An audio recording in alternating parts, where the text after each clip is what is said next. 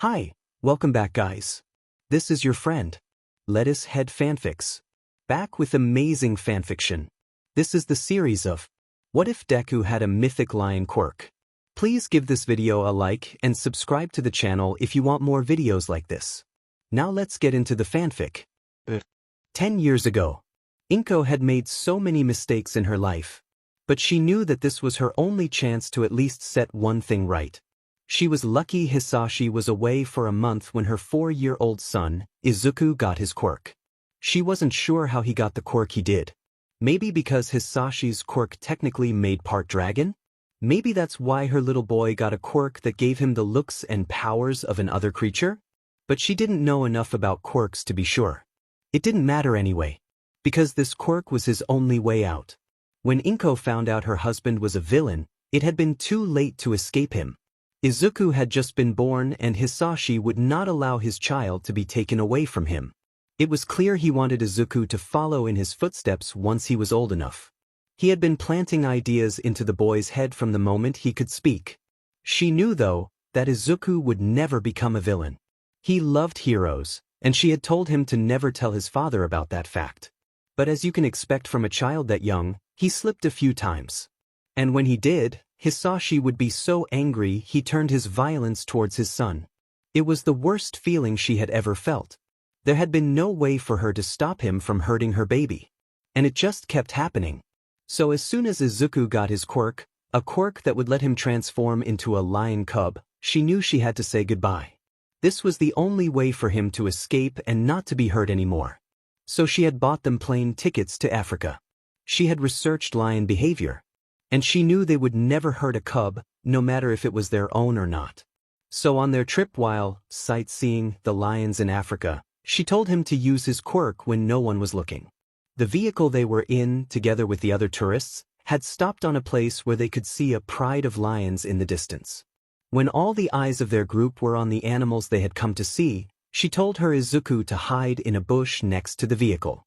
And as soon as it drove away, to go to the other lions. He had been so excited and he wanted to meet the animals, wanted to know how they interacted and if he would be able to understand them. She told him this was the only way to get close enough and to get answers to all his questions.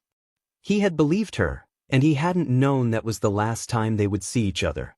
She hoped he was okay, but she knew that anywhere was better than back in Japan with Hisashi. There was just one last thing she had to do to save them both. He knew he was different from the rest. Once in a while, he would get this feeling. Like his chest was tightening, leaving no space for his lungs. Like his paws were on fire and his senses got muffled like he was underwater. It would start small but gradually get worse. When he was just a small cub, it happened much more often. Every couple of days. Now he could last about 15 before it started again. And the only thing that would make the feeling stop was something neither he or any other in the pride could ever get used to. His body would morph to a human form. Why it did that? He had no idea. After he changed, he couldn't change back right away either. He would be stuck for at the very least half a day before he was able to return to his own body. But as if all of that wasn't bad enough, it wasn't the only thing that made him different from the others. First there was his eyes. While the other lions all had yellow eyes, his were green. Then there was his growth. He was the only male, beside the 9-year-old dominant male of their pride, that had stayed in their group for as long as he has. He remembered the first time his brothers had to leave the pride. He had grown up with them and they spent their whole lives together, but for some reason when they matured enough at 3 years old to become nomads or take a pride of their own, he was still a small cub. He wasn't sure how long he had been in under the pride's protection now, but many young lions like himself had been born and had matured to leave. He knew it wouldn't be long until it was his turn now though. His manes had made an appearance and he now had a small mohawk of hair that would soon surround his face. If he was normal, would have had these features at the age of, but since he had taken so long to mature, and had plenty of life experience in his pride, he wouldn't be surprised if the primary male would want him gone soon. He thinks he will probably be leaving together with his brother who had just reached the age of 3, while his 2 sisters of that same age would stay with the pride they were in now. Although he wouldn't be surprised if his brother would try and take over here. He was cocky and admittedly strong for his age, but it was unlikely he would actually win in a fight against the 9-year-old male. He remembered when the lion had taken over from their previous primary male. It had been a brutal fight even though the other had already been 13 at the time and was far past his prime. He would miss the pride, but he wasn't particularly sad about it. The lionesses who had spent their lives raising him would soon be dying of old age. Besides, he knew he would be fine on his own. But for now he was content where he was, even knowing things would soon change. He couldn't have known just how much though. As most things in his life, it had started small. It wasn't unusual to see the big animals, with their shiny black armor, round paws, legs, and their constant roar. As always, they were being ridden by humans. He hadn't ever seen one without humans on or around it. So now and then they would get close to the pride and simply watch them while making murmuring noises which were unlike any other animal he had encountered. When he was younger, he would hide behind the lionesses and lion of the pride with the other cubs. But now he was strong enough to stand in front of the 3 cubs who were only a year old, together with the lionesses. From this position, he had a much better view of the humans on top of the weird roaring animal. They never got too close, but he and his pride were always on guard. The humans were hard to read. They didn't seem to be communicating in body language at all, and their murmuring noises were often in the same tone. But he still found it fascinating to watch them. They interacted so differently, and it was strange to see how they had like using their paws to pick up objects. He had tried doing the same when he was in his human form, picking up rocks and sticks. Had always found that very entertaining. But the fingers on his paws in his human form were useless. They didn't have claws, the skin wasn't strong enough to run long distances without breaking. Not to mention how slow his human form made him. It was simply inconvenient, but unfortunately for him still necessary to change to that form every 15 days. He wasn't sure how he knew, but his pride let the humans come closer than others would have. Maybe it was how the humans always stopped at a certain distance before moving closer when they saw that the lions weren't tensing as much as expected. Merely watching them without the fear that their instincts should have given them. That was probably his fault. The pride was so used to seeing him in his human form by now, knowing how helpless he was when he was like that, just made them less fearful than they probably should be of the people on top of the black animal. He listened to their talking while watching their behavior closely. He didn't understand a thing they were saying, but he still clung to every word, wishing for a way of making sure he could remember it all. It's amazing how close this pride is letting us without showing signs of aggression or other defensive behavior. One of them talked in the weird, impossible to understand language. The others made humming noises while bobbing their heads up and down. He tried to mimic it, nodding his head like the humans were doing. The lioness closest to him, the one that has cared for him for as long as he could remember, saw what he was doing and growled at him while nipping him in his shoulder as a warning. It was a clear, knock it off. Don't act like them. He huffed a little. It's not like he would show them his human form or anything.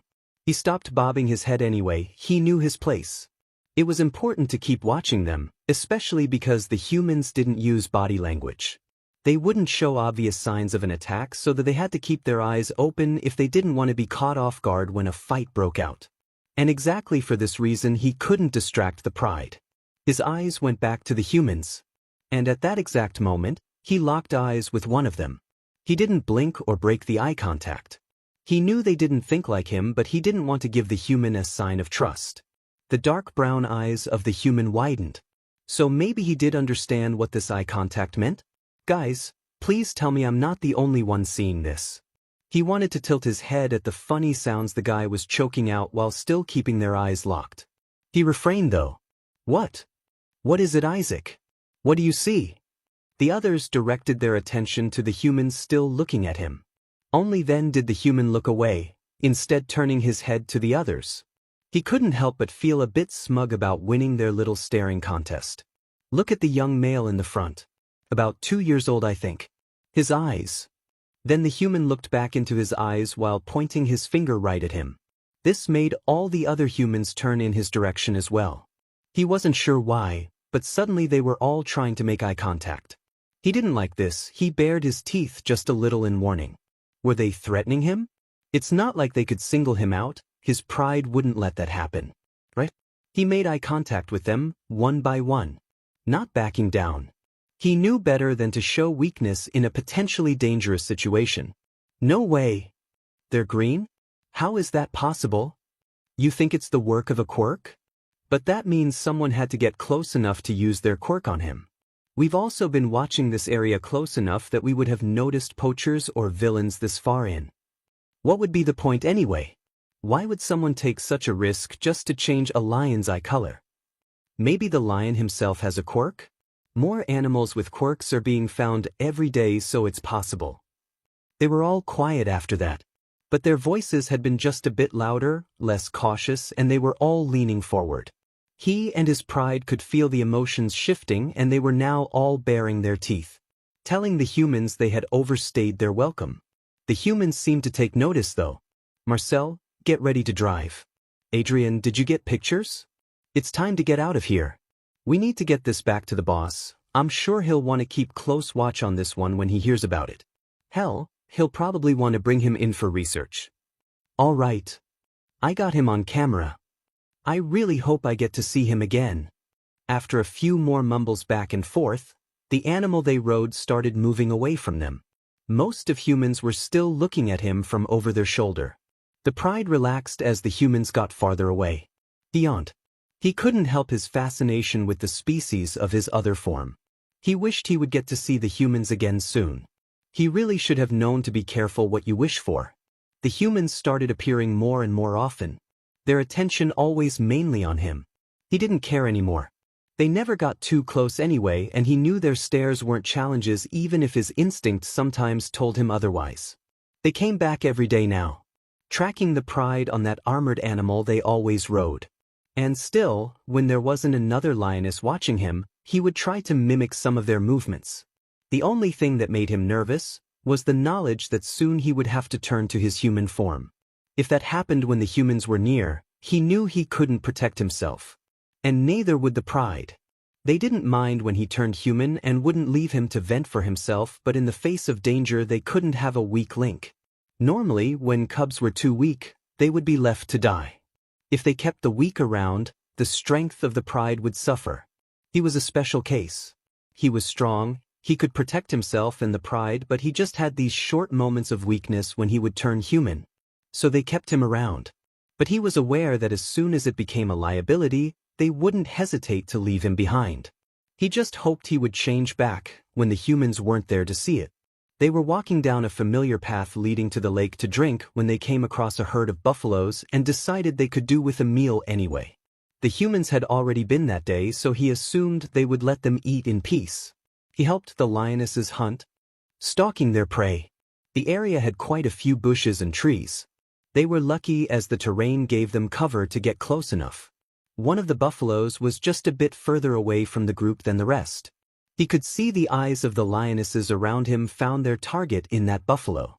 As if they could think like one, which they sort of could, they jumped out in the open in the same time, using their hind legs to push them forward, and in less than a second they were running. The buffaloes took off as well, but in a surprise attack like this there was no getting away for the chosen prey. Not when they had already been this close. They weren't this lucky often. It had been an easy meal. Because of the empty terrain, the prey could often see them coming long before they could jump them like this. It had still been a little bit of a struggle. Once the first lioness was on top of the animal, he and the others tried to go for the throat. The young cubs joined in too, having reached the age where they started to learn how to make themselves useful in the hunt. But they were still small and often didn't know what they were doing, so they were made to go for the hind legs of the prey, away from the horns that could still kill one of them even though they already had the animal in their clutches. Eventually he was the one that got hold of the throat, and it was over very quickly after that. The pride happily ate, but after the first few bites he realized how much energy he had used. They had already been on a trip before they decided to attack the prey, and now that they had laid down to munch on the warm flesh, he could feel the toll it had taken on his body. His chest tightened, his paws hurt, and the dead buffalo right in front of him turned into a blurry dark form on the ground. He sighed. He was just glad the humans probably wouldn't bother them again for the day, and they wouldn't see him until he would be back in his real body. And he let his body morph. His front paws grew fingers, his fur disappeared, His head became rounder and nose shorter. His manes got traded for long green hair on top of his head, and his tail became shorter until it was gone as well. The pride didn't even blink, too used to his weird habit. As soon as the morph was complete, he returned to the food in front of him. No longer was the buffalo blurry, but his eyesight was nowhere near as good as when he had his real body. His teeth were no longer able to rip the hard skin, so instead he focused on the meat that had already been ripped off of the animal.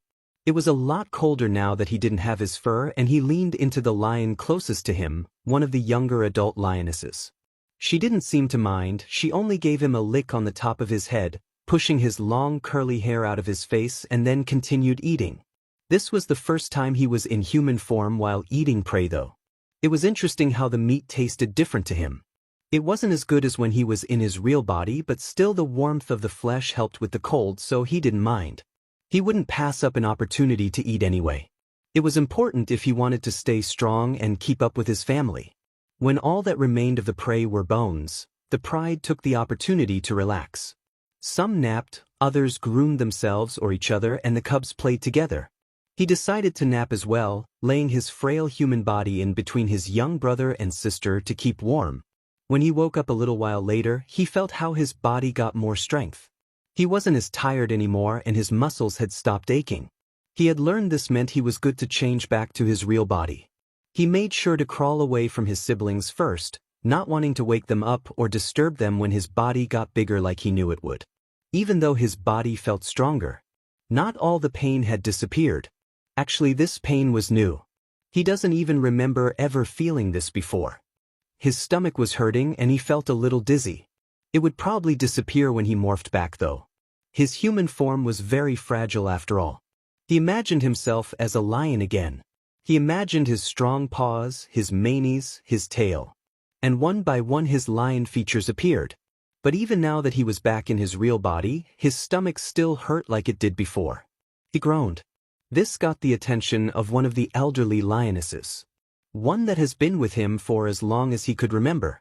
She walked over to him and let herself drop to the ground beside him. She started licking his manes to comfort him. He knew she could feel his unease. He gurgled to show his appreciation. Not long after they made their way to the water as planned. Maybe he was just thirsty? But he has been thirsty before and his stomach never hurt like this because of that. Plus he had been without water for much longer without any trouble. But maybe it would help anyway. It didn't help. If anything, it got worse. When they finished drinking, they made their way back deeper into their territory to find a good place to rest. But walking just got harder and harder. His stomach hurt, and when they finally stopped, he couldn't do anything beside let himself drop on the ground. He laid on his side, only focusing on his breathing. The pain just wouldn't go away. He was awakened by roaring. Unmistakably the roaring of the animal the humans always rode. No other animal roared like that, and no animal could roar for as long as this one could without even taking breaths in between. He wondered what the animal's deal was. The thought quickly left his mind though, because when he got up, planning to walk to the front of the pride with the other strong lionesses, he realized he felt even worse than before. And suddenly something happened that had never happened before. He threw up. He choked up some pieces of the buffalo he had eaten just the day before. His paws felt weak and he wobbled a bit before falling to the ground after only a few steps. He heard some commotion from the humans but didn't bother looking at them this time. Too busy wheezing and trying to blink the fog out of his eyes. Sheet, don't tell me that's the one with the green eyes that just dropped. I think it is. He doesn't look good. What do we do, boss? It was quiet for a moment before another spoke up. This one had much more authority in his voice. Even without seeing body language, it was clear that this guy was the leader of their pack. Well, we brought everything we need, right? It's time we bring him in. Anyway. And just like that, he felt the emotions of the humans shift. Anticipation, nervousness. He didn't like it. And he didn't like that he was in no state to defend himself now. He knew the pride cared for their sick, but in the face of actual danger they couldn't do anything for him. The pride felt the same thing he did. And the humans started moving closer. The animal they were on started roaring louder. And that was probably the real threat, wasn't it? Humans were weak, he would know. But this thing, he's seen how fast it is. And with armor like that, it wouldn't be easy to kill. The lionesses roared back at it. The cubs had their full attention on the threat in front of them as well now. They all knew how the others felt, they knew what the others thought. They were individuals, but they were also one. And he knew the decision that had to be made. Fight or flee. If they fought, he could easily die in the state he was in. But if they fled, he would definitely die. But his life didn't matter in the bigger picture, and that was fine with him. The pride was the most important thing here, and the threat in front of them was a danger to them. The animal got closer, the lionesses backed up just a little while roaring loudly, showing all their teeth. The animal gave no reaction beside moving closer. And the decision was made. It was too dangerous. They could not take this thing on, not with their 2 elderly, 3 cubs and 2 lions who had only just reached adulthood. So that meant there were only 5 fighters left. It wasn't enough to take that thing on. This was the first time he felt so helpless in his life. But he was glad. The pride would be safe. He would be a sacrifice, but also the reason they got to live. And he gladly filled that role. By now the humans were way closer than they had ever been. The pride made a run for it, leaving him behind. He tried to push himself up, but he couldn't. Everything swayed in front of him as he was just able to get his front legs under himself so he wasn't on the ground fully, growling dangerously at the humans. "Don't come any closer." They didn't listen. Then he heard a sound. Like wind but faster and sharper, and before he could even think about what it could be, he something sting in his shoulder. It felt a bit like getting stung by a bee. The humans had stopped moving closer now, and the animal was no longer roaring as loud. He wondered what they were trying to say. He was aware they were still talking to each other, but even if he knew what the noises meant, he couldn't even extinguish the different sounds from each other anymore. And before he knew it, his vision got dark, his front legs couldn't carry the little weight he had put on them anymore, and he dropped onto his side. Only being aware of the world around him, even without his sight for a few more seconds, and then the world around him disappeared. When he woke up, everything felt muted. His muscles felt stiff and he had a hard time opening his eyes. He was vaguely aware of the shaking. The floor was shaking. Why was the floor shaking? It was hard to even think. It felt impossible to panic even though his instincts were screaming at him. Slowly his sense started returning to him. He became aware of the constant roar around him. It came from everywhere. It sounded like the animal the humans always brought with them. He slowly managed to open his eyes. It was dark around him. There was only a patch of light coming through an opening above his head. An opening? He looked around himself, seeing walls on every side. It was like he was trapped in a box. No, wait, he was actually trapped in a box. Oh God, he was trapped. The panic was finally starting to make an appearance. He used the adrenaline flowing through his body to push himself up and look through the opening. The world was moving. How the hell was the world moving? He wasn't walking. Was he riding that strange armored animal that had tried to attack his pride? When that thought entered his head, he suddenly realized how alone he was. How vulnerable he was without the strength of the pride. He missed them. He would gladly have died for them. But somehow he didn't. And now he was alone. There were so many smells around him that he had never encountered before. The roaring of the animal blocked all other sounds, so he didn't have his hearing to rely on either. He wasn't sure what to do. He couldn't stay here. But was there a way out? He started scratching the walls desperately, roaring loudly. Death would be better than this. Why couldn't the big animal just finish him off? Suddenly the roaring stopped. Instead he heard human voices. Looks like he woke up a little too early. We're almost there. He needs to be put him back to sleep. There's no way we can get him out of the container when we get there otherwise. I've got it. And suddenly there was some kind of stick entering the box he was in through the small opening. He quickly moved backwards away from it. He hissed at it when suddenly he heard the same wild-like sound he had heard before, followed by a sting in his chest this time. And everything went black again. When he woke up again, it took a moment for his memories to return. He messed up. He wasn't sure what he could have done to prevent this. But there had to have been something he could have done. How did he end up in this situation? He opened his eyes, looked around him. He was no longer in the box, but this wasn't much better. It was no longer dark, but he had nowhere to go. Fences were all around him. He was no longer in a box.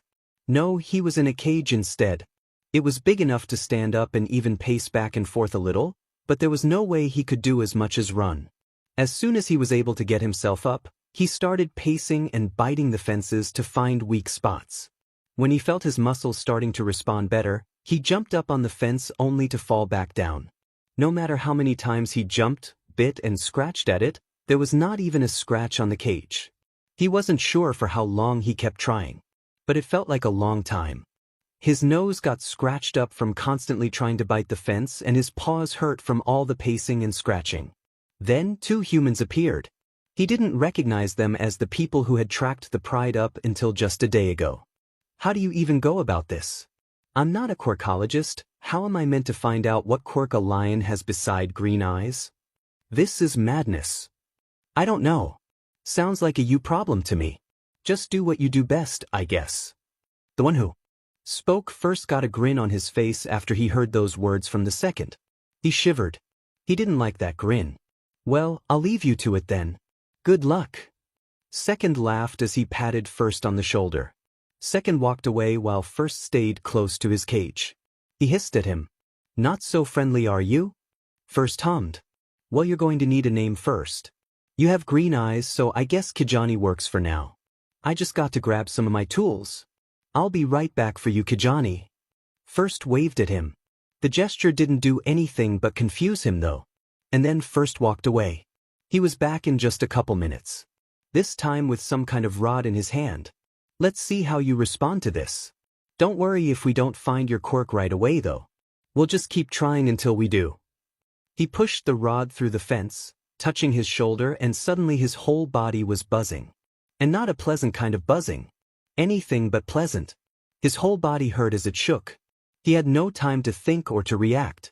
It was over in just a second, but he could feel every nerve stinging with pain.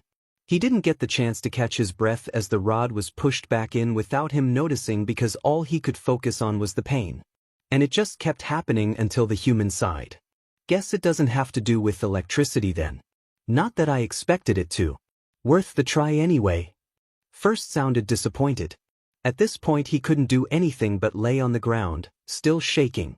He had hoped that was the end of it. But of course it wasn't. The man kept coming back with different tools. But in his mind they were all the same. Tools were pain. Humans were pain. He was so stupid for ever thinking they were weak. He was stupid for ever being interested in them. He was stupid for ever trying to mimic them. Did they take pleasure in hurting him? What was the point? He was aware that he had hurt and killed animals too, but that was for food. For survival. And he and his pride always tried to bite through the animal's throat quickly to make the death as quick as possible. Days went by. He got fed with parts if dead animals. They smelled bad, as if they had been dead for days if not longer. He got water out of a bowl instead of the lake, and it tasted so much different. He never wanted to get used to it. Chain POV. 11 years ago Chain had made a big mistake. It had been his turn to guide a group of tourists to show them some lion prides, and he had forgotten to count the tourists before and after the trip. Which wouldn't have been such a big F up if they hadn't been missing a kid after they came back. The strange thing is, his mother had left without him. She hadn't even spoken a word about her son being gone. And she had left before the boss had checked the security cameras and figured out what had happened. Apparently both mother and son had lived in Japan. After checking the forms the mother had filled in, he found that her name was Inko Midoriya. He had tried to find her on social media, even though his boss decided to keep this whole thing under wraps and had forbidden him to talk about it or to contact Miss Midoriya.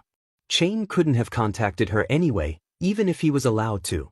When he finally found an account that belonged to the woman, it was filled with messages of RIP. And after some digging, he found out she killed herself only days after their trip to Africa.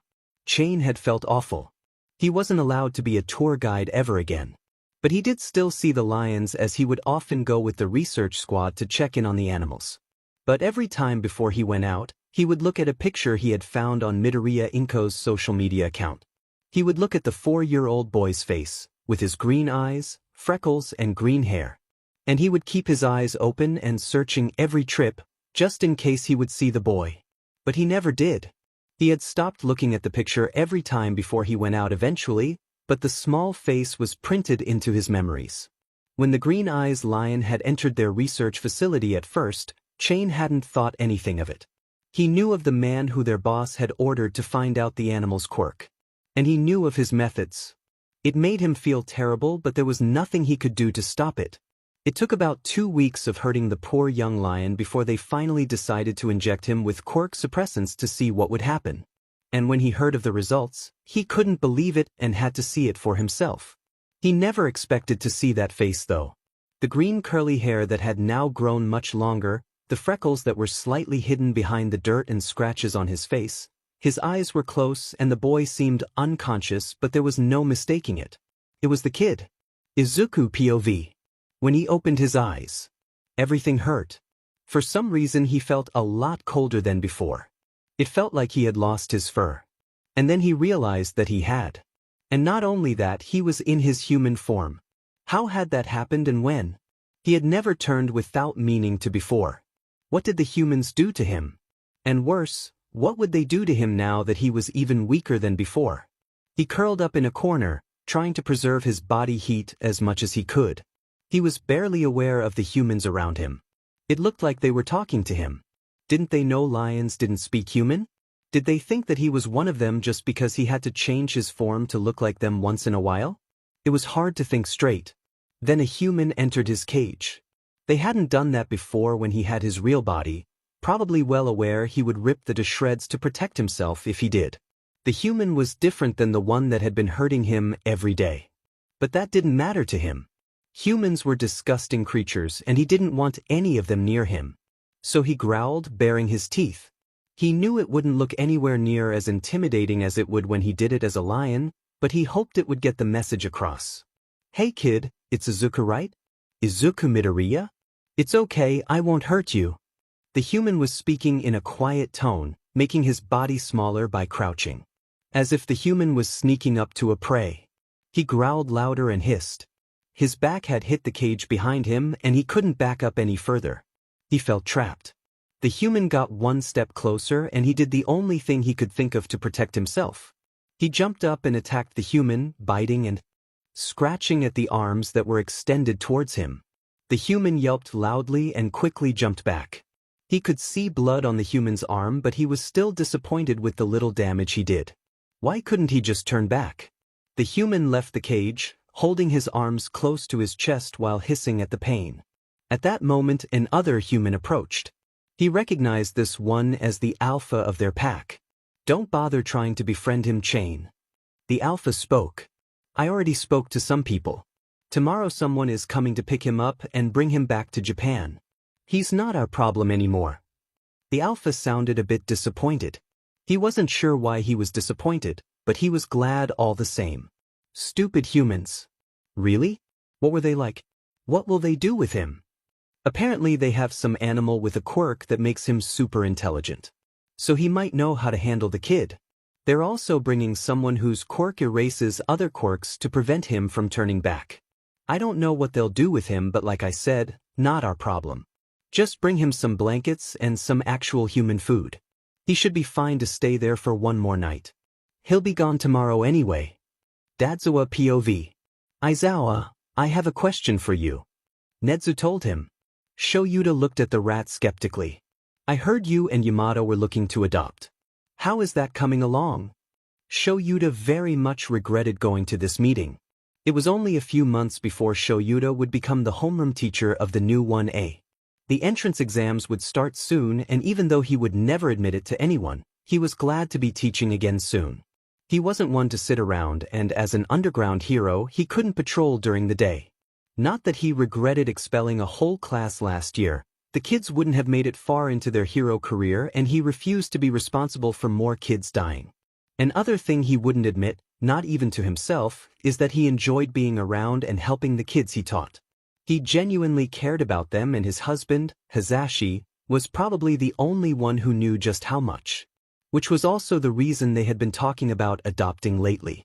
They both liked the idea of raising a child of their own. Despite their differences, or maybe because of them, they fit together like puzzle pieces. They understood each other and completed each other. and they had both come to the conclusion that they wanted to share their love and home to raise a child. As heroes, they had both encountered many children who grew up going through hell. And as heroes, they wanted to save. To give a child the loving home they deserved, a home where they were cared for. A home they knew they could offer. They weren't even actively looking yet, but somehow the rat found out about their wish. Shoyuta wasn't even surprised. So when Nezu asked him to accompany him to Africa, to pick up a child who had never experienced the love of a parent, he reluctantly said yes. Reluctantly, because he didn't want to humor the rat. But he knew this might be just what he and Hizashi were looking for, and they might be just what the kid needed to be happy. He decided not to tell his husband the details yet. First he wanted to get a good look at the situation himself before Hizashi would go in full, overexcited parent mode. Obviously the only reason for him keeping quiet about it was because he didn't want to put up with the over-enthusiastic behavior the blonde would certainly display after hearing it. And not because he didn't want to disappoint the man he loved if he couldn't keep his promise. On the plane on their way to Africa, Nezu explained the situation to him in more detail. They were going to see a kid named Midoriya Izuku. He had disappeared while he and his mother were on a trip in Africa, and his mother had gone back to Japan alone. Shortly after the woman had committed suicide. The people who found Izuku contacted the authorities in Japan, hoping to reunite him with his father. But as it turned out, a few years after the kid's disappearance and his mother's suicide, the father had been imprisoned for villainy. The kid still had to go back to Japan, but he would go to an orphanage, which apparently was almost impossible in his situation. What that situation was, Nezu didn't explain. When he and Nezu arrived in Africa and stood in front of a growling caged lion with takeout food in the corner of the cage, he raised his eyebrow. Was this some kind of joke? So this is the kid in question? Shoyuta asked skeptically in English so that the owners of the lion could understand him. Nezu was grinning at him a little though. What was this rat planning? One of them, whose name Shoyuta didn't bother to remember, replied in English as well. You're the one who can erase quirks, right? Just use your quirk on him and you'll see. Shoyuta sighed but did as asked. He activated his quirk on the lion, who had his full attention on Nezu, so didn't notice when Shuta's hair came up and his eyes started glowing red. Within seconds the lion turned into a kid who looked like he was about the same age as the first-year students at UA. But beside his appearance, nothing about him looked like a child. He still sat in the back of his cage, on his hands and feet, his skin tainted with dirt, his long green hair matted like it had never been brushed in his life, his lips lifted upwards to bare his blood-stained teeth. His eyes held so much hate that evaporated to make place for fear as soon as he noticed what had happened. He kept growling like a lion would and backed up using his hands and feet until his back hit the cage he was in. Shoyuta couldn't believe what he was seeing. What had happened to this child? He had scratches all over his body, and he was shivering in fear. His hand went for the handle of the cage's door without thinking, but the guy that had told him to use his quirk earlier stopped him. I wouldn't do that if I were you. He attacked the last guy who entered. He bit and scratched at the guy until he bled before he got out. Shoyuta stepped back and had to blink. Almost instantly the kid morphed back to a lion. If the situation wasn't so horrendous, it would have been fascinating to watch how he transformed without any effort whatsoever. The kid seemed to relax just a little when he quickly glanced down at his hands to find they had turned back into clawed paws. The tension never left him though, and he kept his teeth bared, warning them not to come closer. Soon Nezu went inside with the others to discuss how to transport him back to Japan. Shoyuta stayed outside with the lion kid. He sat down next to the cage and relaxed his body. He put his hands on his knees where Izuku could see them. Now that the other people were gone, Shoyuta had the kid's full attention. They just sat there looking at each other. And after a few minutes, Shoyuta could see some of the tension ease out of the lion's body. He almost smiled at the little progress, but he refrained from doing so as he didn't want to risk scaring the animal kid again. It wasn't long until Nezu came back out with some others. One of them who hadn't been with them before carried something Shoyuta quickly recognized as a tranquilizer gun. He stood up and raised his eyebrows. Because honestly, what the F dash? Were they really tranquilizing a kid just to get him back to his birth country? He glanced over his shoulder to look at the lion just to see the tension and fear had returned. Seriously? He asked Nedzu in Japanese. Nedzu frowned. Apparently he wasn't happy with the decision either, and that made Shoyuta feel just a little bit better. At least he knew Nedzu wouldn't do something he didn't like unless there was no other way. A necessary evil then. Why don't you inform Yamada of your new foster kid? I'll arrange everything legally. Of course the rat knew Shoyuta had made a decision about wanting to take the kid home even before he knew himself. When he sighed and walked away to call his husband, he realized the other reason Nedzu had told him to do so. Nedzu knew he wouldn't want to be there when they tranquilized his kid. All he could do for him was make sure he recovered both physically and mentally when they got him home. He waited with his phone against his ear until he heard Hisashi's voice. Shoyuta? Why are you calling? Did something go wrong on your mission? Instead of answering the question, Shoyuta replied. I'll be back tomorrow. You think you can get the quest room ready before then? The guest room? Why would I? Wait, are you saying what I think you are? He could hear the failed attempt to disguise the excitement in Hisashi's voice. Yeah, it looks like we'll be foster parents sooner than we expected. My G dash. Shoyuta couldn't see his husband from across the world, so he did the next best thing to erase the man's quirk. He hung up. He'd just text him the details later. When he noticed he was smiling, he quickly corrected himself. Other people didn't need to know that Shoyuta knew how to smile. Izuku POV. The previous day. He had no idea what the humans had brought him this time. It stood on the spot where they usually laid down the old meat for him to eat. But if there was anything he did know about it, it was that this wasn't meat. And therefore, not edible. He stared at it for a while but didn't approach it. He was still in his human form, and last time he ate while in his human form he got sick. Even though he got better and hadn't even noticed it because he had been in constant pain anyway, now that they hadn't hurt him for a day, he finally came to realize that the pain in his stomach had disappeared too. So even if the weird-smelling stuff they put in his cage was actual food, he wouldn't risk getting sick from eating like this again. It's not like he had to eat every day anyway. His meals weren't as big as he would have caught when he was still free, but they had been a lot more often. He couldn't deny he felt hungry though. Maybe that was a human thing. The humans had also thrown some kind of fabric into the cage, and he really wasn't sure what he was meant to do with that. Maybe decoration? He didn't care anyway, as he refused to touch it. It took a while for the humans to leave him alone. They just kept staring at him like they did when he was still with his pride. But this time it was a lot scarier. Not only did he know how much humans could hurt now, he was also in his weak human form and felt completely defenseless. When the sun went down, the last human finally left. And soon after, he felt the mental string that he had unconsciously kept pulling on finally give in, and he changed back into his real body. He sighed in relief. Even if being a lion didn't make him safe, at least it felt familiar and stronger. In the morning the humans were back. It didn't surprise him anymore. He started growling without even really thinking about it. He knew they wouldn't listen to his warning to back off, but his instincts told him to keep the threat up anyway. What did surprise him, however, was that first of all there was someone new in the group that he had never seen before. Not that he kept up with everyone who came to observe him, but he felt like he would have remembered this guy. He looked a lot different from the rest, with his long black hair that formed itself around his face like manes would for an adult lion, all the black clothes he wore, and the big white cloth he wore around his neck. That's not what caught his eye though.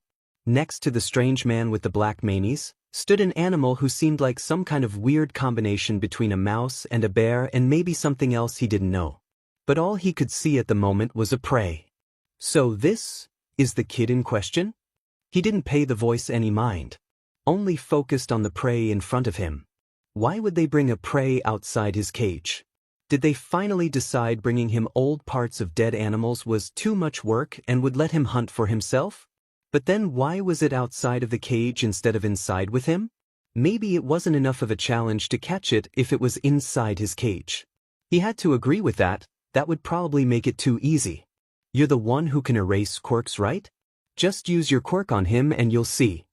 It's not like he hunts for fun, but there was always some satisfaction in getting to eat after he had to work for it first. And suddenly he felt the mental string snap.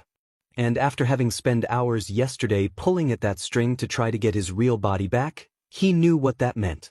And after just one glance down at his paws, his suspicion was confirmed. His paws were gone and his claws had made way for useless human fingers.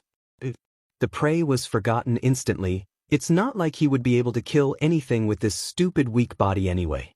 And there was a much bigger threat than starving at the moment. These humans knew how to cause him pain. The new one couldn't be any different, right? Would they finally hurt him while he was in his human form? Would they kill him? Didn't doubt they could. The black mayonnaise guy reached forward, but before he could enter his cage, the alpha human stopped him. Although, alpha human didn't seem to have much authority over black main man. But then again, their body language was almost impossible to read, and black main human did stop when alpha human ordered him to. So he was probably be wrong about that. I wouldn't do that if I were you. He attacked the last guy who entered. He bit and scratched at the guy until he bled before he got out. Alpha human said. Black main human stepped back. So alpha human must also be this guy's alpha then. Then he felt the mental string give in and he quickly took his own body back. He glanced down to look at his paws just in case, and then he let the familiarity of his own body comfort him only a little without letting his defenses down. The humans left with the prey, who he realized now he had forgotten about because of the fear of being in his weak form. They left Mr. Blackmane behind though, who sat down on the ground beside his cage. What a strange thing to do. How was the human meant to look threatening like that? Blackmane even kept his hands on his knees so he could see there was no tool there to hurt him with. Without his own permission, he felt the old curiosity he used to feel seeing humans returning. He stared at Blackmane. And Blackmane stared back. He couldn't find any malice in the human's eyes. He triple-checked it, but still the human looked calm and relaxed and also curious. He hadn't even noticed how contagious the human's calmness was until his body had already slightly relaxed. But the human didn't react to it. Blackmane didn't attack or take it as an invitation to approach. And somehow, despite the fear and the hate towards humans, he felt grateful. But all these thoughts evaporated as soon as he saw the humans and prey walking back towards him. All the tension was back, especially when he saw a tool in one of the humans' hands. Blackmane stood up, frowning at the tool as well. Would they hurt Blackmane too because his hair looked a bit like lion mane's? And even though Blackmane is human, and he hated humans, he felt worried for the man. Blackmane was the nicest human he had met so far and he didn't want him hurt. Seriously? Blackmane spoke. Why don't you inform Yamada of your new foster kid? I'll arrange everything legally. Prey said, blowing his mind. Prey could talk human? He didn't even know what to think about that. He couldn't understand what Prey had said with the human words, but luckily the animal was a lot easier to read than the humans. And the message was loud and clear. Leave, Prey told Blackmane. And Blackmane listened. He didn't even have time to be confused at how the hell a prey animal could have authority over a human because as soon as Blackmane had left, the tool was pointed at him. He heard the by now familiar wind-like sound and felt the sting in his shoulder. He knew what that meant and he tried everything he could to keep his eyes open. It didn't work. The world around him disappeared. Dadzawa POV. Getting the unconscious lion into an animal transport box and into the plane had turned out to be a lot easier than expected. The guys from the lion research team seemed to have experience transporting lions and had known exactly how to handle the situation. Once they had boarded the plane and were on their way back to Japan, Shoyuta was texting back and forth with his husband to let him know what to expect and how to set up Izuku's room. The windows had to be replaced with cork-proof glass in case Izuku would try to break through them. The room shouldn't have any breakable objects or other things the kid could use to hurt himself with. Beside that, they would need a bunch of the most comfortable clothes for him, as it would probably take a while for him to get used to wearing them. To say Hizashi was excited would be an understatement. The 20 hours it would take to get the kid home was not much time to get everything done, but he knew he could trust his husband to get everything ready in time. The last thing they would need was a bunch of Quirk suppressants. As much as Shoyuta hated having to use them, he knew it was important for Izuku to get used to being human first before turning back into a lion. They had decided it would be best for Izuku to keep him in his own room for a few days until he had calmed down enough to be introduced to the rest of the house. They would be with him as often as they could. Hisashi had already informed him he had taken some time off patrol and his radio station, and of course Nezu had already cleared Shuta's own schedule. When they finally arrived back in Japan, Hisashi was there with some clothes for the kid as Shoyuta had asked him to. They would have to inject the kid with Quirk suppressants and take him back to their apartment before he woke up in order to subject him to the least amount of stress possible. He couldn't even imagine how terrified the kid would be either way, having been ripped from everything he knew. But it was the only way for Izuku to still have a chance at a normal life. Even with knowing the situation beforehand, Hisashi was still stunned seeing the huge, unconscious lion in the transport box. Together they lifted him out of the box and gently put him on the ground. Despite both of them being strong from years of hero work, they still struggled with the weight. Luckily they didn't have to carry him far. Once Izuku was out, Shoyuta injected him with the Quirk suppressants and within seconds the lion turned back into a kid. Hisashi gasped at it and Shoyuta heard a sound coming from the blonde's mouth that sounded like a shocked "Sho." Shoyuta understood the reaction well. He had been at a loss for words too the first time he had seen the kid in his real body. Nezu came walking towards them with Chio by his side. Shoyuta hadn't even thought about asking for recovery girl's assistance, so Nezu must have asked her to be there. He wouldn't admit it, but he was glad the rat had thought ahead. Recovery girl gave Izuku a kiss on his forehead and Shoyuta and Hisashi quickly wiped most of the dirt off of the boy before dressing him in some comfortable clothes. After all that was taken care of, they quickly got him into the car to bring him back to their apartment. They were on a time limit as it would be very stressful, not to mention dangerous, if the kid woke up in the car and freaked out there. Luckily they got him in his new room before that happened. Hisashi had done an amazing job getting Izuku's room ready. Shoyuta gave his husband a grateful look after they entered. On the floor was a thick fluffy carpet, the bed wasn't too high and there was a small desk with a chair in front of it. Some notebooks and picture books were on a shelf next to it. Shoyuta assumed Izuku had probably never learned to read, and even if he could, he hadn't been in Japan since he was 4, so it wouldn't be in Japanese. He wasn't even sure if he remembered how to speak Japanese. So picture books would do for now. Beside that, there were lots of pillows and blankets in the room. So it was open but cozy. Shoyuta left Hisashi with the kid while he quickly showered and changed. As soon as he re-entered the room, Hisashi whispered to him, "Shoyuta, I think he's waking up." Shoyuta looked at Izuku and indeed he was slowly blinking before looking up and around himself. Izuku POV. Even before he had opened his eyes, he knew he was in a different place than he was before. There was no wind in his fur, no noises of birds or other wildlife around him. He didn't hear leaves from trees and bushes rustling. Not to mention the smell was very different from what he was used to. Even the air felt thicker, as if he was in a deep cave or something. When he finally opened his eyes, he had to blink a couple times before his vision got clearer. And when he looked around, he was first of all very confused with his surroundings. He had never been in a place like this, and he had never seen the objects that stood around him before. Then his eyes met the black eyes of Blackmane, who sat on the ground with another human who looked a lot like Blackmane except for how his manes were blonde and pulled back away from his face. Was he placed with people who also had lion traits?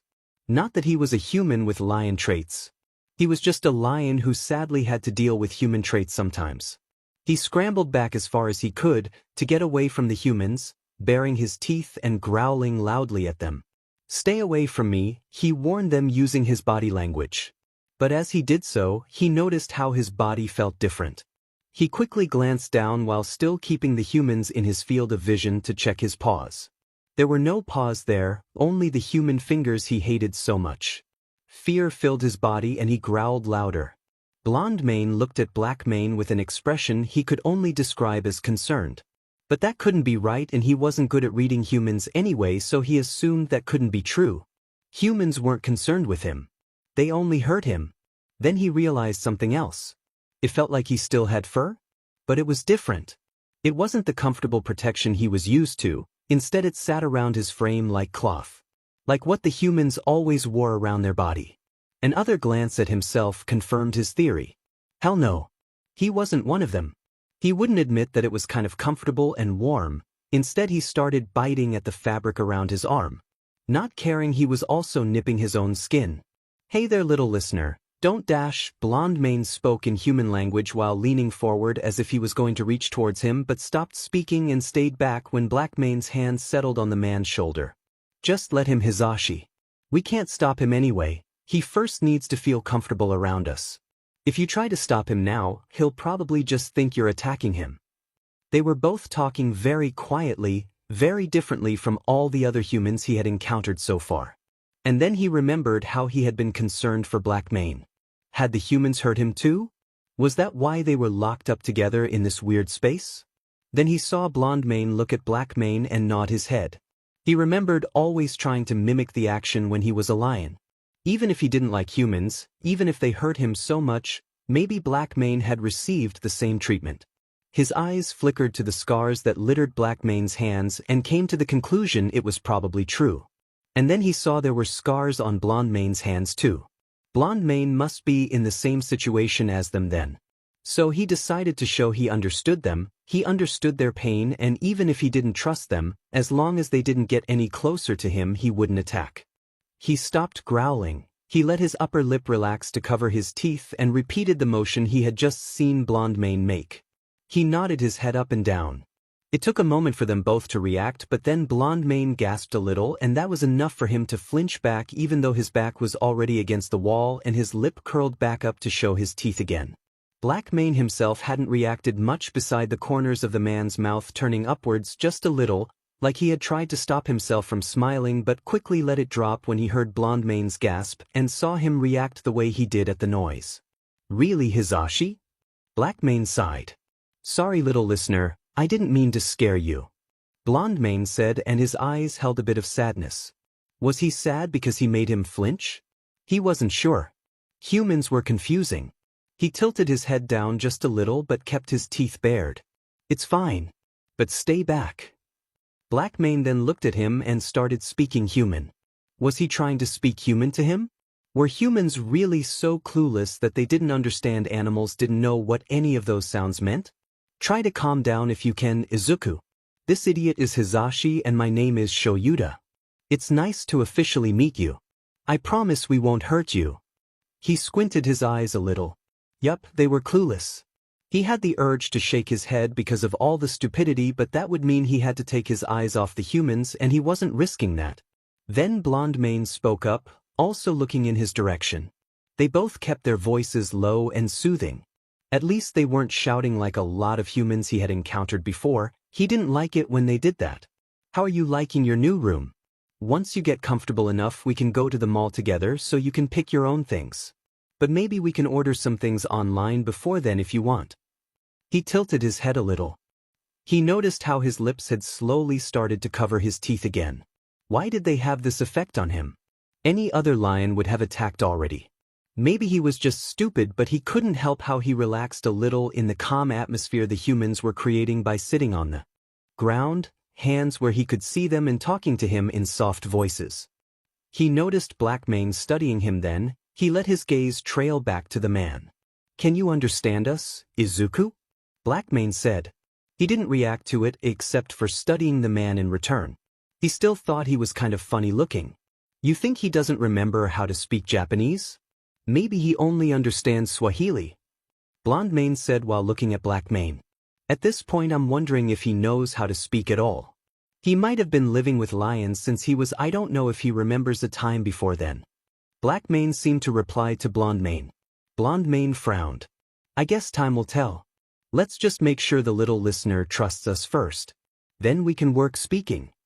Black Mane nodded and the man had this look in his eyes while looking at Blonde Mane. It reminded him of how a lioness would look at her newborn cubs, but different. It was like Black Mane really cared about Blonde Mane. But before he could think about it more, Blonde Mane spoke up. How about I get us all something to eat? Are you hungry, Izuku? And while Blonde Mane said it, the human slowly stood up on his hind legs. Of course, Blonde Mane was a human. How had he felt less threatened just because the human had sat down? Why had he started comparing them to lions? Humans hurt him. Humans are cruel. What was he thinking? He crouched his body low to the ground like he would while sneaking up on prey and opened his mouth, showing all his teeth and hissed. I dare you to take one step closer. I will attack if you try anything. But then the human stepped back while smiling at him sadly. It's okay, little listener. You're safe here. You'll see. And with that the man opened the door behind himself and left through it, leaving him and Black Mane alone. He was stunned with confusion.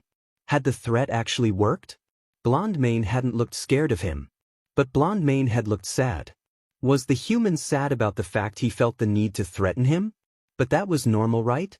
They weren't part of the same pride, so he needed to set boundaries. He had to let other animals know when to back off, showing them he would protect himself and his pride if they didn't.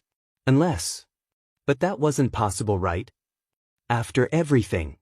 Did these humans mean for him to become part of their pride? Izuku POV. And then it was just him and Black Mane left in the weird enclosed space. Black Mane wasn't looking directly at him, but he was in the man's field of vision. And then the human did something that stunned him.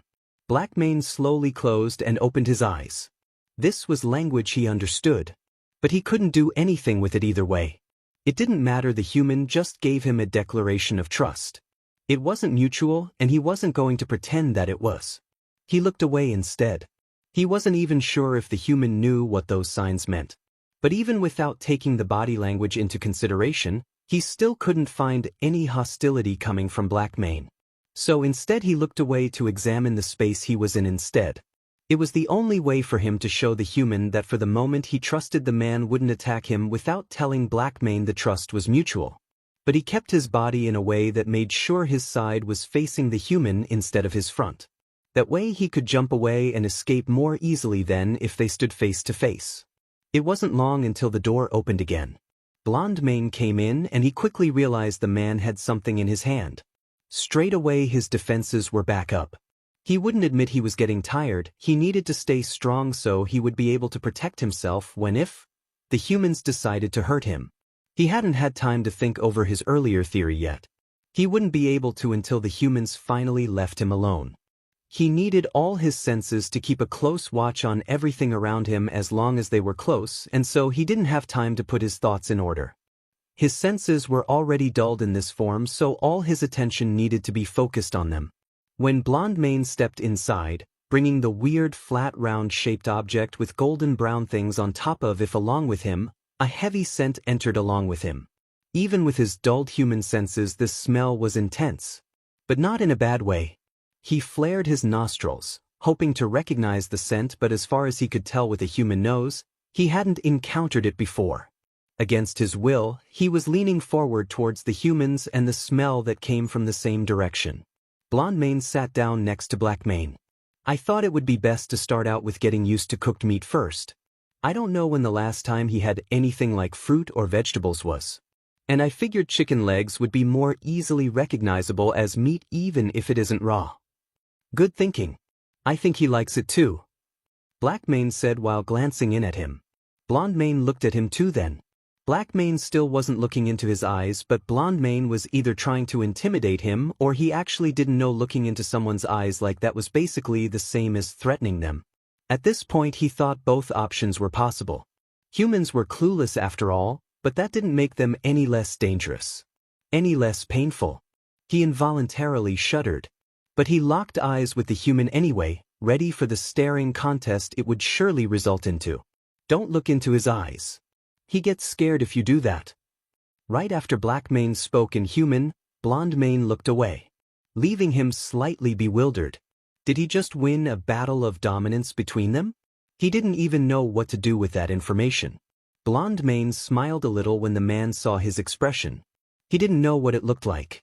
He couldn't see his own human form beside looking down on his arms and legs after all. Ooh, he's like a scared stray cat, Shoyuda.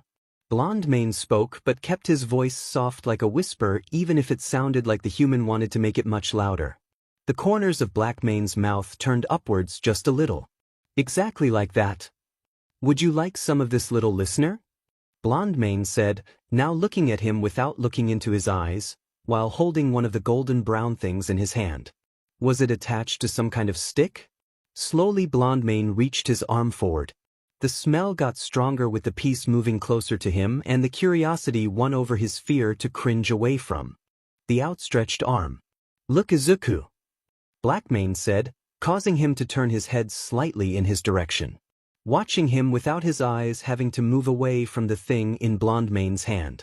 Blackmane seemed satisfied with that while the man moved his hand to grab one of the golden brown things too. The human kept his movements slow and deliberate so that he could follow it all easily without having to take his eyes off Blondemane's outstretched hand. Blackmane then brought the thing to his mouth and bit into it. The way the man ripped a piece off of the thing using his teeth reminded him strongly of tearing meat from a dead animal.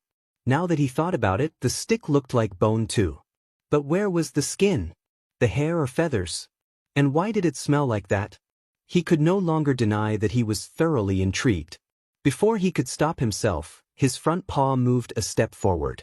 And his hand. He had to keep reminding himself he didn't have his real body for some reason. Then Blondemane's hand that wasn't holding the meat-like thing out to him, put the flat round thing with the other meat-like things on it down to grab another one and start eating it too. Just like Blackmane was doing. But the other hand stayed still, as far away from Blondemane's body and towards him as possible. What was he meant to do? Was he meant to grab it with his human hands like the two in front of him were doing?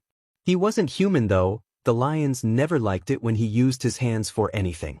So he would only ever experiment with them when no one was looking. He wasn't about to disrespect his pride now that he was away from them. But he was now also aware of how his stomach was growling. He was hungry. Would it be safe to eat? Last time he ate in his human form he got sick. But these were humans and they were eating it without any problem. His eyes squinted at the humans, who had now stopped looking into his eyes but kept looking in his general direction. They were still being weirdly SBMSSV. Alright then, if they were going to act SBMSSV then he wasn't going to stop them. But that meant that he shouldn't be the one watching them eat. With his mind made up, he pounced forward without warning, swatting the meat out of Blondemane's hand using his own. He decided to ignore the fact that he now had hands or any other human traits for that matter. He wasn't human and they weren't going to make him pretend that he was. Blondemane had let go of the meat and it had flown across the room from the impact his hand had made. He walked over to the piece and took it between his teeth. Then he went back to the object that looked to be made out of branches from trees but then smoother and without any leaves or sticks attached to it.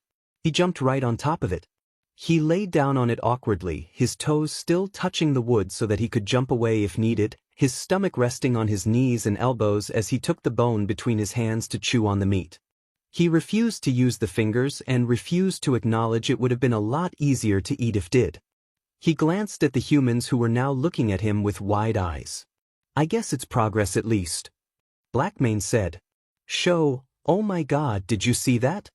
Blondemane was looking back and forth between him and Blackmane with his mouth hanging open a little.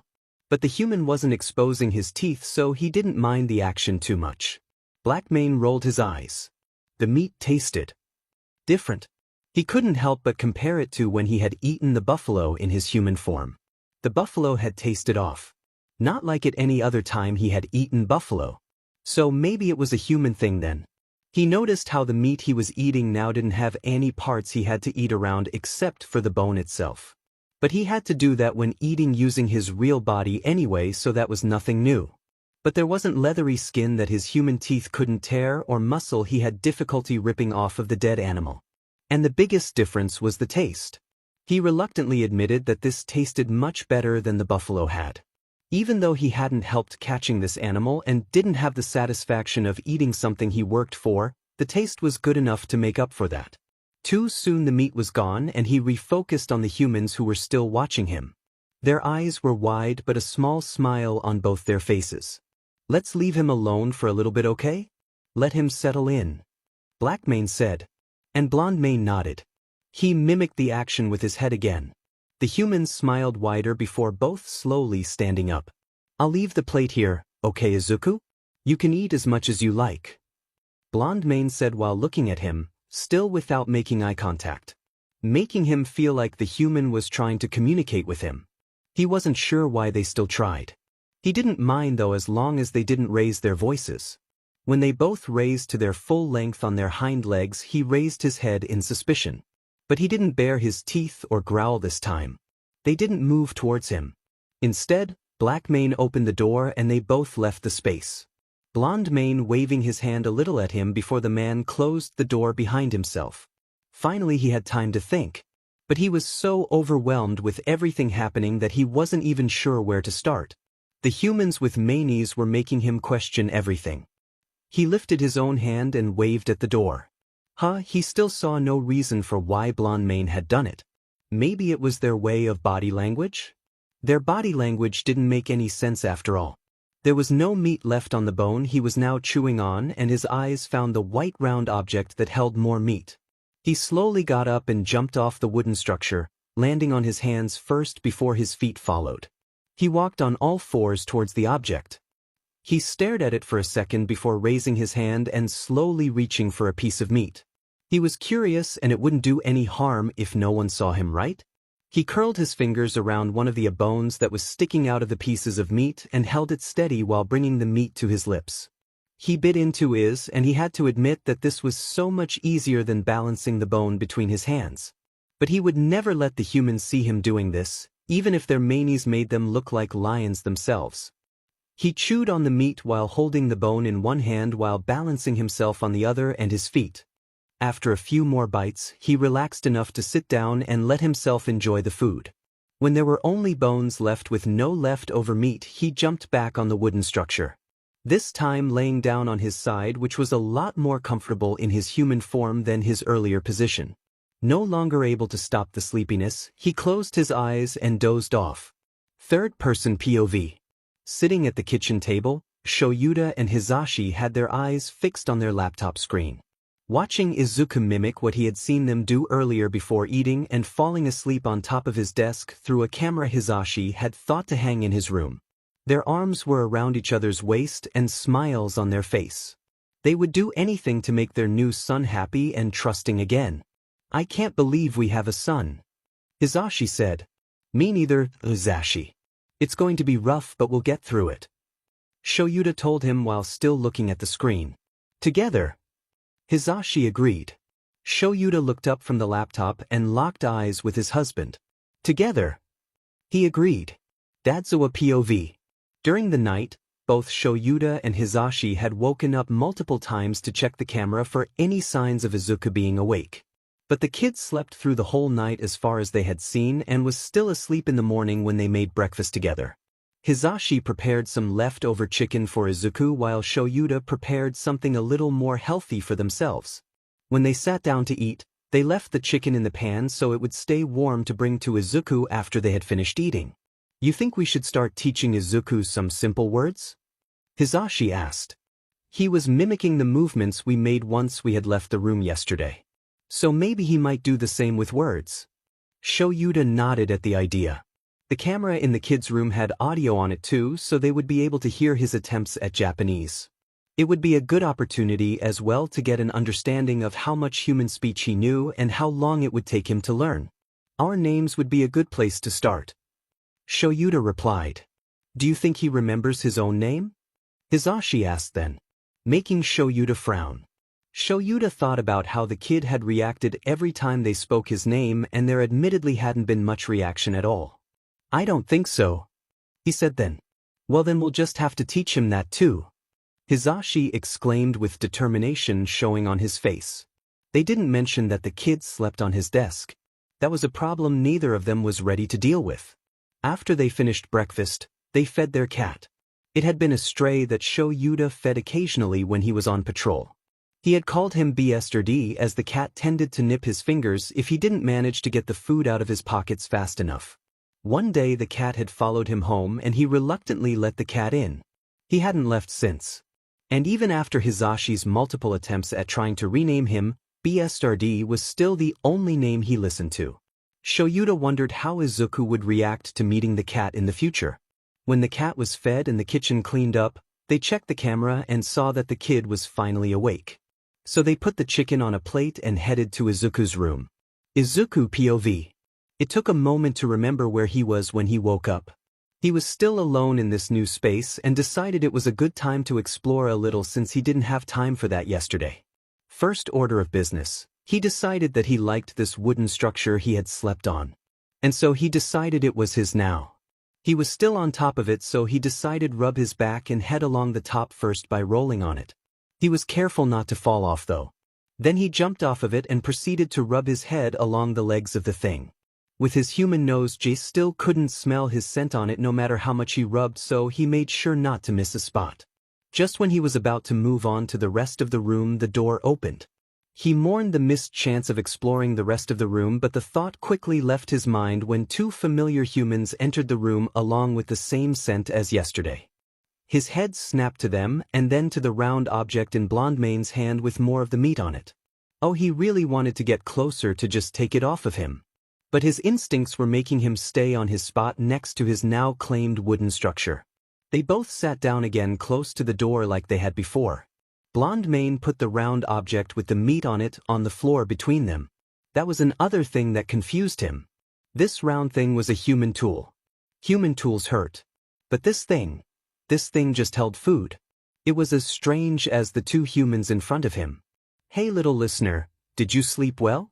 If you want him to learn his name, you're going to have to start calling him by it. Oh, you're right. Sorry, Izuku.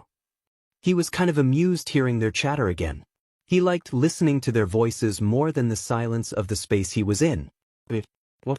You think you can take it from me with your hand this time, Izuku? Blondmane spoke while holding a piece of meat towards him. He was just about to pounce forward again when the human held the meat away from him. What was this? Was the human not giving it to him? Did he need to challenge Blondmane for it? He stayed in place, not moving forward but staring the man down instead. No, don't swipe it. I'm only giving it to you if you let me hand it to you. Blondmane held the meat towards him again. What kind of game was this? He didn't like it. He carefully took one step forward. This made Blondmane smile. Okay, so he was doing something right then? He was so focused on the meat that he completely forgot he didn't want to appease the humans. He took another step in their direction. Both of them stayed silent and calm. Blondmane's smile got wider the more steps he took, and the human stretched his arm a bit further towards him so the meat got closer. This was the closest he had ever been to a human, but that was the least of his worries. With the meat so close to his face now, the smell was stronger than before and he wanted it. He raised his hand quickly to swipe at the meat. But instead of dropping it, Blondmane pulled his hand back towards himself before his hand could hit the meat out of it. He cursed Blondmane's reflexes. He stared at the man now. He wanted the human to feel his annoyance. But instead of giving in, the man laughed. It didn't scare him this time. He just kept staring at the man, trying not to show confusion instead of annoyance. That could have scared him, you idiot. I can't help it, just look at his face. It's like the face BSRD makes when he gets fed 5 minutes later than his usual time. Blackmane had an amused smile on his face as well. Stupid humans. What was so funny about this situation? Blondmane slowly reached his hand with the meat in it forward again. He wanted to take it. But how was he meant to if the human kept taking it away from him? An idea popped up in his head and he took one more step forward. He hesitantly glanced at Blondmane, who was now silent but still hadn't moved. One more step and then he bit into the meat with his teeth, effectively taking it out of the human's hand, and quickly darted back to his structure. He jumped on top of it and let the meat slide out of his mouth, into his hand. He held it with his fingers wrapped around the bone as he ripped a piece of meat off of it and began chewing it. Too late he realized that he was eating the meat like a human would. He quickly glanced up at the two humans who were still watching him. He stopped chewing and looked at the humans while still holding a piece between his teeth, not caring that it poked out of his lips. Blondmane snorted again and Blackmane said, "It's all right, problem child. You can eat however you want." "Show, that's not fair. If I have to call him by his real name, then so do you." Blackmane rolled his eyes. He is a problem child though. With their attention now focused on each other, he decided to ignore their presence and just eat the meat while holding it in his hand like he was before. "Anyway, did you see how close he got to me? Yeah, he's doing really well." You're giving compliments? You must be really proud." He heard Blackmane sigh. While the humans were talking, he had finished eating the meat off of the bone and looked up just in time to see Blackmane roll his eyes. He had seen the man do this before and he wanted to try it too. But he wouldn't until the humans had left.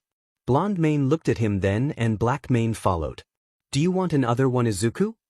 Black Mane spoke up as the man held a piece of meat out towards him. By now he knew what to do and walked up to the human on all fours, slowing down as he got closer. But when he moved his face closer to take meat with his teeth, Black Mane stopped him by pulling the meat away slightly. Take it with your hand.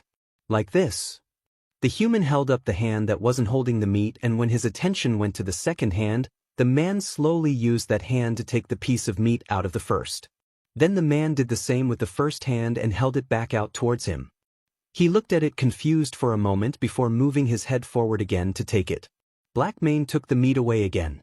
He huffed, getting annoyed. You can do it. Use your hands. When he pulled his head back again, Black Mane moved the meat back forward and held up the second hand, opening and closing it a few times. Did the human want him to take it with his hand? He had an internal battle between how much he wanted the meat and how much he didn't want to pretend to be human in front of these men. But with the meat so close to his face, he eventually gave up and slowly moved his hand towards it. When his fingers curled around the bone, Black Mane let go and he quickly transferred the meat back to his mouth and jumped up on his wooden structure. While chewing happily, he heard Blonde Mane laugh again and Black Mane said something in human that he couldn't understand with a sigh. But he could almost hear the smile in the sigh. See, a problem child. Oh come on, show Yuta that was adorable. It went like that until all the meat pieces that were on the flat round object were gone.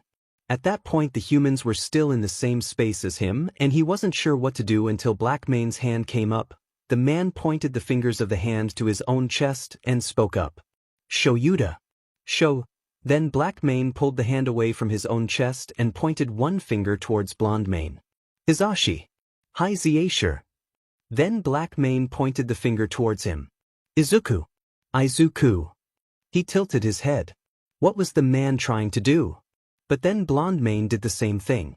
Except the man started with himself repeating, Hizashi. Then went to Black Mane. Show Yuta. And then to him. Izuku. Well. It looks like the humans broke. He huffed. Why couldn't humans just make sense for once? You think you can repeat that, Izuku? Blonde Mane said while looking at him. He recognized the word Izuku this time but he had no idea what it meant. But Blonde Mane continued talking then. Show Yuta. The man pointed towards Black Mane. And Hizashi, the human pointed towards his own chest. Would be really happy if you learned our names. It took him a few moments but then it clicked. Were they really trying to teach him human language? But that was impossible for an animal, right? He wasn't even sure he could make sounds like that. If you teach him to talk in third person, you will be sleeping on the couch for the rest of your life. Blonde Mane laughed at Black Mane's words. And he realized how he kind of wanted to know what he was laughing about. Blonde Mane laughed a lot though. But still, was there a chance that maybe he could learn? That he could understand? He remembered wanting to learn and to understand human language when he was still with his pride. But that had been different, hadn't it? Back then there had been a safe distance between him and the humans. Now he was in a closed space with them. Now they wanted him to act human. And he didn't want that. Right? Izuku POV. It took a while before he understood that Shoyuta meant humans with black manes and Hizashi meant humans with blonde manes. The other word they kept saying while pointing at him must mean lion then. He wasn't sure if he could actually say the words himself. He had never tried to mimic human words before, but the Shoyuta and the Hizashi kept repeating it slowly quite a few times now, so at least he was sure that he could try. He decided to try once the humans had already left though. He was still too conflicted with himself to try it in front of them. He didn't want these humans to get the wrong idea after all. But for now he was pretty proud of himself for already knowing 3 human words. It was so different from the language he was used to. These words were actually used to describe something instead of sending a message like, back off, or, I trust you. So when the humans finally left him alone, he gave it a try. He started with lion because he liked that word the best. The humans kept saying it in 3 parts. Zu, and ku. He tried to think of sounds he already knew how to make and which ones sounded close to the sounds the humans made. He wasn't sure if he could manage I on its own, but is sounded close to a his, so he tried that first. Hi-ish. Close enough. On to the next part. Oh, it was a bit like a cough, wasn't it? Maybe more like a hiccup. Yuku. That was close.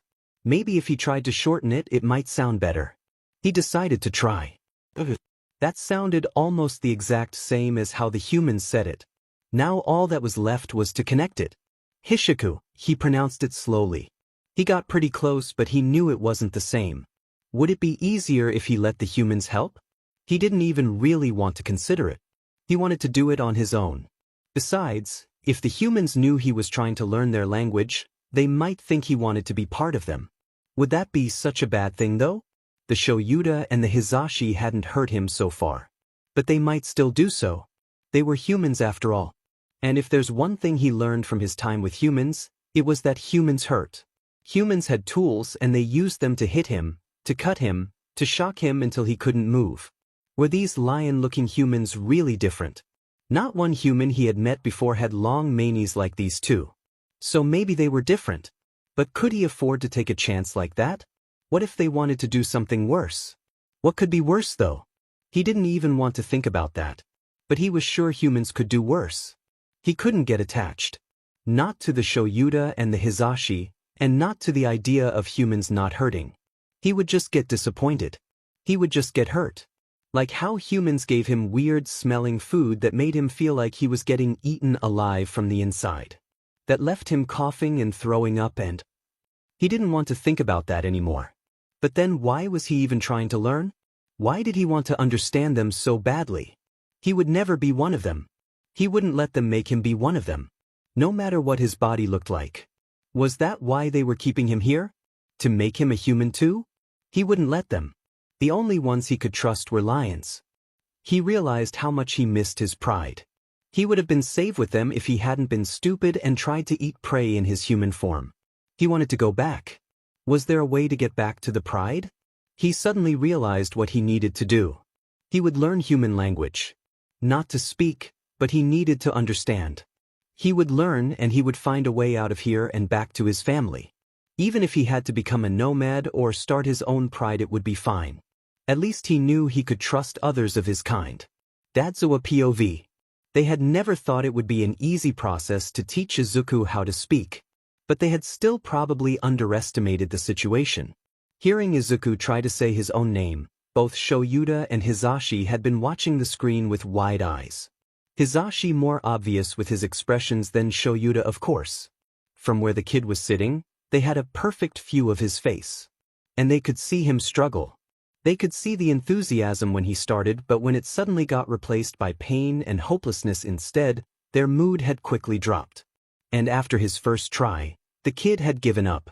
And he didn't look like he wanted to try again. Hizashi's hand had grabbed Shuda's and squeezed it tightly. His husband probably understood Izuku more than he could. After all, Hizashi had been mute for a short time when his quirk came in and he had accidentally damaged his family's hearing, including his own. Maybe we could teach him sign language. That might be easier for him. The blonde suggested. Maybe he doesn't seem comfortable using his hands too much either though. Shoyuda thought out loud. How about we first make sure he understands us, then he can start speaking whenever he is ready. Hizashi nodded and he looked a bit happier at the idea. That's a great idea. Shoyuda ruffled the blonde hair a little while he stood up. Let's make the kid some lunch first, yeah? What kind of meat do you want to introduce him to next? Hizashi brightened and went through all the options out loud. Izuku POV. The humans were back. But now he saw them in a different light. He watched them closely as they entered with the flat round food tool they kept bringing him meat on. There was something different on it this time though. It smelled edible just like the other meat had, but he didn't trust it. It wasn't until the Hizashi took a bite himself to show him it was safe to eat that he tried it too. Just like the other meat they had given him, it tasted amazing. He wouldn't let it show though.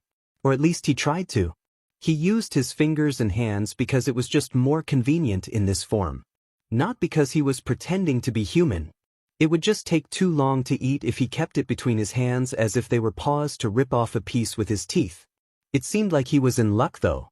After eating, the Shoyuda and the Hizashi tried to teach him more human words. He needed to know every word he could remember. only so he could understand what they were talking about and use the knowledge to escape. That was definitely the only reason. They first stayed on their spot on the ground and pointed things out from where they were. There was no way he could remember all the words as there turned out to be so many, but he tried to remember as many as possible. The Shoyuda had started with the Hizashi. It turned out there were a lot of words to describe the human's features. He had no idea why anyone would need all these words for them. But he tried to remember anyway. The Shoyuda touched the Hizashi's manes. Hair, the human said while looking at him. It was obvious what he wanted. He wanted him to say it right? Well, that wasn't happening. They could get the thought of him being human out of their heads. Then the Shoyuda touched the Hizashi's nose, making the Hizashi giggle a little. Nose, the Shoyuda said. And it just kept going. At some point the Shoyuda stood up and slowly walked around the room.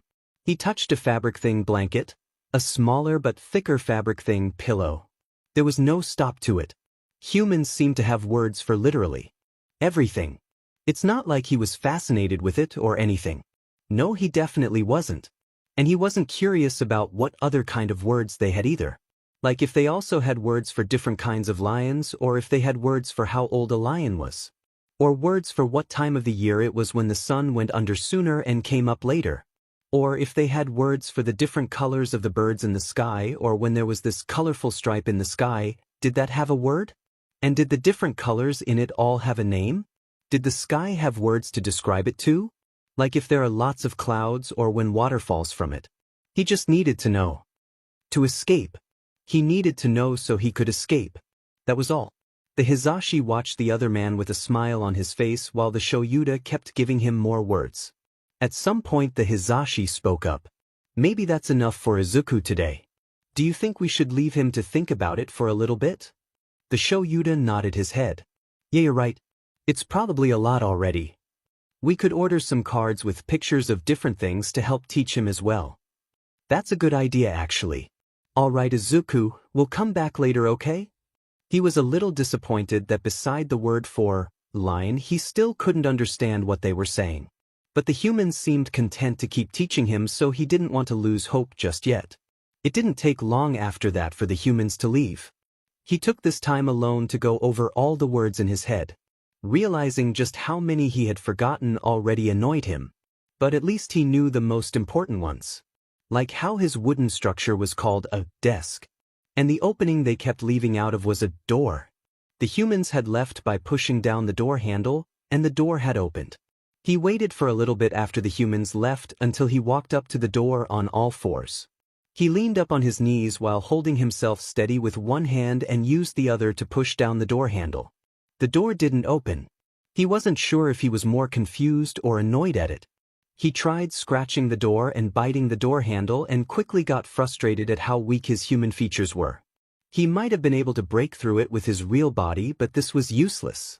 Instead he focused his attention on something else. He hadn't noticed it before the Shoyuda pointed it out.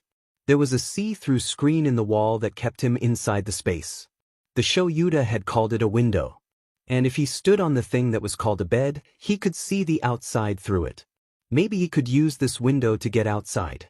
From his position on the ground, he could only see the blue sky. But if he jumped on the bed, he would have a full view. So he climbed on the bed, which was a lot softer than he thought it would be, and stared out of the window for a couple seconds before he realized what he was seeing. He was so high up. How did he even get so high up? The ground was far below him, and he knew he couldn't climb walls like that. Could humans climb that high? He could climb trees when he had his real body, even with parts of prey in his mouth. But could they really have carried him up like that? His plan to use the window to escape was now forgotten. There was no way he would survive a fall like that anyway. But he stayed there, watching the outside for a long time. He could see birds he had never seen before. He only stopped watching when the door opened and the humans entered again. The word teaching continued, but it was mostly a repeat of the words they had already gone through. And this time it was the Hizashi that pointed things out and told him the name of them. They also brought him more food. Wasn't this the third time today he had eaten? He wasn't sure how and why he was hungry right around the time they offered him food as well. Could it be a human thing? The first humans that fed him before he got taken here also fed him every day with smaller portions than he was used to. But now the portions were even smaller and 3 times a day. It was a weird thing to get used to. He learned that he got the food right away if he took it with his hands instead of hitting it away from them first or even grabbing it from them with his teeth. He didn't understand why they insisted on it, but at least it wasn't too bad. Like, imagine them forcing him to stand on his hind legs before giving him the food. They left when the sun lowered and the sky he could see through the window turned dark. Then he climbed back on the desk to sleep. It was weird how his sleep schedule had changed. Normally he would be awake when it was nighttime. But he couldn't go to sleep if the humans were watching him, and they were always there during the day. He didn't like that this was yet another human trait that was forced upon him. At least he got the chance to learn more human words while he was here. So he could use them to escape, of course. With my eyes, the Shoyuda pointed with 2 fingers to his eyes. I can see Izuku. The man pointed at him. I can also see Hizashi. The man then pointed at the Hizashi. And I see the bed. And to the bed. And I can see the desk. And finally he pointed to his desk. It took a while for him to understand what was happening. They were using more words now instead of only one to describe an object like before. Then the Hizashi closed his eyes. And now I cannot see. The man giggled a little again. The Shoyuda sighed and the Hizashi opened his eyes again. Yes, when Hizashi closes his eyes, he cannot see. And when I close my eyes, I cannot see. The Shoyuda closed his eyes too. Now my eyes are closed. Then the human opened his eyes again. And now my eyes are open. Oh, I know one like that. The Hizashi said excitedly, and the man moved to open the door by pushing the door handle down. Much to his frustration. Why could the humans do it but he couldn't? It didn't seem that difficult. Now the door is open. And then the man closed the door again. And now the door is closed. The Shoyuda smiled at the human with the blonde manis. That is a good one, Hizashi. Do we have more things to open and close? The Hizashi seemed to think for a second before lifting a finger and quickly exiting the space through the door. The door opened again soon after though, and the human sat back down, but this time with a human tool in his hands. He frowned. He didn't like human tools. This is a box. The Hizashi lifted 2 flaps on the top up and he could see it was empty inside. Now the box is open. Then the Hizashi put the flaps back down so he could no longer see the inside. And now the box is closed. He could see the trend in the words. There were still a lot, but they were sort of starting to make sense. Really? You couldn't find anything better than a box? The cat likes boxes. So Izuku might too. The Shoyuda brought the palm of his hand to his forehead and shook his head. It went on for a couple of days, and he got pretty confident that he could understand parts of the conversations between the humans. As soon as he was able to pick up on some of the words, others started making sense. It was weird. It felt sort of familiar, even though it couldn't have been. He had never spoken human language before, and beside the occasional human group that came to observe his pride, he had never heard humans converse. But he wouldn't complain even if it felt strange. It made things easier. He had also come to understand a few human gestures that they used to communicate. Like as a greeting or as a way of saying goodbye, they waved their hand. To agree with something, they nod their head up and down, which is sometimes combined with the word yes. Or I, in the Hizashi's case. When disagreeing with something, they shook their head from left to right, which was sometimes combined with the word no. Or nope, in the Hizashi's case. After some pining over it, he decided it would be okay to start using the gestures. Just to make his life easier. Not because he wanted to be like the humans. The humans sat in the space with him again when the Shoyuda looked at him and asked, "Would you like to see the rest of the apartment?" At the confused look he probably gave the human, Hizashi spoke up. "Do you understand, Izuku?" And for the first time after his decision to use the human gestures, he shook his head. The humans just looked at him with wide eyes. "Oh my God! Izuku! Well done!" The Hizashi said, and then looked at the Shoyuda. "See? I told you he understands more than we thought." He still didn't understand all the words, but it wasn't hard to fill in the blanks. And he made sure to remember what the words were for if he heard them again later. "Yeah, I guess you were right. Like with this sentence. A lot of these words were never explained, but many of them were said so often that he kind of just figured out what they meant. But usually when the words were in this order and combination with each other, it would be the Hizashi that said them to the Shoyuda. And that feeling of familiarity helped too. Sometimes he only had to hear a word once and it just clicked in his head. Again, strange but helpful. Let's just show him. Are you coming, Izuku? This time he couldn't really figure it out on his own. But when the humans both stood up, opened the door and turned around like they were waiting for him, he understood. So, coming meant to follow then? He tested it out by getting on all fours and slowly walking towards the door as well. When the Shoyuda frowned, he first wondered if he had gotten it wrong, but then the man said, "It would be good to learn how to walk on two legs as well." He couldn't help himself. He snorted. Yeah, there was no way that was happening. Stupid humans. But instead of getting angry at him, the Shoyuda raised his eyebrows and the Hizashi laughed loudly. "I don't think he agrees with you, Sho." The Shoyuda just huffed. And then they walked on, looking over their shoulder to check if he was still following. Which he was. This was the first time he had ever been through the door. He looked around, taking in every detail he could see. It was nice to see where the humans would disappear to when they went through the door. Is this where they caught the food they brought? Was this where they slept? It was like a den but very different. Why did they have so many things and what did they use them for? So many structures he had never seen before, some that looked more like a desk and some that looked more like a bed. There were also pillows here on a different structure that reminded him more of a bed, and there were things that looked like the chair in his space.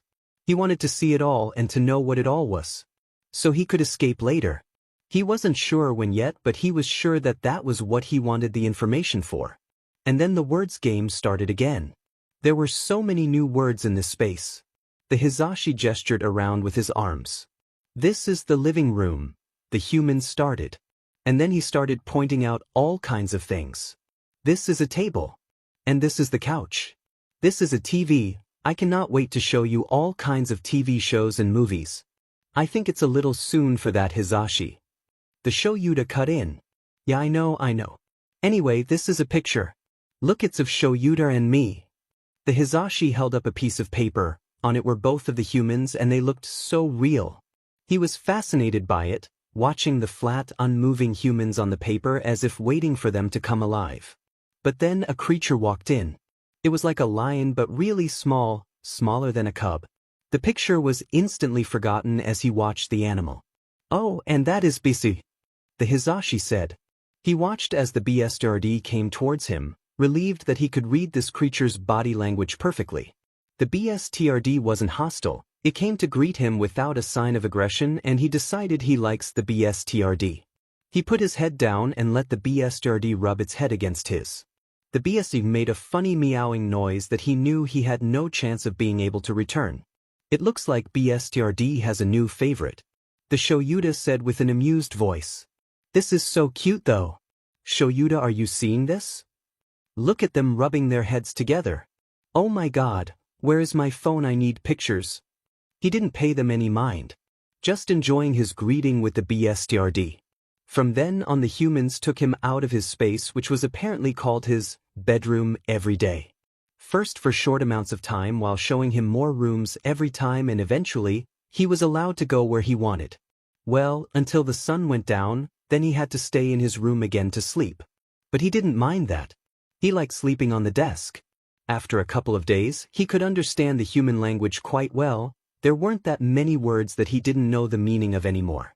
Luckily, the humans didn't push him to speak, nor did they push him to do anything he wasn't comfortable with. Until they did. All you have to do is stand up. And you can reach it. The Shoyuda, the stupid human, held a piece of meat too high for him to reach. He tried jumping at it, but the human just held it higher if he did. He was now staring at it for what felt like a very long time, willing the man's patience to come to an end and just give him the meat already. He then looks at the Shoyuda now instead of the meat. Looking him straight in the eyes, "You can't make me," he says with his body language. When suddenly, the human slow blinks at him. And he wasn't sure how and when it happened. Maybe after the human taught him a whole new language and fed him every day and always approached him slowly and gave him food and always looks at him fondly, and okay, maybe he did at least know why it happened. He blinked back. I trust you. Stunning both the Shoyuda and himself. Neither of them had expected it. But instead of it making him freeze, he let his weight shift backwards a little, taking courage out of the trust the human gave him, the trust he now felt able to return. And he stood. Well, as far as standing goes, he didn't even rise to his full length, knees still bent and wobbling, and before he managed to grab the food he fell back down. It was the first time either of the humans moved that fast and unpredictable around him when somehow the Shoyuda caught him by his arm with one hand while the other still held onto the food. Even if the hand was firm around his arm, it was also steadying him, it didn't hurt and it was warm. He hadn't realized how much he missed the warm touch of another person until now. He let the hand guide him upwards, still not all the way, but a lot further than before. And then the Shoyuda gave him the meat. Nodding at him encouragingly. He took it and carefully bit into it, not wanting to move too much in case he would fall. Once he had eaten the meat, the Shoyuda carefully let him back down to the ground where he dropped back on all fours again. And for the first time in his life, it felt wrong. It felt wrong to use his hands to walk. But before he could ponder on that thought more, the Hizashi was clapping loudly. Something the man had started doing lately whenever he did something the man thought was good and praiseworthy? He wasn't sure why clapping your hands together was used as praise, but for some reason, every time the man did it, he felt this warmth inside his chest. There was only one other thing that gave him the same warmth, even before he understood the words, they gave him that warm feeling. Well done, Izuku. We're proud of you. The Shoyuda said with a small smile on his lips. Those words. He copied the smile on the Shuda's face. And then he pushed himself back up. Instantly the man's hand held his arm again, but the human didn't squeeze or guide him. It was just there to reassure him that he would be caught if he fell. So he straightened his knees. Seeing the world from this new height, with a warm hand on his arm to keep him up, with a cheering voice in the background. It felt like he belonged. After the first time he stood up on two legs, he had a goal in mind. He wasn't sure why he wanted to learn, but it just felt right. He wanted to learn how to walk. And luckily the humans seemed all too happy to help him learn. They didn't push him, not that they would have needed to. Because apparently, once he had his mind on something, he wouldn't back down. For the first time in his life, he felt like he had a goal. He wasn't even sure what that goal was beside just standing up and walking. But he was determined to reach it. Maybe it was so that he could run away more easily? So that he could blend in with the humans, they wouldn't notice that he was actually just trying to get back to his pride. But that reason didn't feel right anymore. Did he still even want to go back to his old pride? They would have cast him out soon anyway so that he could find his own.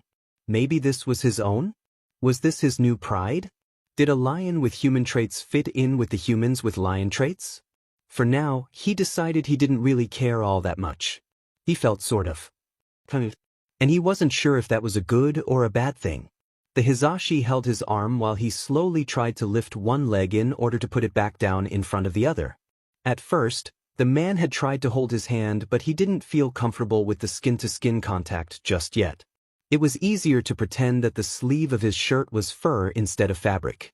Having so much skin was still weird even though most of it was covered in fabric all the time. The humans had helped him change the clothes at first, and even now that he can do it himself, it was still something he didn't think he would ever get used to. He remembered thinking it would hurt to have the new fur pulled off of him and being confused at how it didn't. The only thing he did like about changing clothes was that he could choose the colors he wanted to wear. Even with the hand holding his arm to keep him steady, it felt almost impossible to balance on one foot. Until he realized he didn't have to. He could lean forward just a little before quickly moving the foot in front of the other. He wobbled a bit, but he didn't have to rely on the Hizashi to keep him standing. Going by the smile on the human's face, the Hizashi would probably be clapping if he wasn't holding him with one hand. Well done, Izuku. You'll be walking in no time. And then he turned to look at the Shoyuda. Did you see that show? He just took his first step. The Shoyuda rolled his eyes, but the man looked proud as well. Which made him happy. The Shoyuda was still a lot more difficult to read than the Hizashi was, but after spending so much time with both humans, he found they actually did use some body language. They didn't seem to be aware of it though. Like right now, the Shoyuda sat up just a little bit straighter, His chin was lifted a bit higher than it normally was, and by looking at the human's hands which were twitching a tiny bit of his direction, he could see concern as well. But it was still obvious the man trusted the Hizashi enough not to let him fall. You know, my quirk literally requires me to keep my eyes on people, right? You really think I wouldn't be able to pay attention to our son taking his first steps? That word was new. Quirk. He wondered what that meant as he gathered the courage to take another step. They also had been calling him their son sometimes. He figured it was a word for a pride member, but it must work differently than in the lion's pride because they called each other husbands. So maybe son was a word for a new pride member and husband could be used for the members that had been there for longer? He wasn't sure. But he didn't doubt he would figure it out at some point. Oh, you know what I mean. The Hizashi laughed. He slowly let his second foot slide to meet the first and then attempted another step. It turned out to be easier than the first. And from there on, he just kept walking, getting more confidence in his balance with each step, still wobbling and sliding. But when he was unsure, all he needed to do was look at the humans' faces and he could see how well they thought he was doing. It didn't take long for him to get tired though, and luckily the Shoyuda announced it was lunchtime. They made him sit at the table now. He wouldn't sit like them with their legs under the table and straight up. That didn't feel right. Instead, he sat with his knees cropped up towards his chest while he ate. The humans luckily didn't seem to mind. I have to go to a teacher's meeting at UA in a couple of days. You will be okay watching him by yourself, right? The Shoyuda spoke up. It's not like he needed a babysitter. Stupid humans. Although, he didn't like the thought of being left alone either. So he wouldn't make a noise of complaint like he kind of wanted to. Yeah, I will be fine.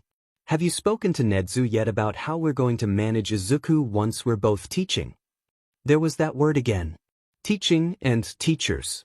They must be different versions of the same word like most of the other words he had learned.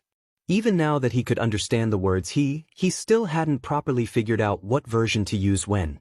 He wondered if he was going to get an explanation for what it was. Because obviously, he would not be using human language to ask for it. He wasn't human after all. Well, it's not like he will be caught up with the first-year students in just a couple weeks' time. Nedzu offered to make him his personal student, but I would like to keep the rat as far away from him as possible. It was strange how many new words there were in this conversation. Normally, he didn't have this much trouble keeping up.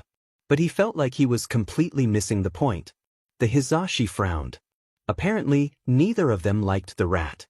Maybe it was a painful tool? He should probably stay away from it too in that case. No, I get what you mean. Can he not just stay with one of us? I guess that should be possible. I will bring it up at the meeting. That seemed to be the end of the conversation and they ate in silence. He noticed how his food looked different than what the others ate, but after looking at what was on their plates once and seeing it was green, he didn't want to even attempt to eat it too. Meat isn't supposed to be green. The next couple of days he spent learning how to walk as often as he could. He got to the point where he could confidently say that he had it down. He hadn't tried picking up the pace, but that wasn't the point. He didn't have to be held by his arm anymore to keep him from falling. And then there was a change in routine. He didn't like it. The Shoyuda left. Through the door. Not just the room door, but the whole apartment's door. The Shoyuda pulled it shut behind himself with a small wave and he was just gone. He didn't know if he was coming back. There was just the Hizashi with him now, but there was no way this was safe, right? Strength comes in numbers and the Shoyuda just went away all on his own. Not that he got attached to the human. The man was just an important pride member. The point was he needed him. The Hizashi didn't seem stressed, like this was normal. But there was no way this was normal or safe. And so, his plan got set into action. It wasn't exactly how he had envisioned it. Yes, he wanted to escape to get back to his pride before. But now he was no longer trying to get back to his lion pride. It was still the same reason even if the perspective changed though. He wasn't escaping to get back to his pride, he was escaping to bring his pride back. So when he heard the telltale sound of water running in the bathroom, he knew the Hizashi wouldn't be coming out for some time. Normally this would be fine. Sometimes the Shoyuda was asleep when the Hizashi was in this little room called an office, and he would be alone in the living room. But then, there wasn't a pride member who needed his help and he couldn't just sit down and do nothing. So he walked up to the door on 2 legs and pushed down the door handle. To his amazement, the door opened after the handle was pushed all the way down. He had tried to open this door before, but it always stayed closed. Maybe because the Shoyuda had to take the magic off of it in order to walk through it himself? He stood there, 1 step away from leaving the apartment, and took in his surroundings. He didn't have much time though. He needed to catch up with the Shoyuda after all. He tried inhaling as much air as he could through his nose. But no matter how hard he tried, he couldn't smell anything like he could in his real body. He couldn't smell which way the Shoyuda had gone. He tried to shift to his real body again, but it still didn't work. No matter how much he pulled the mental string, it wouldn't give in. But maybe he took a step. And now that he was officially outside of the apartment, he tried again. But still, nothing happened. That must mean that him being stuck as a human wasn't the apartment's fault. Well, he guessed he could just do it the hard way. He was lucky he had spent so much time learning how to walk because he was going to need it now. He looked left and right. The right was a dead end, so he went left. He passed many doors just like the one he came from. They were all closed though. Should he have closed the door behind himself too? He decided it didn't matter, he would be bringing back the Shoyuda soon enough anyway. So he made his way through the hallway until the ground suddenly started going down in steps. The floor circled around itself as it went down. He could do this. There was a railing on the side of the steps, which he held onto tightly as he kept walking down step by step. He kept all his attention on his feet in order not to trip. So he didn't notice when he finally got closer to the end of the steps until he only had 1 more to go. He sighed in relief. He took in his surroundings. He stood in a big room with couches and a few small tables, and there was 1 other person there who was looking at him strangely. There was also a door, made out of glass just like the windows in their apartment were. And through the glass he saw the outside. A very different outside than he was used to, but outside was outside. The Shoyuda must have gone through those doors. So he walked over to them as well. To his amazement, these doors just opened without him even touching them. He had to blink a few times to process what just happened, but then pushed himself forward. Every second he hesitated, the Shoyuda just got further away from him. So he walked out. Okay, he might have underestimated just how many options of where to go there would be. But then he saw those big animals the humans always had with them when they followed his last pride. Not just 1, but so many, too many to count. And they came in all different shapes and sizes. Don't get distracted, he told himself. He walked away from the animals. He didn't want to get close as he didn't trust they wouldn't hurt him. Luckily, he found a narrow path to walk, and then another. And another, and another. Left, right, left. So he might have lost track of where he was at this point. But that was fine, he would find the Shoyuda soon and they would find their way back together. But it wasn't long until his legs got tired, not used to walking on only 2 of them for this long. He wanted to sit down to eat meat together with the Shoyuda and the Hizashi. He would need the Shoyuda first. His steps just kept getting slower and the paths kept getting darker and more narrow. He didn't even notice when his legs stopped moving and he leaned into the wall of a building instead. That was until there was a muffled scream. Now, he had never heard humans scream out of distress before. But it was easy to tell a cry for help from any animal, even from humans. He didn't know what possessed him, with his weak human body, his tired legs, his limited knowledge of human things, but he needed to help. And so he started walking as fast as he could, watching his feet as he did so. He only looked up so now and then to make sure he wouldn't run into a wall. It wasn't long until he found where the scream had come from. On the ground was a small human, just a little bit bigger than him, with more fear in his eyes than he had ever seen on a human before. In front of the human stood 3 other even bigger humans, still not as big as the Shoyuda and the Hizashi though.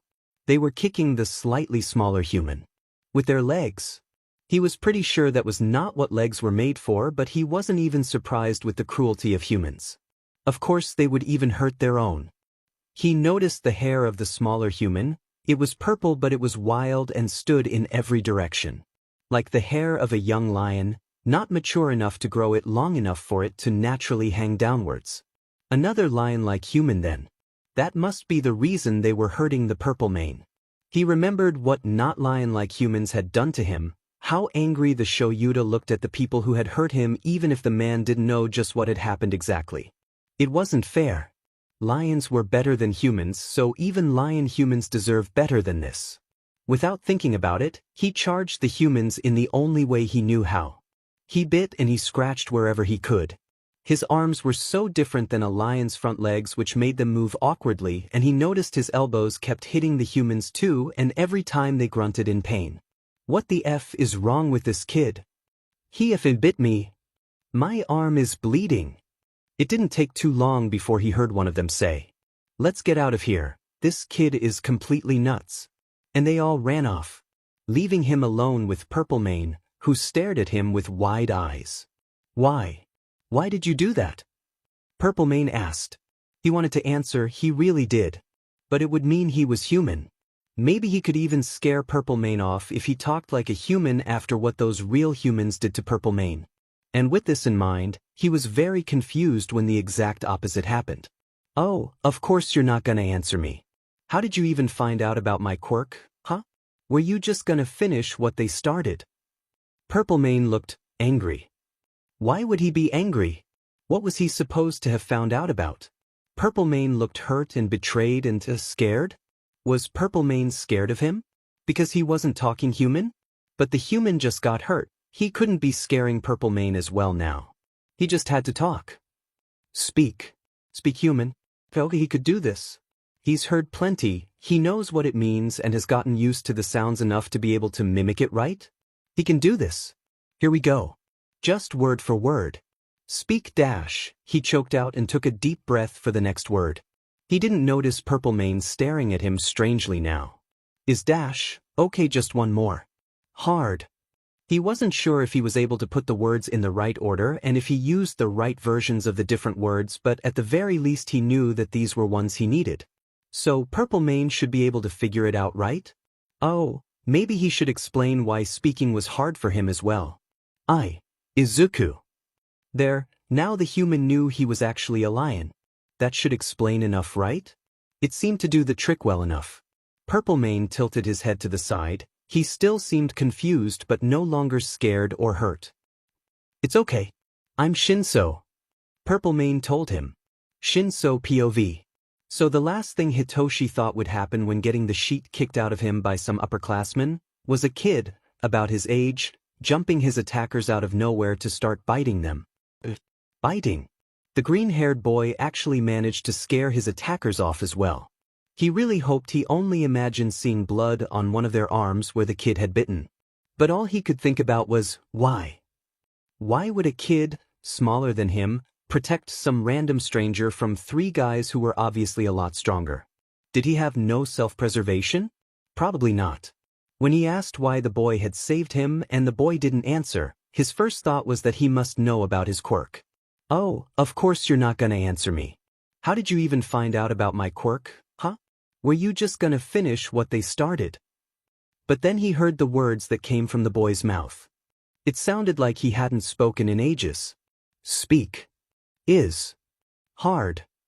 He sounded like how Hitoshi himself sounded after he had been muzzled for days at his last foster home, only being allowed to take it off to eat as long as he didn't say a word, which wasn't even guaranteed to happen daily. Then the second thing he noticed was the boy's long, messy hair, his loose clothes, his lack of shoes, and then there was a bracelet on the boy's wrist. Of course he recognized it right away.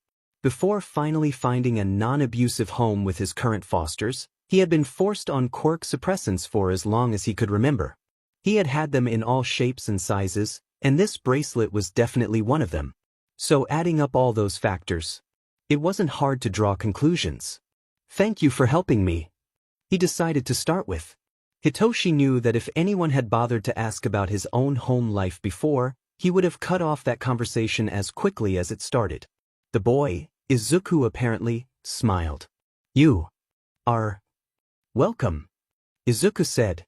He really wasn't used to speaking, was he? That was definitely worrying. Can I help you too? Hitoshi pointed at the bracelet. I might be able to get it off. I have. He hesitated before he decided. Experience. Izuku lifted his arm to look at the bracelet. He stared at it in confusion before looking at Hitoshi again. Why? He asked. To stop it from suppressing your quirk. Hitoshi explained. But the boy still didn't seem to know what he was talking about. What is quirk? He asked eventually. Did he want to know Hitoshi's quirk? He really didn't want to share that with anyone if he didn't have to.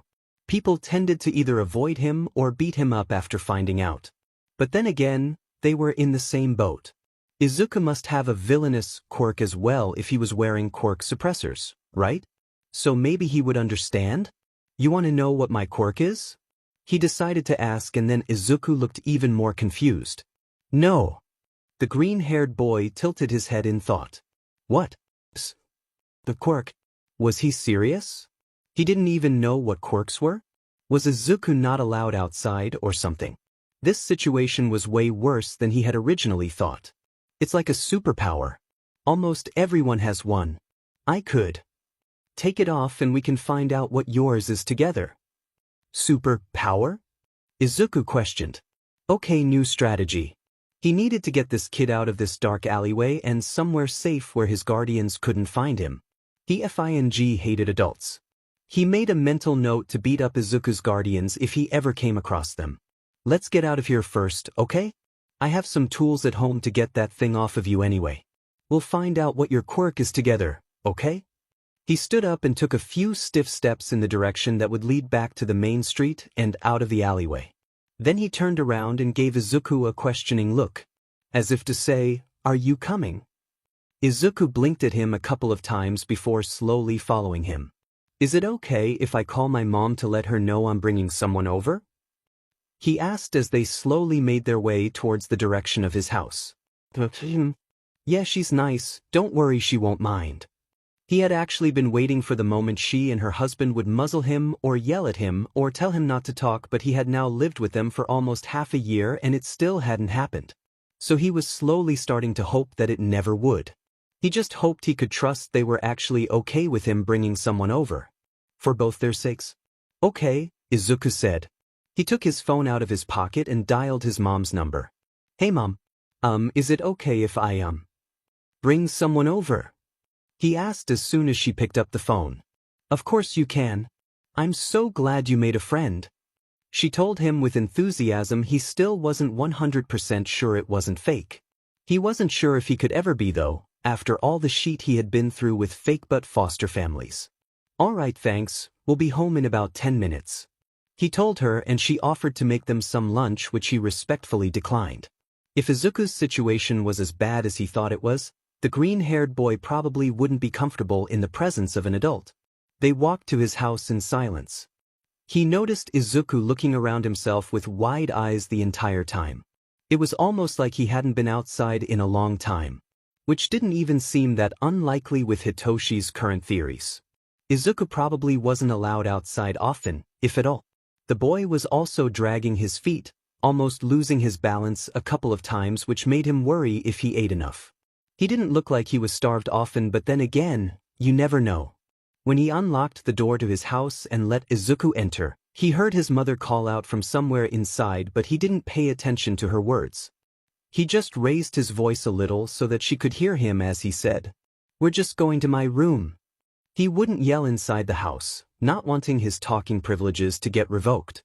Even if his new foster parents never made a rule about yelling, he wasn't taking the risk. "Okay. Let me know if you need me," his mother replied. He took Izuku, who was still taking in every detail of his surroundings, to his own room, and once they got there he closed the door behind them. The first order of business was taking off that stupid quirk suppressor. He started rummaging through one of his drawers to find the tools he needed to get it off. He always kept them close just in case. He hadn't told anyone about having them and always kept them hidden away as he didn't want them to be taken away from him. When he found what he was looking for, he approached Izuku again. The boy was looking at the tools in his hands with big fearful eyes, and immediately Hitoshi put the tools on the floor in between them and sat down a bit away from them so that they were just out of his reach. "I won't hurt you, I promise," he told Izuku. "You want to try it yourself? I don't know if I can explain it properly, but we can try." The green-haired boy kept his eyes on the tools for a few more seconds before looking back at him. He saw how the boy studied him. The green eyes traveled from his eyes to his hands and the rest of his body, likely trying to find a sign of him either lying or making a move towards the tools. When Izuku didn't seem to find any, he looked back at the tools. Slowly Izuku reached his hand out to them and pulled it back a couple of times as if he expected the tools to attack him. When he touched one of them for the first time, he retracted his hand as quickly as possible before seeming to realize it hadn't hurt him and reached for it again. It went like that for a while until the boy was comfortable holding the tools in his hands. That's when Hitoshi spoke up again. "Are you ready to take off the bracelet?" Izuku studied him again before slowly nodding, still seeming confused with the whole situation, but somehow he could feel this sort of mutual trust between them. They were both on the ground at this point, and Izuku reached his hand with the tools in them forward towards Hitoshi. "You want me to take it off for you? It won't hurt, I promise," he reassured as he opened his hands so that Izuku could drop the tools in them. "Okay." Izuku spoke slowly and dropped the tools in Hitoshi's hands. And slowly he got to work. At first, Izuku kept flinching when he got close, but after a few more tries and reassuring words he had his hands on the cursed device and was prodding on it to get it to open up. Izuku watched his every move but didn't pull away anymore. It was obvious he didn't like it when their skin touched, so Hitoshi tried to avoid that as much as possible. Finally, the bracelet came loose. He did not even have time to think about how they were going to figure out Izuku's quirk. He didn't have time to put the tools away or ask the boy if he was okay. He just froze in place when suddenly the boy in front of him turned into a huge lion. He couldn't even react when the lion started rubbing its big head against his shoulder like a cat. "What the F dash?" he managed to choke out. Yamada POV. This day was not supposed to go the way it did. Shoyuta had left their apartment to go to a teacher's meeting and he hadn't locked the door behind himself. Hisashi didn't notice this fact until it was way too late. He also realized that maybe Shoyuta expected him to lock it from the inside, which would actually make a lot of sense, but he didn't even have time to think about that because as soon as he walked out of the bathroom after his shower, he noticed the air was a lot more chilly than it usually was. And the reason for that became obvious when he walked into the living room and saw the front door wide open. His heart dropped. This wasn't the end of the world, right? Maybe Izuku just wanted to see what was outside and left it open when he went back to his room. The little listener wasn't in the living room, so that was where he would be, right? His room. Yes, he just had to be in his room. He could barely keep himself from running to the kid's room to check. The door was opened a little bit, but not enough for him to be able to look inside, so he gave it a small push as he said, "Izuku? Are you here? Did you open the front door?" They had figured out that they could ask him yes and no questions and the little listener would usually answer. He was learning Japanese faster than either of them had expected, even if he wasn't speaking yet. It felt like his heart just stopped beating altogether when the room was empty. No green-haired kid anywhere in sight. He called out louder this time. "Izuku, where are you? Can you come here please?" But he got no answer. At this point he was running through the house, opening every door to check inside. Even opening the closets to make sure he hadn't hidden anywhere, and when he still couldn't find him, he grabbed his phone to call his husband. It took 3 tries to unlock his phone because of how much his fingers were shaking. When it finally unlocked, he quickly dialed his husband's number and the phone rang for only a few seconds. They were the longest seconds of his life. "Hisashi, what's wrong? Is something the matter with Izuku?" He didn't even let Shoyuta finish his sentence. "You have to come home right now. He is gone, Sho. Oh my god, he's gone and it's my fault and dash." "Hisashi, calm down. Tell me what happened." "I don't know, okay? I just went for a shower after you left, and when I got back into the living room the front door was opened and I can't find Izuku anywhere." Dadzawa POV. He had barely arrived at UA when he got the call from his husband to tell him their problem child was missing. As fast as he could, Shoyuta got back in the car to make his way back home. He couldn't even report Izuku as missing. Going to a police station to tell them the 15-year-old had probably been gone for 30 minutes, there was absolutely no way anyone would take him seriously. But there was one officer he could trust, one officer who he knew would trust him to tell the truth, who knew that when Shoyuta called in an emergency, it was to be taken seriously. And that officer was Sansa. They had worked together on investigations occasionally. So he dialed Sansa's personal number while breaking every speed limit to get back to the apartment as fast as he could. Eraser? It's unlike you to call me on my personal number. Are you all right? The cat-headed man said when he picked up the phone and likely either recognized his number or had him added to his contacts. Sansa, I need to ask for a favor. If there was anyone that could help them, it was this man.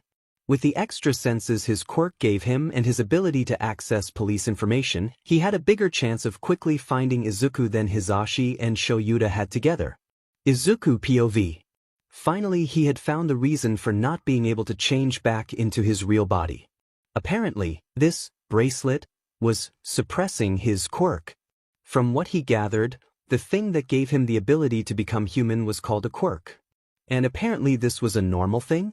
The Shinso had seemed confused at the fact that he didn't know what a quirk was, so maybe more people had some kind of strange ability.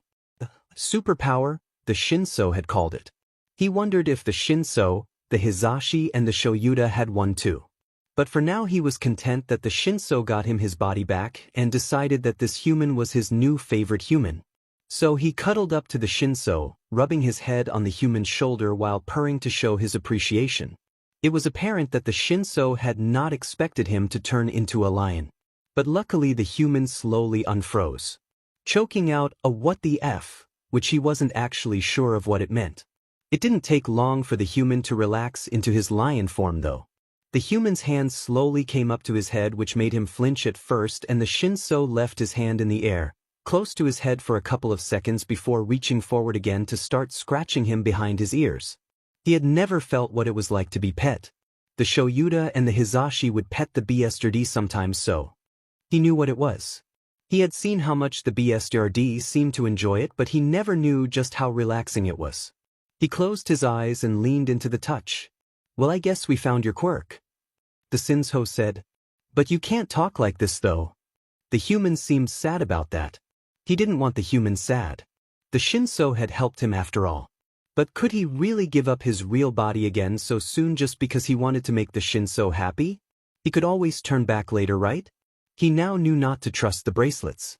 So as long as he didn't touch a bracelet it should be fine, right? He let go of the mental string and it snapped back in place. His body morphed back in less than seconds and the Shinso let out a yelp. He found himself still in the human's lap, but he didn't mind. He was content staying here. He kept purring even if it sounded weird with his body. The Shinso laughed then and he decided he liked the sound. You know, the human started.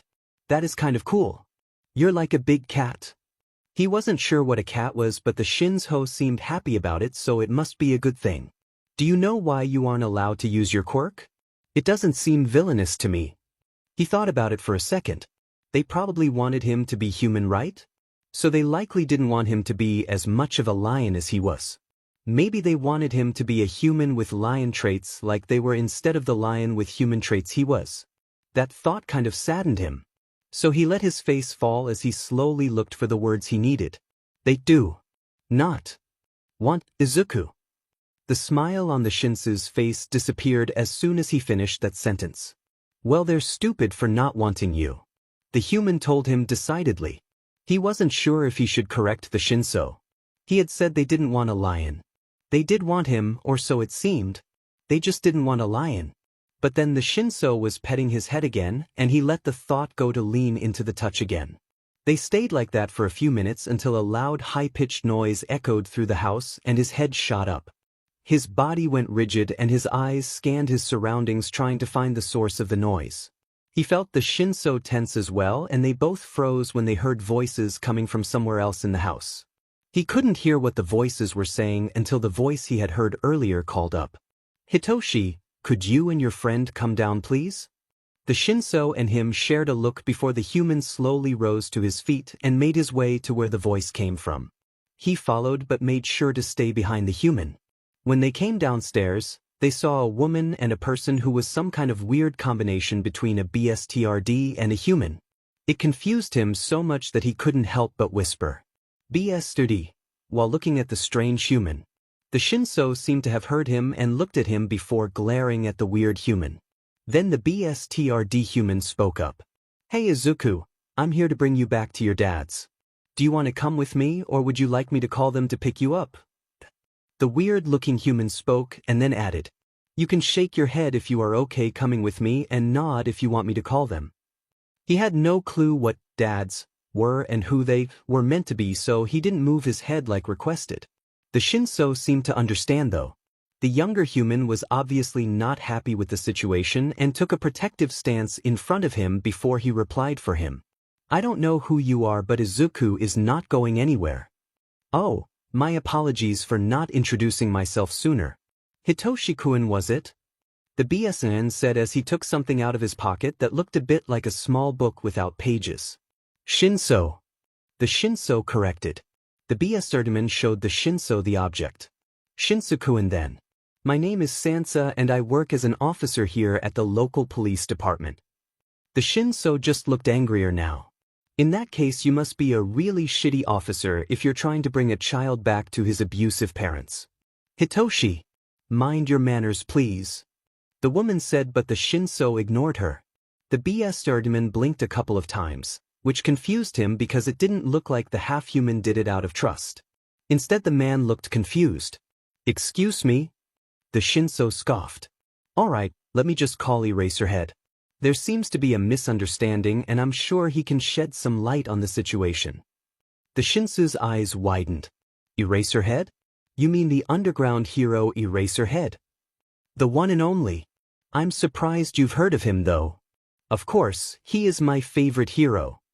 He could see the enthusiasm in the Shinso's face before it quickly changed back into a scowl. Well, if he's coming here, I'm sure he would agree not to let Izuku go back there. The BSN looked like he tried to hide a smile before saying, Okay, we'll see indeed. Then the man took a device out of his pocket and tapped it a few times before holding it against his ear. Eraser? Yes, I found him. I'll send you the address of where he's at. There seems to be some kind of situation though, so I'll need you to pick him up yourself. Was the BSRD human really talking to the small human tool in his hand? That must be one of the weirdest things he had seen a human to. Although this couldn't be a real human, so maybe this was normal for this half-human. No, there's no danger. You'll see when you get here. All right. The Catman put the device back in his pocket. He then looked back at the Shinso. He's on his way. He said he will be here in about 5 minutes. Dadzawa POV. Hizashi get in the car. Sansa's found Izuku. He told his husband. He had no idea what kind of a situation Izuku could be in that didn't involve any danger, but it couldn't be any good, so he wasn't about to waste time getting there. Shoyuta and Hizashi made their way to the address Sansa had sent them. It looked to be a normal house, which made Shoyuta wonder what the hell his problem child was doing there.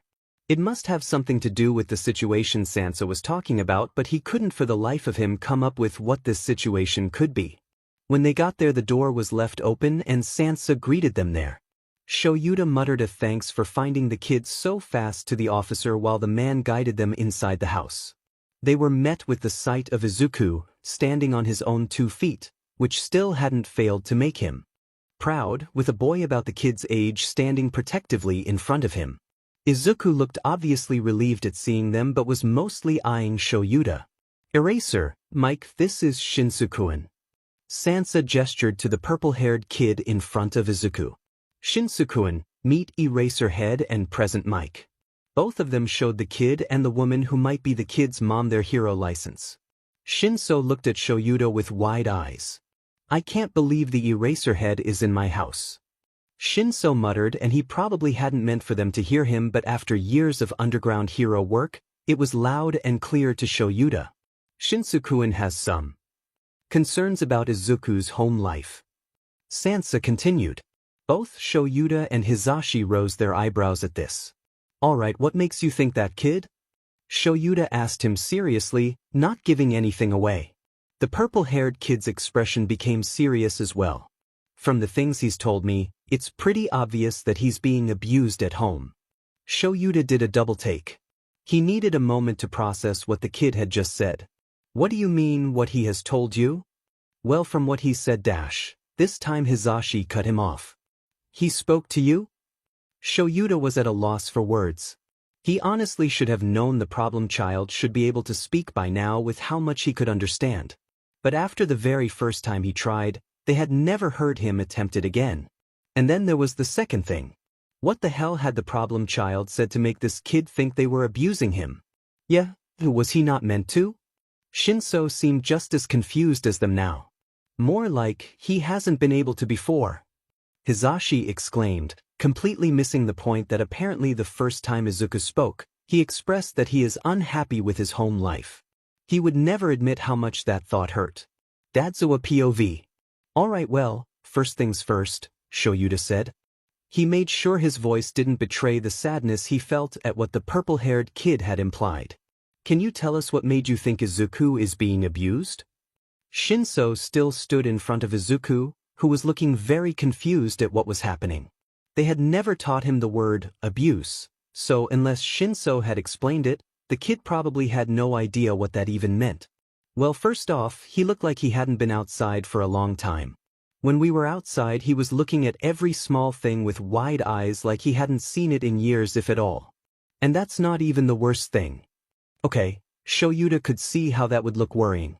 But luckily, he knew very well why that was. It was the first time the kid was outside in civilization after all, and it didn't prove that Izuku was unhappy with his life at home. Then he was also wearing a Quirk suppressor. What good parent makes their kid wear one of those? Just because they don't like their quirk? That's bullshit. It sounded like Shinso was personally offended by this, which made Shoyuta worry about him. What had this child been through to even recognize a Quirk suppressor? It was? What do you mean he was wearing a Quirk suppressor? He asked as his gaze fell to Izuku's wrist, which was now bare. And the problem child was still human. Did that mean the problem child hasn't shifted back to his lion form as soon as he got the chance? Or did Shinso somehow convince him to turn human again? Hizashi must have picked up on the same thing as he gasped. Izuku, you decided to stay human? The blonde asked flabbergasted. I mean, he was because I took it off for him. He didn't even know what quirks were. Shinso answered Shoyuta, apparently choosing to ignore Hizashi's outburst. Shoyuta suppressed a groan. It looked like there was more to unpack here than he had originally thought. But before he could ask another question, Shinso continued. And he didn't stay human. He turned into a lion seconds after it was off. But he turned back so he could talk to me again. Shoyuta glanced at his husband, who was clearly trying to keep the tears from showing in his eyes. He had to admit he hadn't expected Izuku to choose being human and talking over staying in his lion form. And you should hear his voice, he has so much trouble speaking. It was as if he hadn't spoken in a long time, so I doubt his guardians allow him to. He then turned to Izuku, who looked to be trying to make himself look smaller, clearly not knowing how to react to this situation. I'm sorry, Izuku. He added softly. You don't deserve to go back to people who didn't treat you right. Shoyuta decided he had heard enough and sighed. He could see Izuku's legs starting to wobble as well, clearly not used to staying up on two legs this long. Shinso, how about you accompany us to our apartment so we can sit down and talk about Izuku's situation? He turned to Izuku then. I'm sure you would like to rest as well, Izuku. Izuku nodded and looked relieved. Shinso had turned towards the green-haired kid and his serious expression turned to one of confusion. Clearly not understanding why he would need to go to the hero's apartment, but he didn't seem reluctant at the suggestion. Quite the opposite, actually. Seriously? You? I'm going to Eraserhead's apartment. Yeah. Hizashi cut in.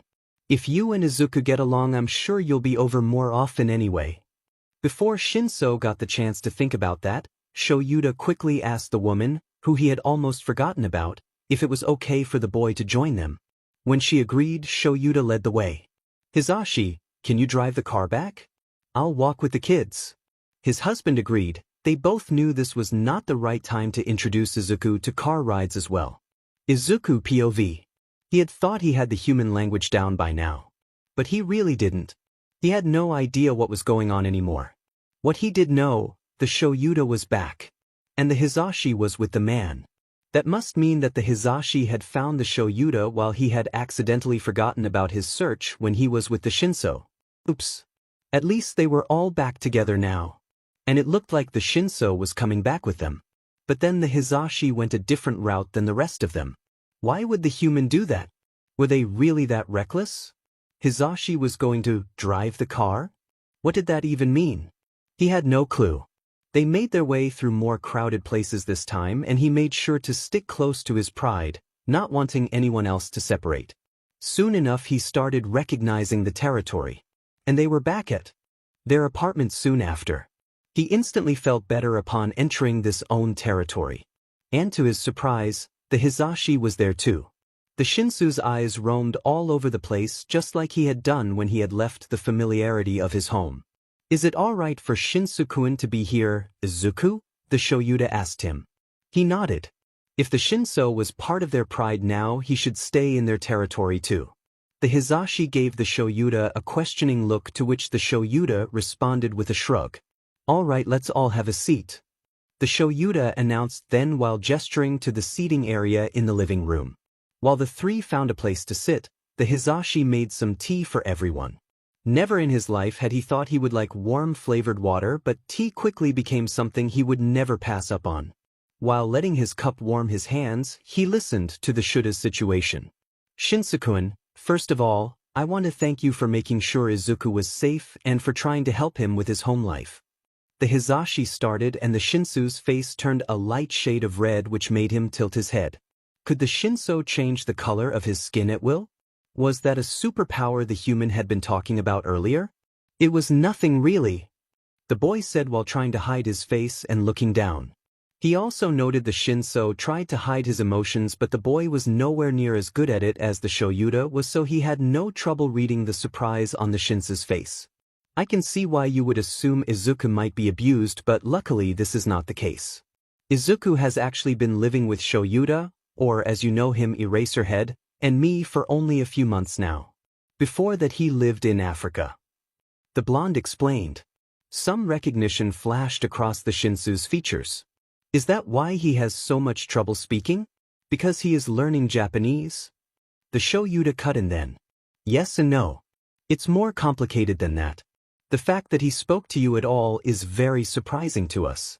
The Shinsus raised an eyebrow in confusion, but the Shoyuda kept explaining.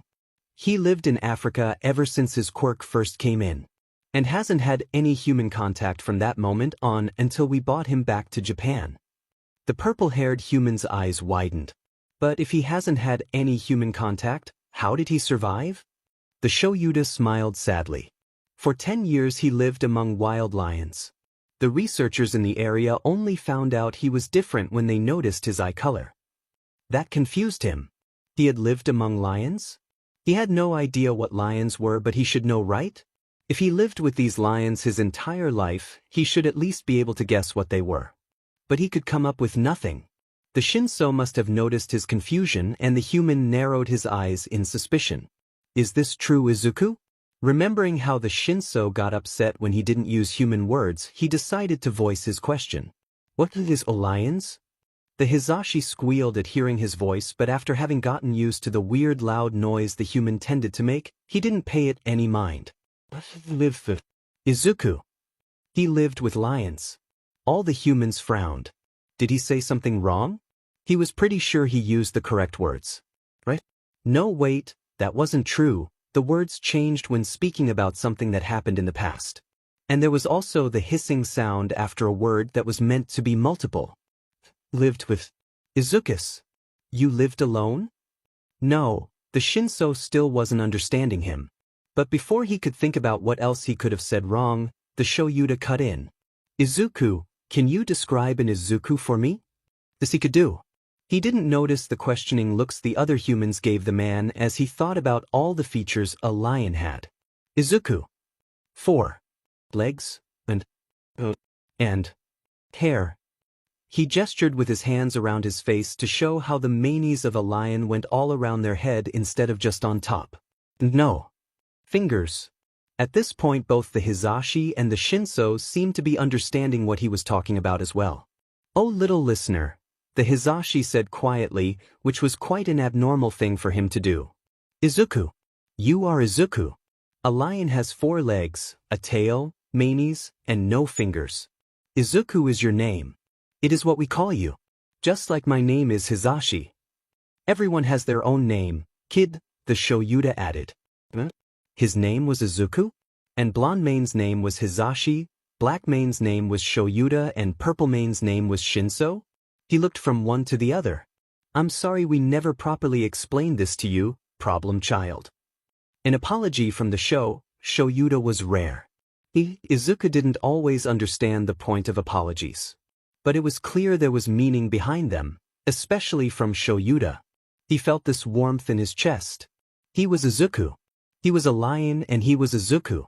He had never known what a name was before. But somehow having one made him feel good. It made him feel more whole.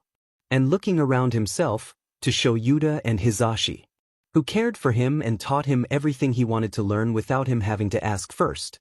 And he looked at Shinso, his first real friend. Izuku didn't even know what that word meant, but he did know that Shinso was his friend. Surrounded by his family and friend. He felt complete. The only thing he needed now was a kaken. What's a kaken? Katsuki POV. Katsuki hates the color green. He has ever since he was 4 years old. But somehow, he still ended up adding the color to his hero costume while designing it for Yue. Maybe it was to honor his friend, they would have been heroes together after all. But Izuku never had the chance to. He knew it was stupid. He knew he was only 4 years old at the time and it wasn't his responsibility to see the signs. But still, Katsuki wasn't able to stop himself from blaming himself for not seeing what was going on in the Midoriya household sooner and doing something, anything to prevent the things that happened from happening. Was it pathetic? How losing one friend 11 years ago caused him to never let anyone close anymore? How it caused him to hate the color green? Probably. But it's not like he would ever tell anyone about this, so what did it matter? His anger issues could easily be blamed on his mother anyway, who hadn't dealt with her best friend's death as well as others thought she did. She had cried every night for years. Before that, he had never heard her cry. It took a while before he got the full story, being too young at the time to understand that his best friend's father, who he had called uncle once upon a time, was a villain. How Auntie had committed suicide to escape him and how his best friend was missing ever since. Missing and declared dead soon after. Even if they had never found his body, the police assumed Auntie had taken his life as well as her own to spare him from Hisashi's cruelty. His family knew better. Auntie Inko wasn't like that. She would never do anything to hurt Izuku. But after years of searching without a single lead, there just wasn't a point in looking anymore. Katsuki would never give up hope of finding him though. He had thought about what he would do when he saw Izuku again after all this time. Would he hug the sheet out of him? Punch him to see if he was real? Yell at him for not letting anyone know he was alive? He had thought of a lot of possibilities. Freezing and staring at him with wide eyes was not one of them. Katsuki had never doubted he would get into Yue's hero course. He had a strong quirk that was perfectly suited for being a hero after all. He had blown up every robot in his path and easily scored first place in the entrance exams. He would say he didn't even break a sweat, but considering how his quirk worked, that obviously wasn't true. He was probably the only one who noticed the caterpillar man crawling into the classroom on the first day while Glasses tried to lecture Katsuki about putting his feet on his desk. He simply rolled his eyes. It wasn't his problem how unobservant these extras were. The chattering among them only stopped when the caterpillars spoke up.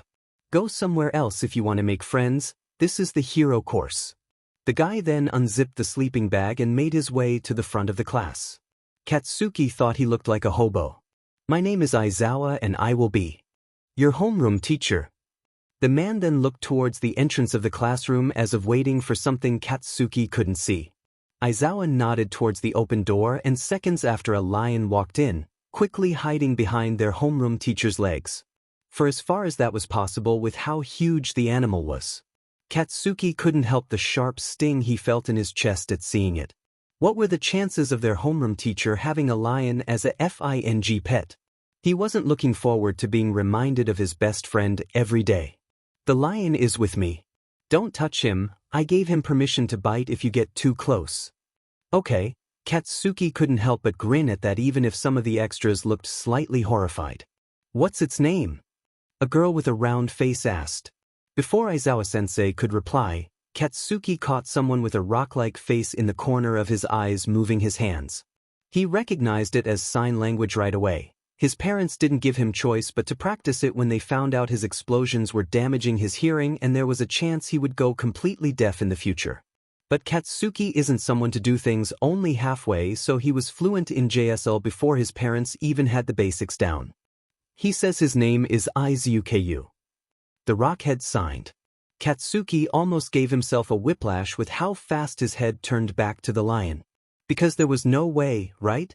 But when the lion peeked his head from behind the teacher's legs to get a look at the class, his bright green eyes locked with Katsuki's red ones. His eyes widened, and he froze. They stared into each other's long enough for Aizawa-sensei to notice. The man sighed, apparently used to this happening. "Okugu, you can stop your staring contest and he will look away too." But he couldn't. He couldn't take his eyes away from the lion. Because there was no other lion with green eyes. Especially not one called Izuku. "Zuku!" Katsuki finally managed to choke out under his breath. He doubted anyone heard him, but the lion tilted his head and blinked at him. Then the lion, Izuku, stepped away from his hiding place behind the teacher's legs and strolled closer to Katsuki until he was right next to him. Izuku locked eyes with him again. This time he was so much closer and Katsuki could see how much he had changed, or how much his quirk had changed. As soon as Zuku's quirk came in, the boy would use it at every chance he got. Not to show off, just because it made the boy happy. It didn't matter how long ago it was that he last saw him, they were basically raised together until Zuku and his mother went missing.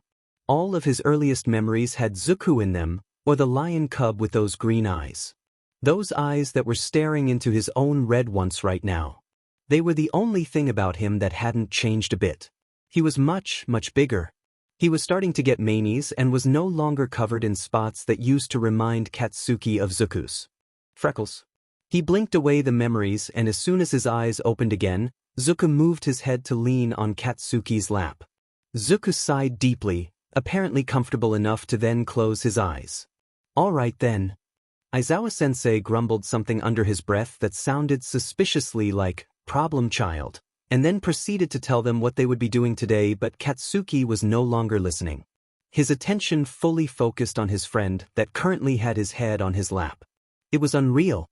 The only thing convincing him that this wasn't some kind of dream was that pinching his own arm under his desk didn't wake him up. When everyone stood up to change into their gym clothes, the weight of the lion's head on his lap kept Katsuki stuck in his seat. His eyes finally looked away from Zuku to glance at Aizawa-sensei, who sighed again and made his way to Katsuki's desk. "All right, problem child, do you want to explain to me why you're holding one of my students hostage?" The lion let out a huffing noise. Katsuki could see the green eyes looking up at the teacher without moving his head. "I know I told you, you could stay in your lion form today, but I'm afraid I'm going to need you to use your words." The only response Zuku gave the man was a grunt while he closed his eyes again. Katsuki couldn't help the corners of his mouth from turning upwards slightly. Well, he guessed he could kiss his tough guy act goodbye anyway. Aizawa-sensei looked up at Katsuki then. "I'm going to need to call Koda back to translate. Are you all right to watch him for a minute?" The man asked him. "It's fine," he replied, lowering his head again to look at Zuku, who still had his eyes closed. He wouldn't lie, the lion was heavy. But he wasn't about to complain. He wouldn't trade this for a thing. Katsuki should probably tell Aizawa-sensei about his situation. Was the man aware that Zuku had been officially missing for over a decade? If the man was a teacher, that meant he must be a hero, even if Katsuki didn't recognize him. If the man was a hero, he should have easy access to information like that. He wondered how Zuku had ended up with the teacher. Aizawa-sensei obviously knew about his quirk, so he wasn't some kind of pet to the man like Katsuki had initially thought. That was a relief at least. While he considered possible scenarios, the teacher had left the classroom to find Koda. Was Koda the kid with the rock face? Not that he cared. It wasn't like he would call anyone by their real name anyway. Too used to not letting people close to him to change that habit. Soon after, Aizawa came back inside the classroom with Rockface. So, he had been right then. Rockface must have some kind of quirk that allowed him to understand animals. "All right, Koda, Please just let me know what he says and then we can all get on with our day. When Rockface nodded, Izawa-sensei turned his attention to Izuku, who was now studying Rockface. Izuku, can you tell Koda what this is about? Izuku lifted his head a little so that he could tilt it to the side, seemingly confused. It's fine, Koda will be able to understand you without changing back. The teacher explained, and Izuku let his head drop back on Katsuki's lap. Then Rockface started signing. He says it's the unconscious thing that the two of you talked about. Alright, what did it say? Izawa-sensei apparently knew what that meant even if Katsuki didn't have a clue. He says that it told him he needed a KAC-fin. Rockface fingerspelled the childish nickname Izuku had given him when they were kids, and Katsuki's chest suddenly felt warm. So, what's a kaken? The teacher asked. Izuku lifted his head again to look back up at Katsuki this time. He says this is a KAC-fin. Izuku POV. From the moment Hitoshi had been invited into their pride, things had changed for the better. But it also might have just been because Izuku was using his human words now. What could he say? It was just easier. After Shoyuta and Hizashi had heard Izuku speak to Hitoshi for the first time, there was no reason for him to be quiet anymore. This ended up opening a lot more doors for him than he expected.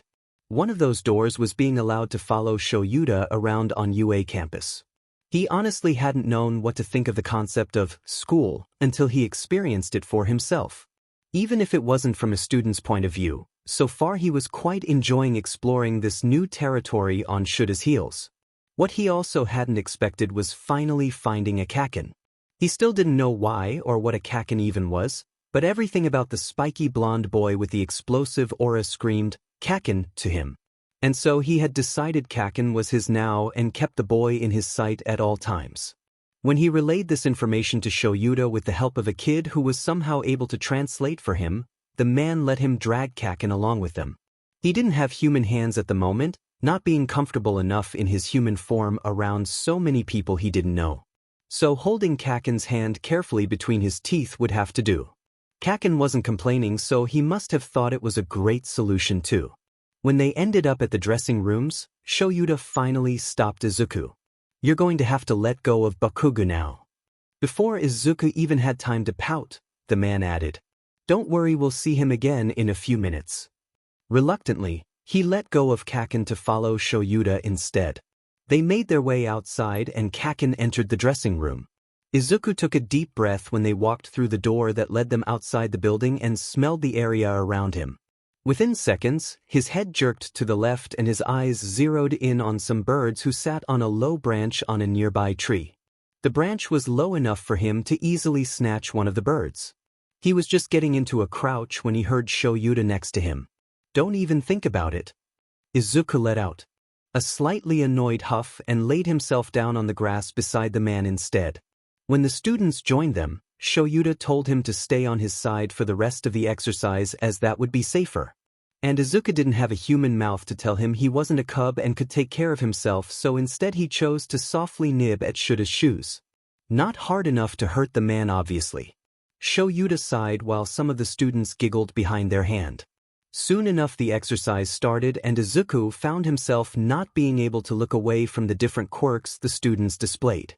His paws itched. He needed a way to remember this all. Like a book. He knew what books were and how they worked, but he hadn't started learning how to read and write yet. Seeing all these quirks right in front of him suddenly gave him inspiration to ask Hizashi to start teaching him as soon as he came home. It couldn't be that difficult, could it? There were a few students who stood out to him. First off, kaken, of course. He made sparks of fire come out of the palms of his hands. Bigger than sparks, it made a banging noise as well. He would have to ask Shoyuta what it was called later. Then there was Bird Boy. He was distracting. It was very hard not to start chasing him. But he had self-control. He would prove to Shoyuta he could behave himself so that he wouldn't be banned from going with him to UA again. There also was a girl who kind of reminded him of himself.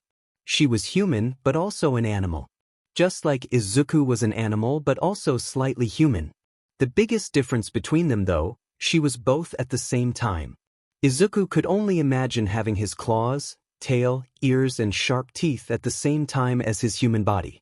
It sounded impossible, but if turning human really was his quirk, maybe he could only half-activate it somehow. He would have to think about it more later. And last but not least, there was a tall boy with pipes in his legs that looked exactly like that of the animal called a car that only humans owned. Did the boy have one of those for a parent? Is that why he was part car? He didn't want to imagine how that happened. When the day finally came to an end, Izuku was exhausted.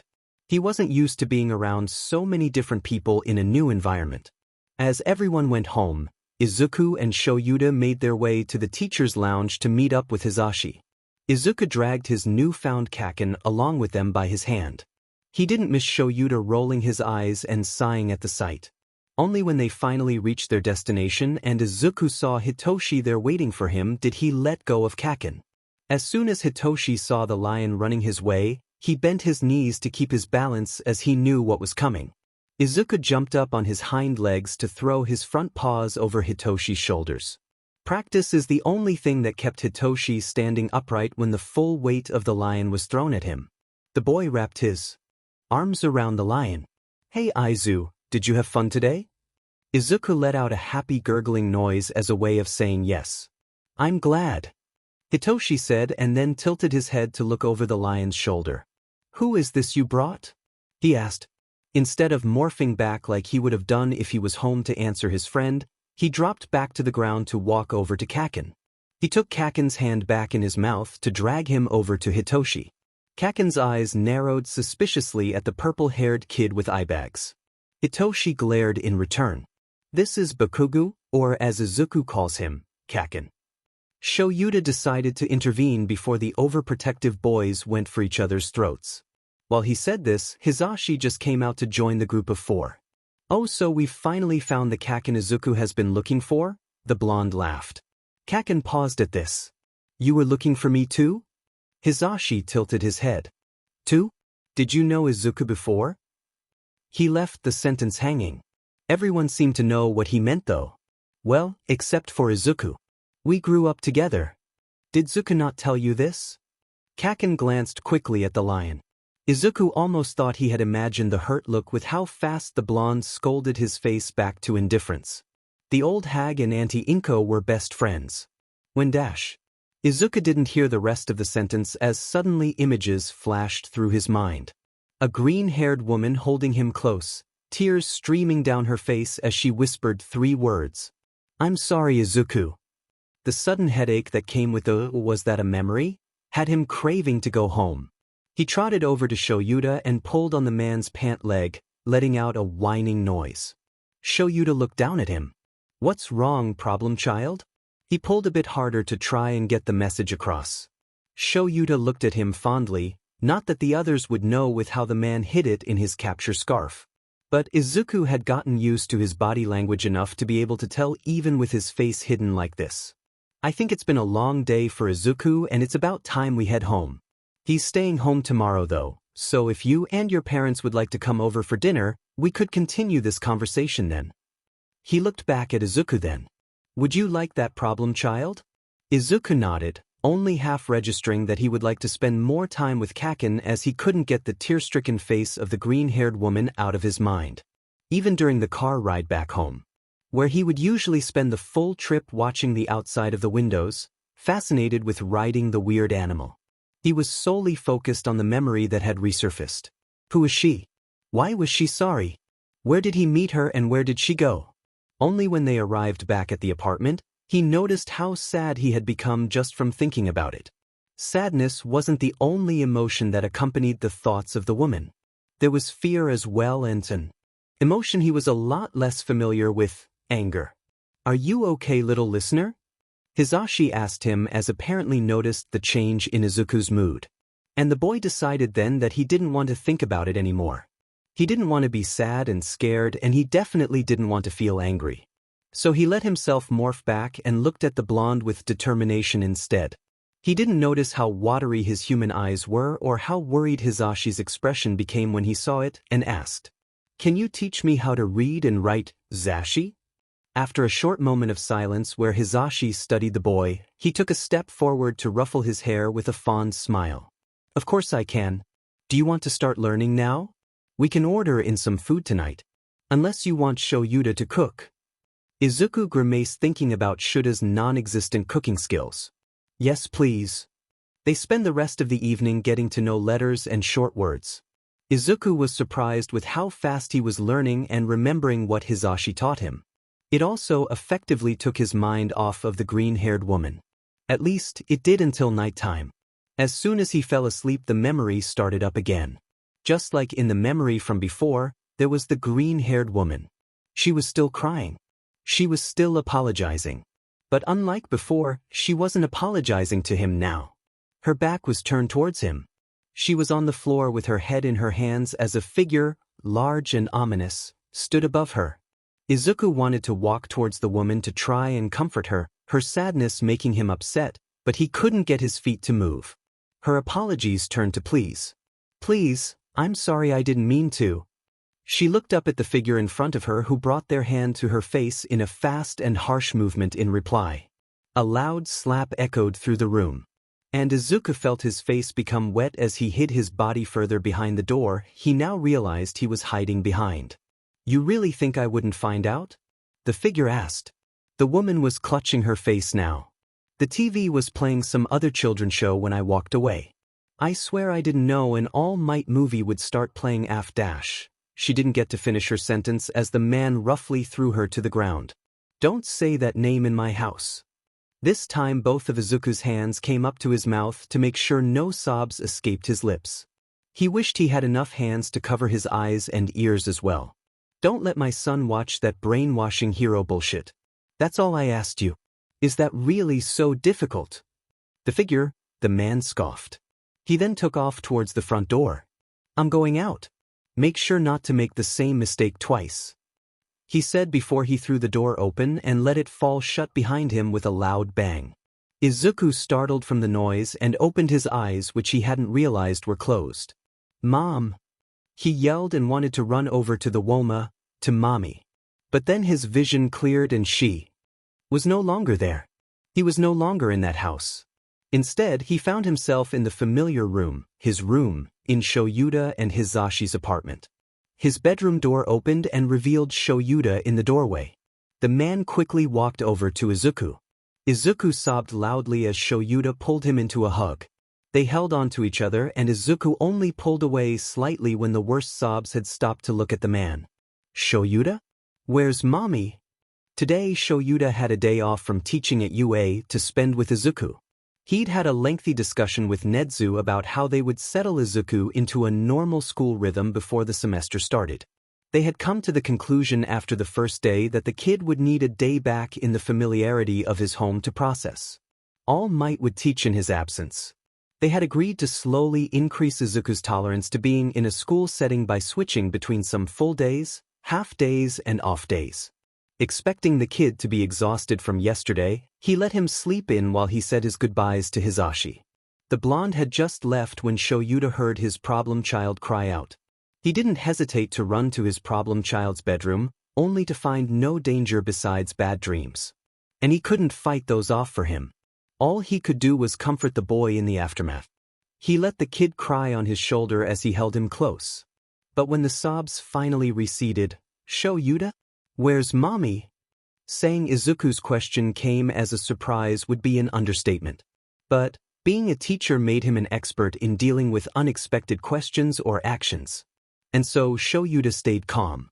One of the things he noticed about Izuku after spending so much time with the kid was how he never stopped watching people and their body language.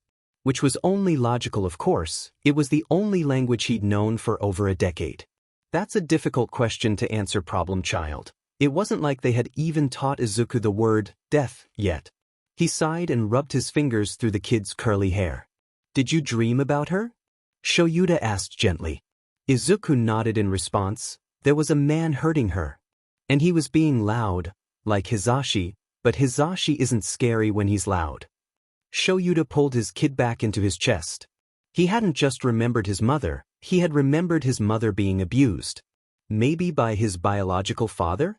How about this? He eventually started. I'll make you some breakfast first. You can pick anything you like. We just have a relaxed day until Hisashi comes home and then we talk about your question together. Does that sound okay? The kid was silent for a few seconds until he asked, "Anything?" and Shoyuta realized he was talking about breakfast. "Anything in the fridge." "I told you, Izuku, the rule about not hunting down birds is not up for debate. Even the pigeon that keeps pooping on the window?" Shoyuta released a sigh and shook his head, but he couldn't help an amused half-smile. Shoyuta really should have expected Izuku to spend a day of relaxing to learn. He was drawing the kanji Hizashi had shown him the day before over and over to perfect them. He even started drawing the kanji he found in some of the books they had bought for Izuku, asking Shoyuta about their meaning. Not that Shoyuta was one to talk. He ended up doing paperwork and rereading the files of the cases he was working on a few more times to see if he was missing any clues. The atmosphere was calm though, until he got a phone call from his husband. There had been a security breach in UA. The students had been calmed down after the initial panic the alarm had caused by being told it was just reporters trying to get information on All Might. But the gate had been turned to dust by presumably a Quirk. The teachers suspected it was the work of a villain, although there was no clear motive as no other damage was reported and nothing was missing. "I'm sorry, Sho, but we're having an emergency meeting after classes have ended. All the teachers are required to be there, including you," Hizashi told him over the phone. "Alright, can you ask Hitoshi-kun to stay behind after class? I can't leave Izuku home alone, and I don't like the idea of him being present at a meeting like that." "Of course. I'll see you soon." When the call ended, Shoyuta found Izuku staring at him. The kid had used his quirk and was now sitting in his lion form with his ears pointing backwards anxiously. He cursed himself for not leaving the room after picking up the phone. Of course the problem child had picked up on the tension. He stood up to scratch Izuku between his ears. "It's okay, problem child. You don't have to worry," he tried to comfort him. Because honestly, what else could he say? There was a lot the kid still had to learn about this world, a lot of bad things he didn't think Izuku was ready to hear. He had already been through so much after all, and he was only just learning to trust humans. He knew that he couldn't shield the kid from the world forever. He wasn't naive. But now wasn't the time to bring up the topic of villains and criminals. And while he thought about this, Izuku had leaned into his touch. Fortunately, it didn't take much for him to relax when it came to gentle touches. Shoyuta sat down next to him and Izuku took this as an invitation to basically throw his full weight onto him and purr loudly into his chest. "I know I told you we would stay home today, but it looks like we're going to UA after all. It won't take too long, I promise. And you get to hang out with Hitoshi-kun for a bit. Does that sound okay to you?" The lion whined a bit but nodded into his chest. "Alright, let's get ready then. You can use your lion form at UA, but you need to at least wear some clothes that aren't pajamas in case you want to change back around Hitoshi." Izuku groaned and refused to move from his spot on his chest. Shoyuta couldn't help but snort. He shared the sentiment. When Izuku very reluctantly got off of him and started getting ready, Shoyuta decided to call the Bakugas to let them know they'd need to postpone the dinner they had planned. He wasn't sure what time they would be back home after all. Bakuga-san didn't seem too happy about it, but he honestly had bigger things to worry about right now. Putting a seatbelt on a lion, because the problem child refused to switch back, turned out to be quite the task, but they figured out a way that would work and was comfortable enough for the kid in the end. Besides Izuku growling at a few birds through the window and people giving weird looks to the lion in his car, the ride to UA was relatively uneventful. After Shoyuta parked the car and freed Izuku from his seatbelt, they walked into the building together. Hitoshi and Hizashi were waiting for them outside of the teacher's lounge. He offered his husband a quick smile before looking at Hitoshi-kun. "Thank you for staying at school for a bit to watch the problem child. He's had a rough morning though, so he probably won't switch back like usual. But I trust you to take care of him." He didn't miss the concerned look Hizashi gave Izuku out of the corner of his eye when he said this, and when the blonde turned towards him questioningly, Shoyuta mouthed, "Later," and Hizashi nodded. Hitoshi didn't see their interaction as he already had his arms around the lion and Izuku snuggled happily into the purple-haired boy's chest. "Alright, we'll be back soon. You're free to roam around but don't leave UA campus, okay?" he told the boys and they both looked at him to nod. Shoyuta and Hizashi left the boys to each other and entered the teacher's lounge so the meeting about the break-in could finally begin. The meeting luckily didn't last too long. They agreed to let the students and the press continue to believe that it was just the press that broke in. There was no conclusive evidence that villains broke in, and they didn't want to cause undue panic. However, they would be taking extra precautions going forward, which included bringing an extra staff member to the upcoming USJ trip. Usually, only Shoyuta and 13 would accompany a class to the USJ, but this time All Might would be joining them, too. Shoyuta couldn't say he was happy about spending so much time with the loud blonde that wasn't his husband, but he wouldn't complain. The safety of his students came first after all. The teachers parted ways to go home, and Shoyuta and Hizashi went to look for the two teens. They weren't hard to spot, with Izuku attempting, with moderate success, to climb a tree housing some especially unimpressed birds. Hitoshi looked exasperated, having apparently given up on stopping the green-eyed lion and instead likely assuming that the birds would be gone by the time Izuku reached them. "Izuku, what did we say about hunting birds?" Shoyuta asked as they neared the boys. Hizashi was laughing, which wasn't helping the situation at all.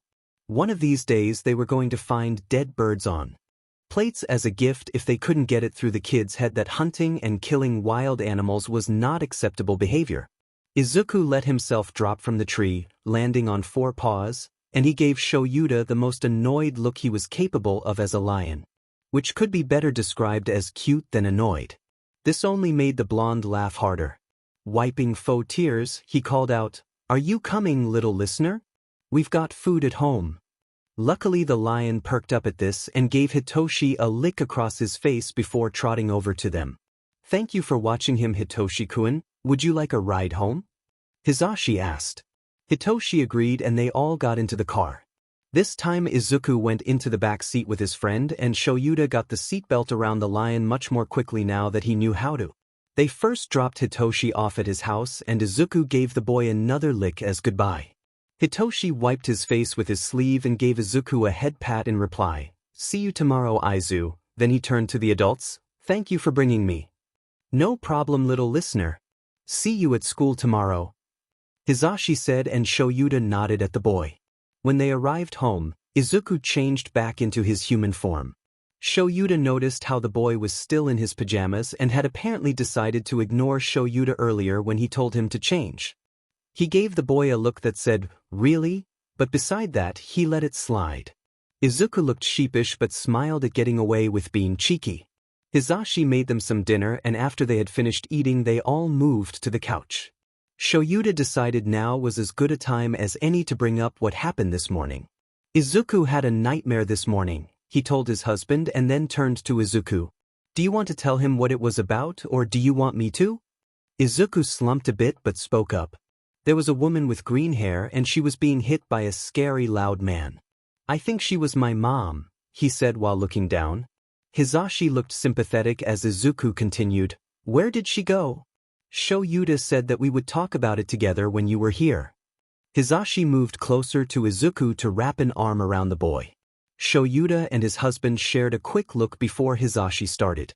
"When you were very little, you lived with your mom and dad. But like you saw in your dream, your home life was unsafe.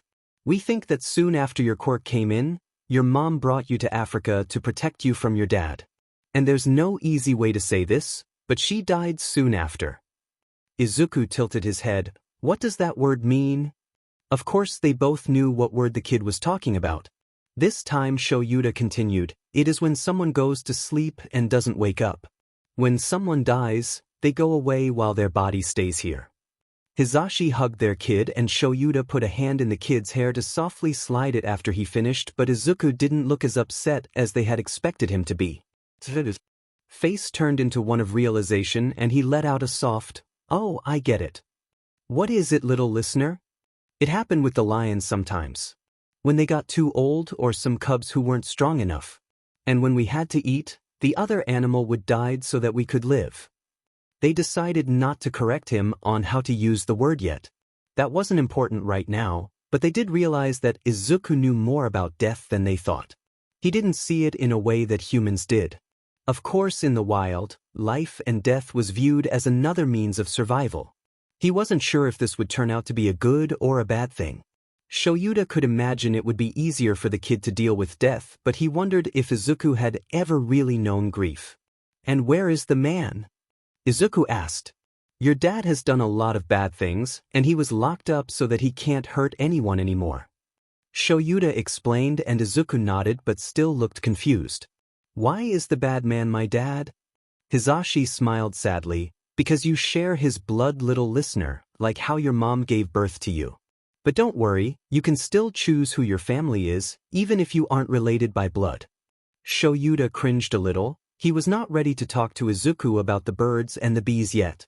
Izuku didn't look confused by this though, to his relief. Can I choose you as my family then? Will you be my dad's instead? Shoyuta couldn't stop the warmth from spreading in his chest after hearing that even if he wanted to. He noticed tears in Hisashi's eyes. Of course you can, problem child. We can be your dads. Izuku beamed then. He jumped up and turned back to them. Okay, dad and dad. And oh, Shoyuta did not know how to deal with how much his heart squeezed in his chest when he heard that. Going by the look on Hisashi's face, his husband felt the same. That might get a bit confusing though, little listener. But there's more words to use for dad if you want, like pops or papa, Hisashi managed to say. Izuku seemed to think for a moment before perking up. Okay, dad dash, he pointed at Shoyuta, and pops, he pointed at Hisashi.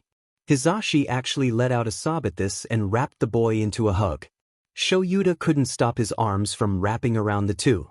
When Izuku pulled away, he looked at the blonde. Pops, could you teach me more kanji now? Of course, Hisashi agreed easily. The next morning they all got ready for school. The air around them felt a lot lighter and happier than before, and Shoyuta wasn't even sure how that was possible. Izuku even got dressed without any complaints and went into the car with them as a human.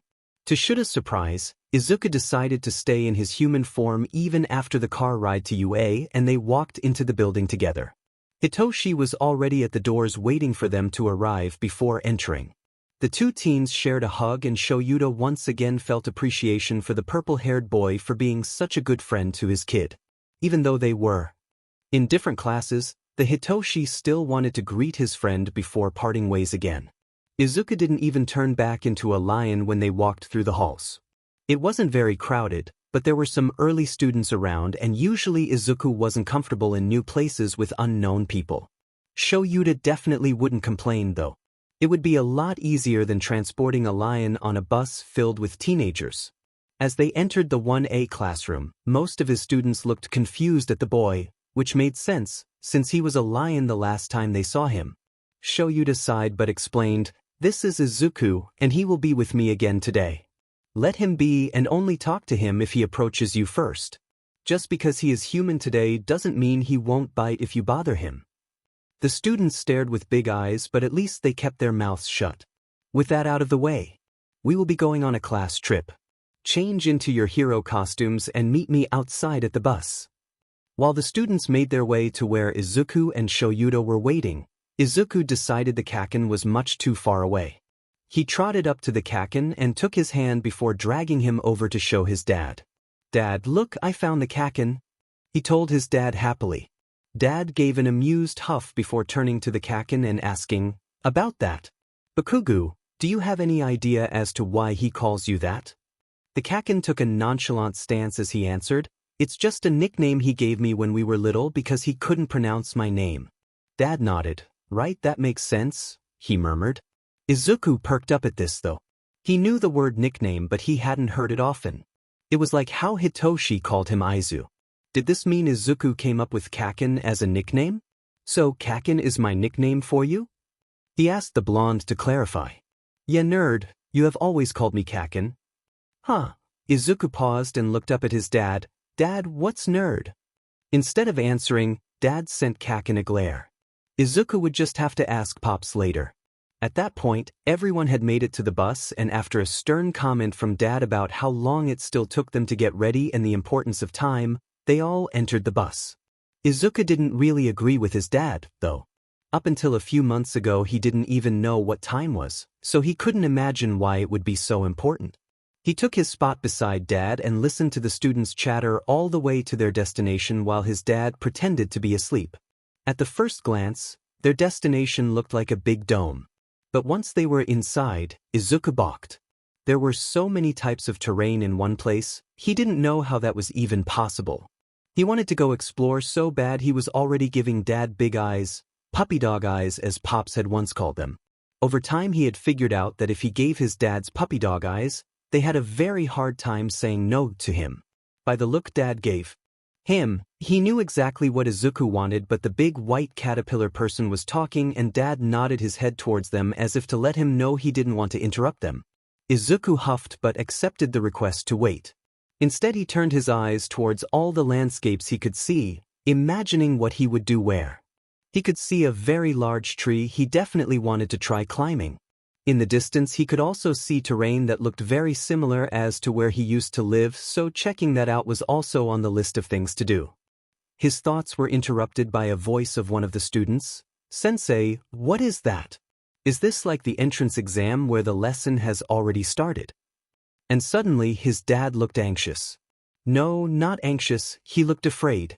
He had never seen his dad afraid before and it terrified him.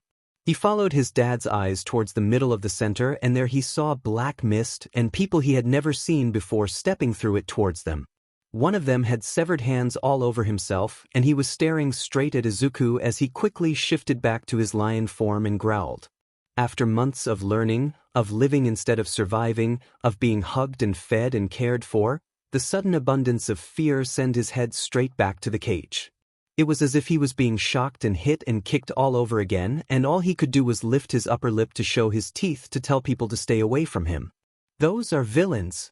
13. Protect the students. His dad shouted, bringing him back to the present because his dad was here. His dad was strong and he would protect him. He wouldn't leave him alone, they were stronger in a pride after all.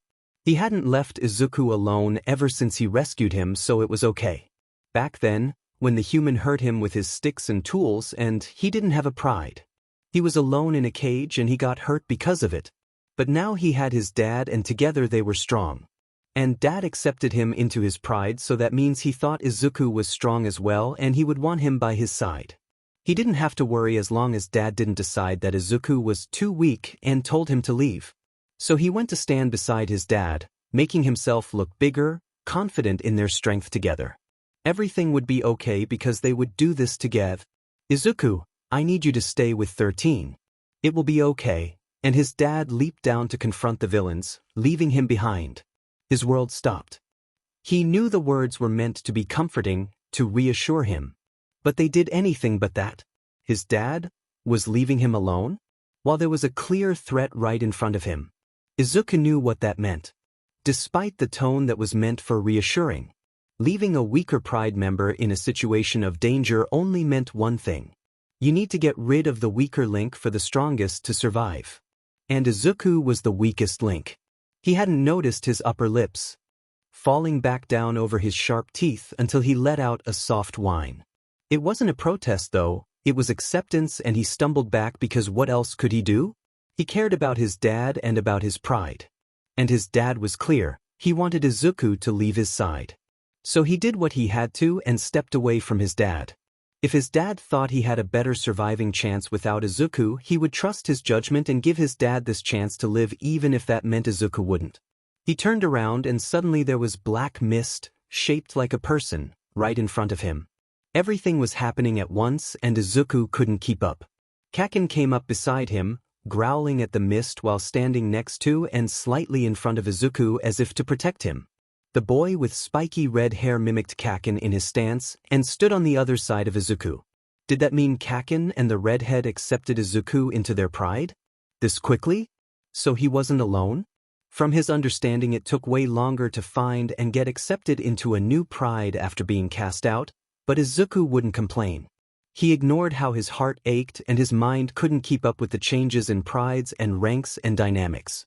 He didn't have time to think because Kaken and the redhead got ready to fight the black mist-looking person, so Izuku took their lead and bared his teeth again. He saw the two jump at the mist to attack and Izuku followed suit without hesitation. And suddenly everything went black. And then there was light again. And he was falling. And so were Kaken and the redhead. Luckily, Kaken's head didn't seem to be as scrambled as Izuku's was as he yelled out, "Shitty hair, activate your quirk." While wrapping one arm around Izuku's torso, the other arm pointing downwards towards the ground. Loud bangs and bright lights came out of that hand, which slowed their fall significantly. It still hurt when the hit they ground, but nowhere near as much as it would have if Kaken hadn't thought as fast as he did. The redhead had fallen faster than they did, but he seemed to be fine. He quickly stood and stuck his thumb up. "Thanks for the heads up, Baku bro," he called out. Kaken clicked his tongue in response. "Think for yourself next time, shitty hair." The blonde growled, but Izuku couldn't find any malice in his body language despite the harsh words. The redhead apparently picked up on that too, as his smile didn't waver. They barely regrouped when a loud voice interrupted them. "Nice of you three to drop in." Izuku's head darted towards the voice and his ears quickly went down into his neck when he saw the two humans he didn't recognize. And speaking of malice in body language, these humans had a lot of it. They loomed above them, grinning with too many teeth and sharp angles, more akin to baring teeth. Izuku and Kaken both growled at the same time, and the three of them got back into defensive positions. The human that had called out earlier was very tall and lanky, while the other was short and stocky, though they didn't look particularly strong. The tall human started pulling rope straight out of his own skin until the rope was probably twice Izuku's length. The shorter one took off a pair of black gloves and let them drop onto the ground. But Izuku's attention was focused on the former. He had just created a tool after all. He could only think of one thing: to attack the man before he used it. The redhead charged at the tall guy at the same time Izuku did, while Kaken lifted his hands towards the shorter one and let out more bangs with a yell of "Die!" What Izuku hadn't realized, though, was that the rope wasn't just one string. It was multiple strands of rope knotted together to make something shaped like a blanket. And before Izuku could reach him, the human threw the blanket right over the top of Izuku's head. It landed on him heavily and he fell. Right away his paws got stuck into the rope and he couldn't move. The redhead was still behind him, as Izuku had been faster while running towards the human than the redhead was. "Izuku!" the redhead called out, but Izuku could barely hear him over his own hissing and growling from beneath the rope. The redhead was by his side in seconds, pulling on the rope to get it loose while Izuku kept squirming and fighting the ropes. "Izuku, you need to lay still for a second so I can untangle you." That was easier said than done. Izuku was panicking. He was trapped. He was trapped again, and he was scared, and his instincts told him to fight.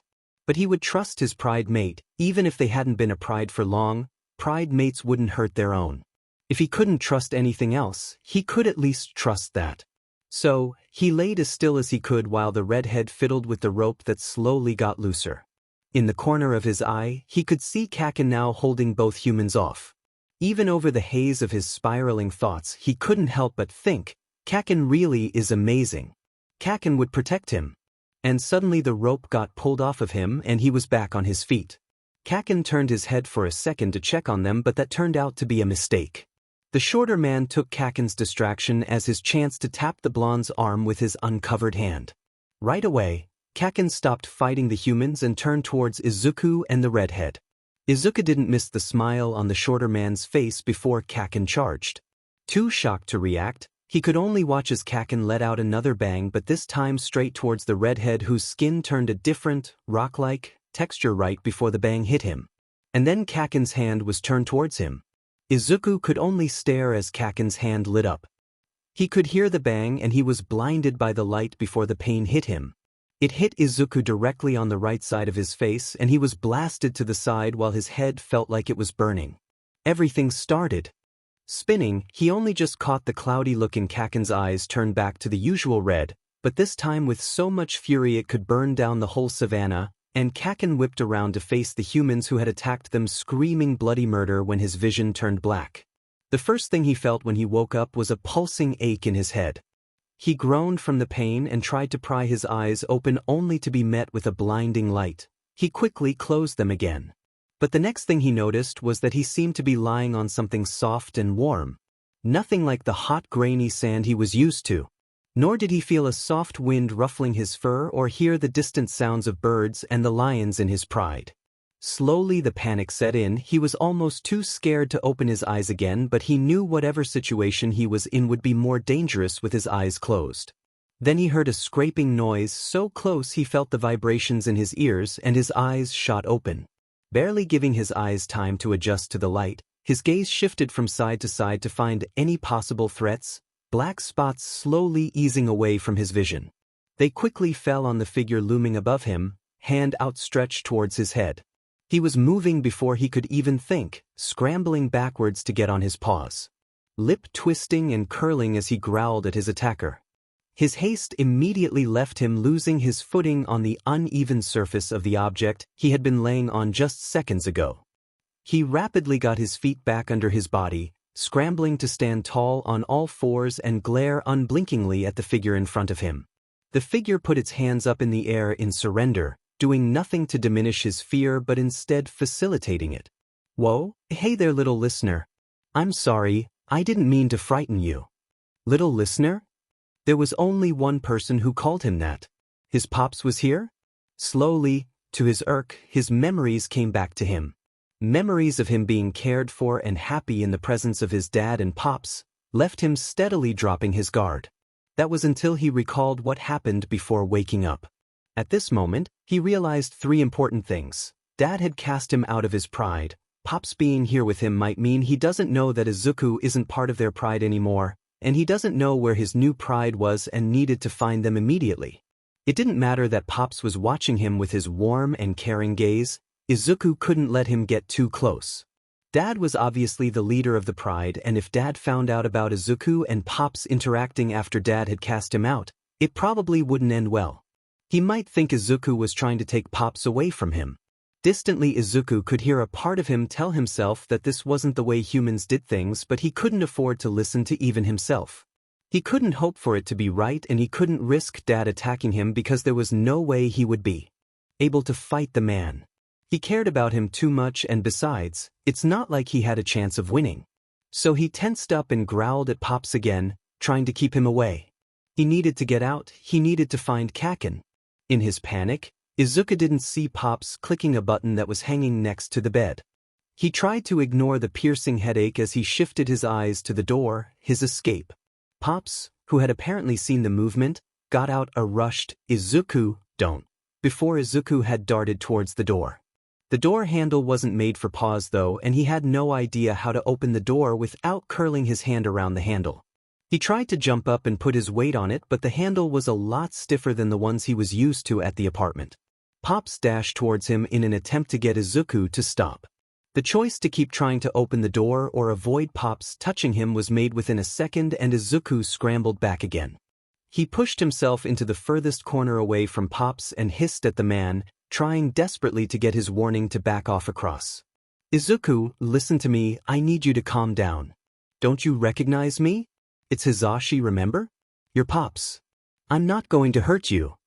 Yes, Izuku did recognize him and knew Pops wasn't going to hurt him, but it was Pops who didn't know anything, not him. Pops didn't know that Dad would probably hurt Izuku for getting too close to a member of his pride. He couldn't explain this though, because he was nowhere near calm enough to turn into his human form to inform the man. The only thing he could do is growl more and keep his eyes at the man who was now standing in front of the door, blocking the exit. Finally, Pops seemed to get the message. "Alright, no coming closer, I get it. I'll stay right here, you don't have to be afraid of me," and with this, the man sat on the floor cross-legged. Much to Izuku's chagrin, Pops stayed between him and the exit. Izuku stopped growling but kept glaring Pops down. "That's good, Izuku, could you nod for me if you understand me?" He took a short moment to contemplate and soon figured he couldn't find the harm in it and slowly nodded his head without taking his eyes off Pops. Pops looked relieved by this and nodded. "You're doing really well. Now, do you remember who I am?" Izuku nodded again, causing Pops to smile at him warmly. "I'm glad. Would it be okay if I came closer?" Quickly, Izuku shook his head from side to side. He couldn't let Pops come closer. He very much doubted Dad would allow it. "Alright, that's okay. I really wish you could explain why, but I don't assume you would feel comfortable changing back to you." No, he definitely wouldn't. And now, hearing this request once again, it started to frustrate him a little. Why did they always prefer him to be human? Why couldn't he be himself around them? Why couldn't they accept him for who he was?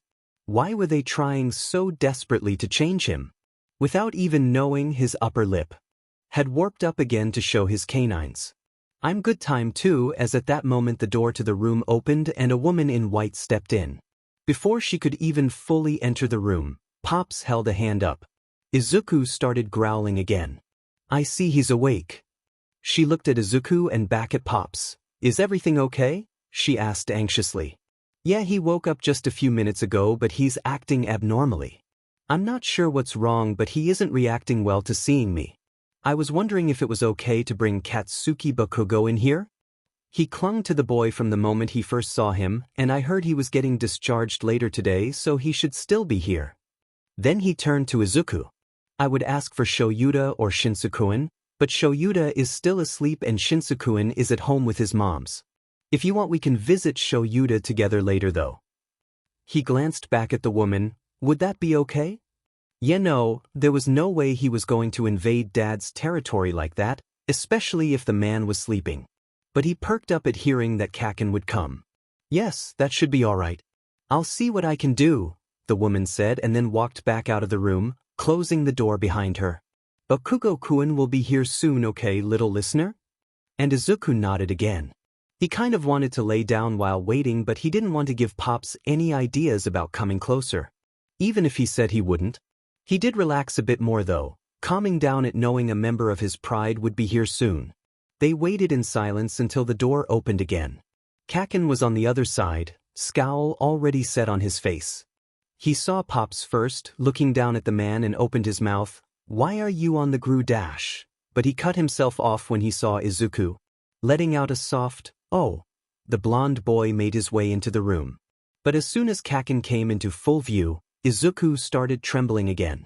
Images of the boy storming towards him and an explosion aimed at his face shot through his head. And for some reason it was only now, after months of being around humans, that it clicked in his head. Izuku had been viewing these people, these humans, as pride members. As lions. He had been trying to make sense of their behavior, of his situation, by comparing them to how he had lived his entire life. But they were humans. They weren't like him no matter how hard he tried to put two and two together. The pieces didn't fit and never even had a chance to, as they were taken from completely different puzzles altogether.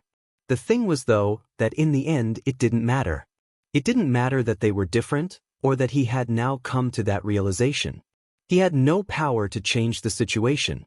These humans had shown time and time again that they were stronger than him and that he had no say in where he went, what he did, what he ate, or where he slept. They were in control and Izuku had no choice but to let them decide his life for him. And, he guessed that, meant they were just like the first humans he had met. They might not hurt him like they did, even if what happened with Kaken could even prove that point wrong. They did keep him in a cage, even if it wasn't made out of metal. They also may have not been the ones to take him from his family, but they sure never gave him the choice to go back. He could fight back, but what was the point? He's tried fighting and putting a distance between himself and the humans.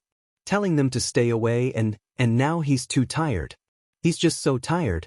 So he does something he hasn't, he willingly gives up. Kaken and Pops are still in front of him, now closer than before. When had they moved? He lazily looks at them before closing his eyes while simultaneously laying himself down. He lets his head drop down on his front paws, chin laying against his toes. The whole room is quiet and Izuku can feel the eyes of the two humans boring into him. He doesn't care, let them do what they want. To portray that point, he shifts to his human form. That's what they want from him, isn't it? His position is no longer comfortable as a human though, so he curls up on his side instead. His cheeks feel wet with tears, but he doesn't pay them any mind. He lets his thoughts fade into the background and instead focuses on the grounding pains still throbbing in his head. Hisashi was lost on what to do. He had stayed by Izuku's side from the moment the kid arrived in the hospital. Whereas Shoyuta had been heavily wounded and wasn't expected to wake up for at least another day, even after being healed by Recovery Girl's Quirk. He knew Shoyuta would agree, if he were awake, that Izuku needed Hisashi more. But when Izuku had finally woken up, things only seemed to get worse. The kid was still in his lion form, despite the fact he had been unconscious. Illustrating the fact that Izuku's quirk control was leagues beyond his peers and most adults. And though Hisashi had no proper facial expressions to witness, He could see just how frightened Izuku was. When Hisashi saw Izuku stirring in his sleep and then quickly opening and closing his eyes, he reached to brush the kid's hair out of his face, just to let him know that he wasn't alone and to comfort him. Such an action turned out to be a mistake on his part, for as soon as his hand got close, Izuku frantically got up on all fours to get away from him.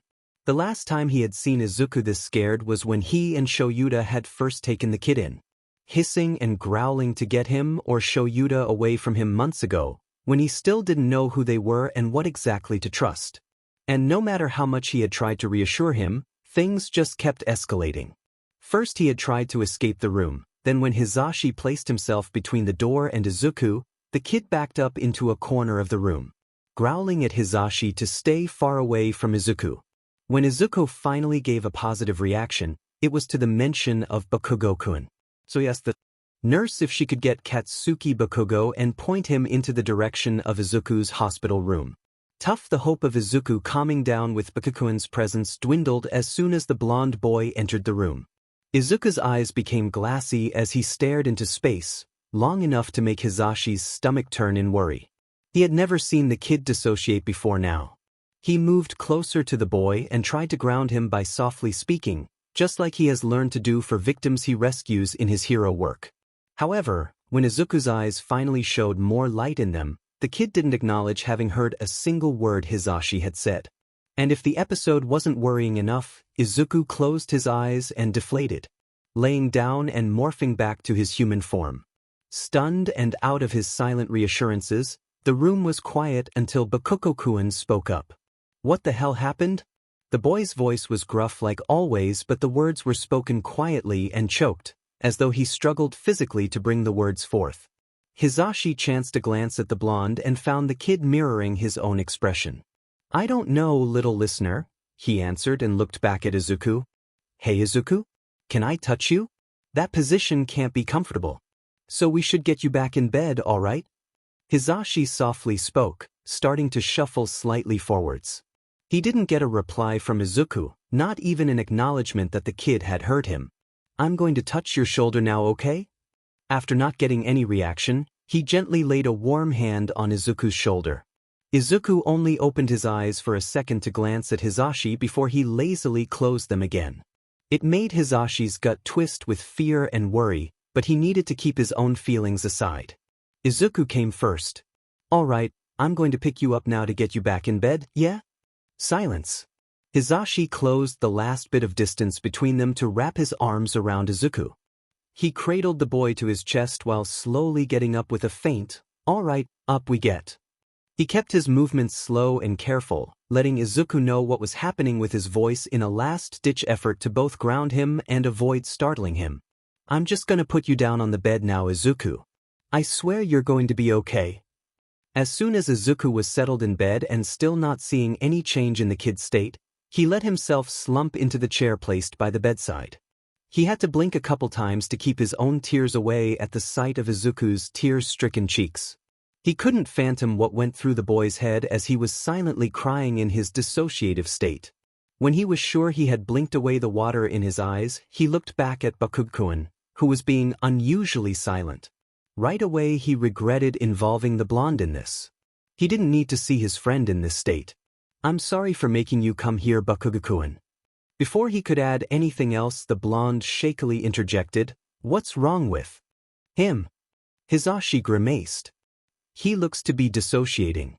It's new for him, but honestly not something to be unexpected with everything he's been through. I hoped that he'd calm down by seeing you, but it was wrong of me to involve you. It's not your fault though, little listener, there's nothing you could have done."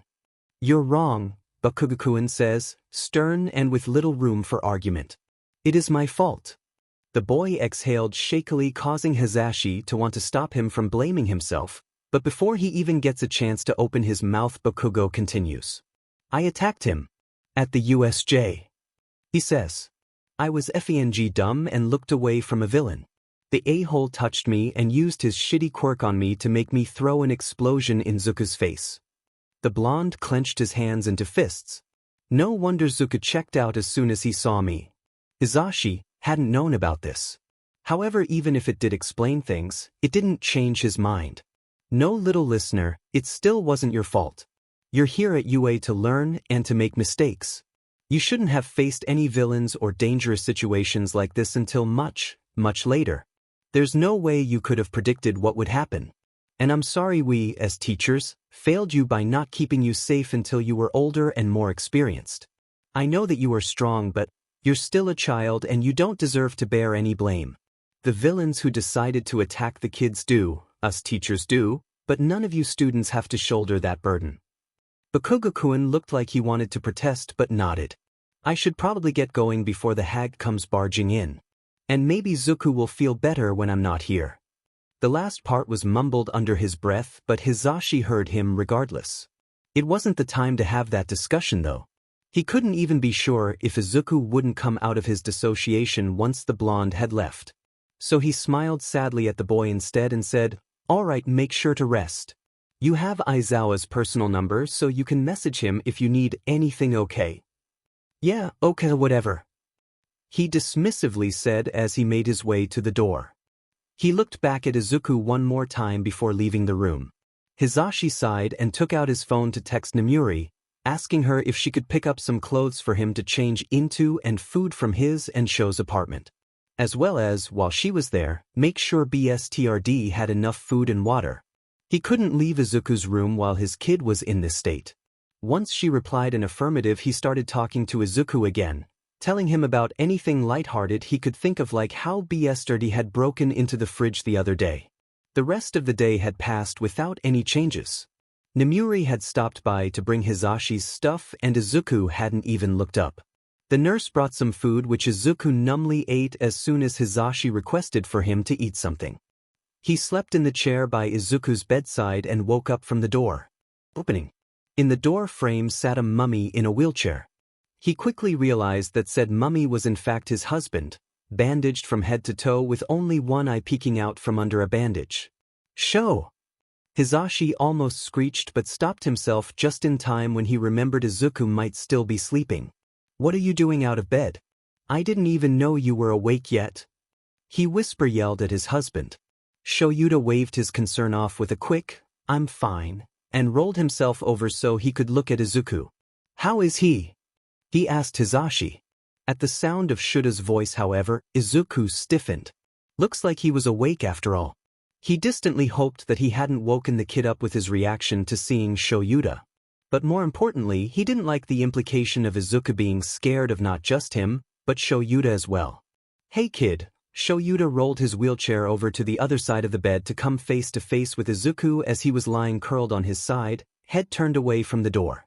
Even with Shuta's face covered in bandages, he could see the frown that crept up on his husband's face when he saw the kid. Hisashi slowly made his way over to the other side as well so that he could see Izuku, but making sure to keep distance to not overwhelm him. He was distressed to see how fearfully Izuku was looking at Shoyuta, as if expecting the man to hurt him at any moment. What happened at the USJ attack to make Izuku afraid of his dad? "Calm down kid, I'm not gonna hurt you." He spoke to Izuku in a voice much softer than usual. "I know I look a bit scary with all this." Shoyuta pulled on a bit of loose bandage by his cheek to indicate what this is. "But it's still me and I would never intentionally hurt you." Izuku frowned, as if hearing this statement confused him. "I know it got very scary out there. And it's scary to know that there's people out there who would hurt others for reasons we don't understand. But you still got me and Hisashi, you can trust us. Shinsuku-kun and Bakugo-kun too." Another tear slipped from Izuku's eye, falling onto the pillow. Shoyuta let out a soft sigh and moved his hand to gently ruffle Izuku's hair. His movements were slow and careful. Izuku only cringed back slightly but didn't flinch. Once Shuta's hand actually made contact with his hair though, he leaned into the touch. His husband let out a soft sigh. "It'll be okay kid." He turned to Hisashi then. "Do you know when he's getting discharged?" "It should be tomorrow morning, which is..." He paused to look at the time on his phone. "Actually in a few hours." "All right, I'll be coming home with you both then," Shoyuta stated as if it wasn't up for discussion. "What? Sho, I'm pretty sure you're not even allowed to be out of your room yet. Do the nurses know you're awake?" He could see Shuta's one eye roll. "I'll just ask for recovery girl to heal me one more time and then I'll be good to go." I'm not staying here any longer than I have to. Hisashi wanted to argue, but he knew it was no use. His stubborn husband wasn't going to change his mind no matter what he said, so he sighed and dragged a hand through his hair. Okay, but can you at least go back to bed and rest until Izuku gets discharged? Shoyuta groaned but didn't disagree. As long as you make sure to text me when we're leaving. Hisashi gave a small smile. Yeah, I will. He promised as he bent down to kiss Shuta's temple. Shoyuta nodded before wheeling himself out of the room. It had been 2 days since Hitoshi had seen Izuku. He knew Class 1A was on a field trip the first, so he wasn't surprised when he didn't see Izuku at school then. But when he couldn't find either Izuku nor Aizawa-san in school the next day, or any 1A students for that matter, he got worried. Especially when he heard rumors going around the school of 1A being attacked by villains on the field trip. There was no way that actually happened though, right? He couldn't help the insane worry from festering anyway. So after the school day was over, he found himself making his way over to Aizawa-san and Yamada-san's apartment. He probably should have called and gave them a heads up that he was coming, but in his mass amount of worry it completely slipped his mind until he was already stood in front of their door, with his finger pressing the button of the bell. It didn't take long for the door to be opened by a very tired-looking Yamada-san. Hitoshi could see multiple emotions shift through the blonde man's eyes, surprise, relief and sadness within a short few seconds before he greeted Hitoshi and let him inside. I'm sorry for not contacting you earlier, Shinsu-kun. You must have been worried. The blonde man apologized quickly while leading him further into the living room. The moment his eyes fell on Aizawa-san, who was bandaged from head to toe, they widened, gaping at the two men and croaking out, "What happened?" Aizawa-san sighed. "Sit down, kid." He patted the spot next to him on the couch. 100 possibilities flashed through his mind on what could have happened if they wanted him to sit down before explaining, but it all came to the same conclusion. The rumors must have been right. And he didn't see Izuku anywhere. "Where's Aizu?" he asked in a nearly demanding tone. Yamada-san laid a gentle hand on his shoulder. "He's just in his room, little listener. Let us explain what happened first before you go and see him, yeah?" He nodded and could only murmur a soft, "Okay," before he slipped out from under Yamada-san's hand and made his way to the couch. As soon as he was settled, the blonde man sat on a lounge chair next to the couch, leaning forward with his elbows on his knees. Last Thursday, Shoyuta took 1A to a field trip to the USJ. Izuku went with them. The USJ was attacked by villains and both Shoyuta and Izuku were hurt. Everyone made it out alive though. Hitoshi could barely comprehend what he was hearing. He almost stood up right there to go check on his friend, but Yamada-san held up his hand to stop him, preemptively stopping him. Izuku has physically recovered as the injuries were minimal. But ever since the attack he hasn't been acting the same. He even showed aggression to keep me at a distance when he first woke up in the hospital. He didn't lash out or hurt anyone, but it was clear he didn't want people near him. He has calmed down, yet he's been near catatonic since. Yamada-san frowned, clearly upset with the situation. Aizawa-san, who has been quiet until then, beside the small greeting he gave Hitoshi when he entered, chose this moment to speak up. "If you can get him to respond to you, that would be amazing, kid, but keep in mind that this is not your burden to bear. You aren't responsible, you got that?" Hitoshi nodded numbly, his fingers twitching with the need to get up and see his best friend. Yamada-san got up from his chair and swiftly grabbed a plate of what looked to be freshly baked cookies, handing them to Hitoshi. "Would you take this with you when you go to the little listener? Feel free to have as many as you like, the same goes for Izuku." The man told him with a hopeful smile. "Thank you," Hitoshi muttered while he took the plate. He slowly started to turn towards the hallway while glancing at the men. They nodded encouragingly, the last push he needed to quickly make his way over to Izuku's room. Hitoshi knocked on the door softly, calling out a gentle, "Hey Aizu, it's me, Hitoshi." When he didn't hear a reply he continued, "I'm coming in, okay?" before slowly opening the door. He quickly found Izuku on his bed, hugging his knees. The green-haired boy glanced up at Hitoshi before returning his gaze back to the window. "Aizu." Hitoshi closed the door behind him, and he sat the plate on Izuku's desk before walking up to his friend to sit on the corner of his bed. Izuku turned towards him, only looking into his eyes for less than a second. Izuku didn't say anything. Hitoshi could see his slightly glazed green eyes though, peeking out from the angle of his face. He might be projecting again, but he knew that look. He had probably looked like this more times than he could care to count. He had seen other foster kids looking like this after their hope of their new home being a good one had just been crushed. Hitoshi could see it, he thought. After living in the wild for all his life, surviving without having people to look after him, taking care of himself and never knowing when he had to fight or flee from danger.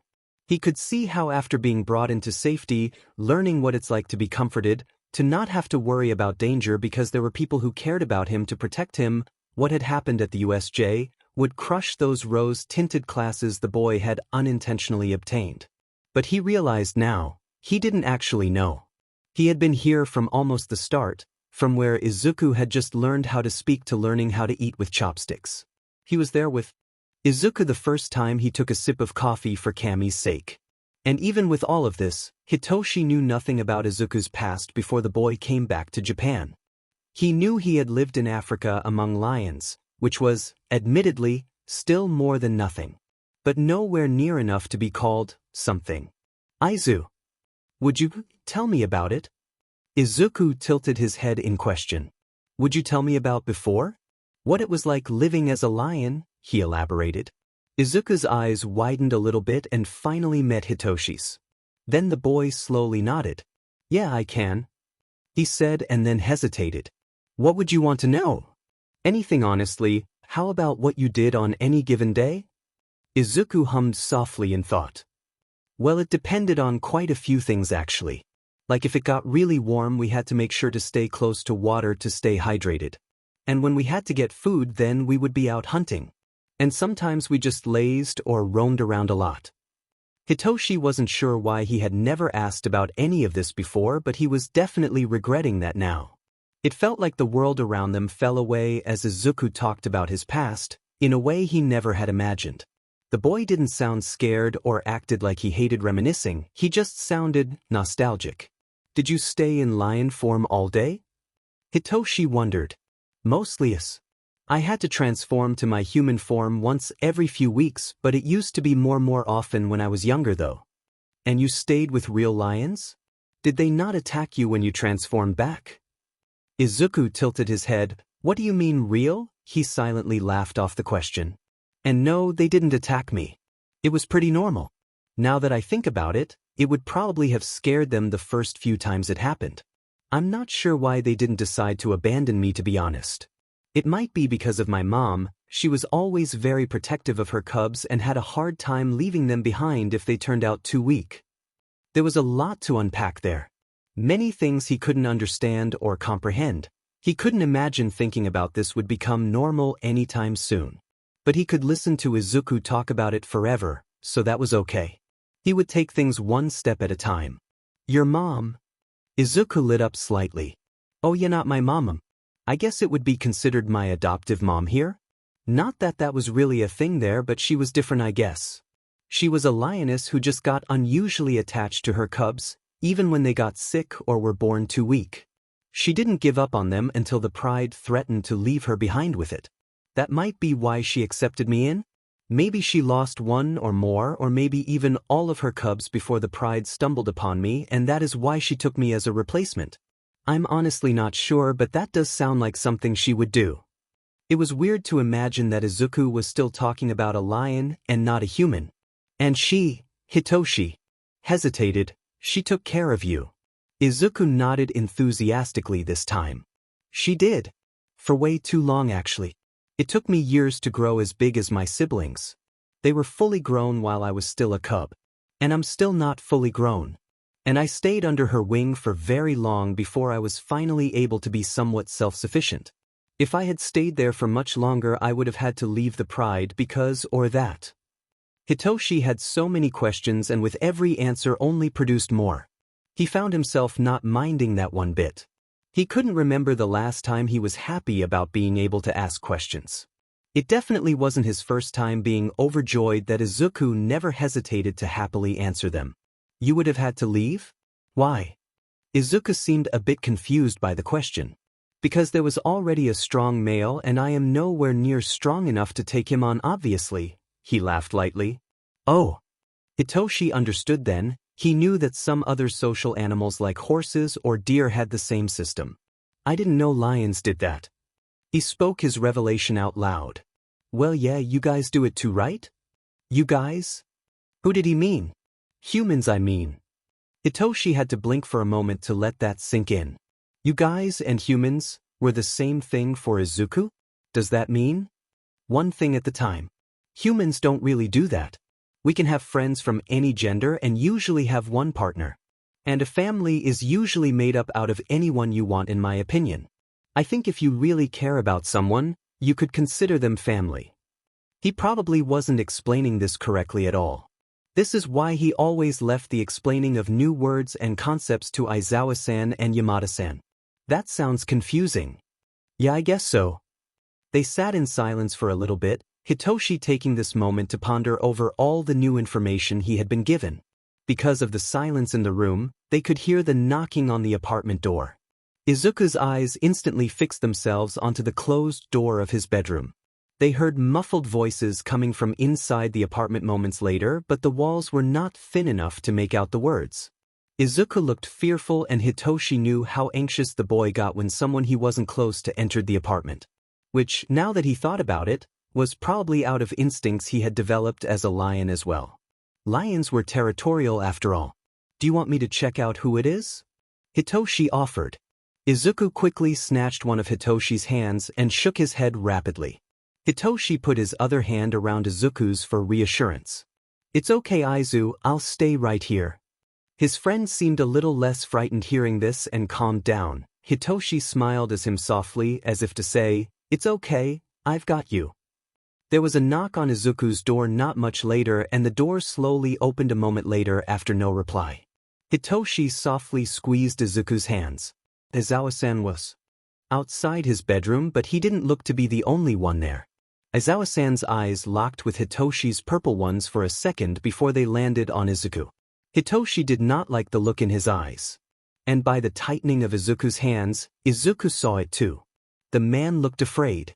Aizawa-san stepped to the side slightly and the two boys saw Yamada-san and a woman slightly behind the man. She had dark red hair with brown eyes, a notepad in one arm and a dash. Hitoshi knew exactly what this was.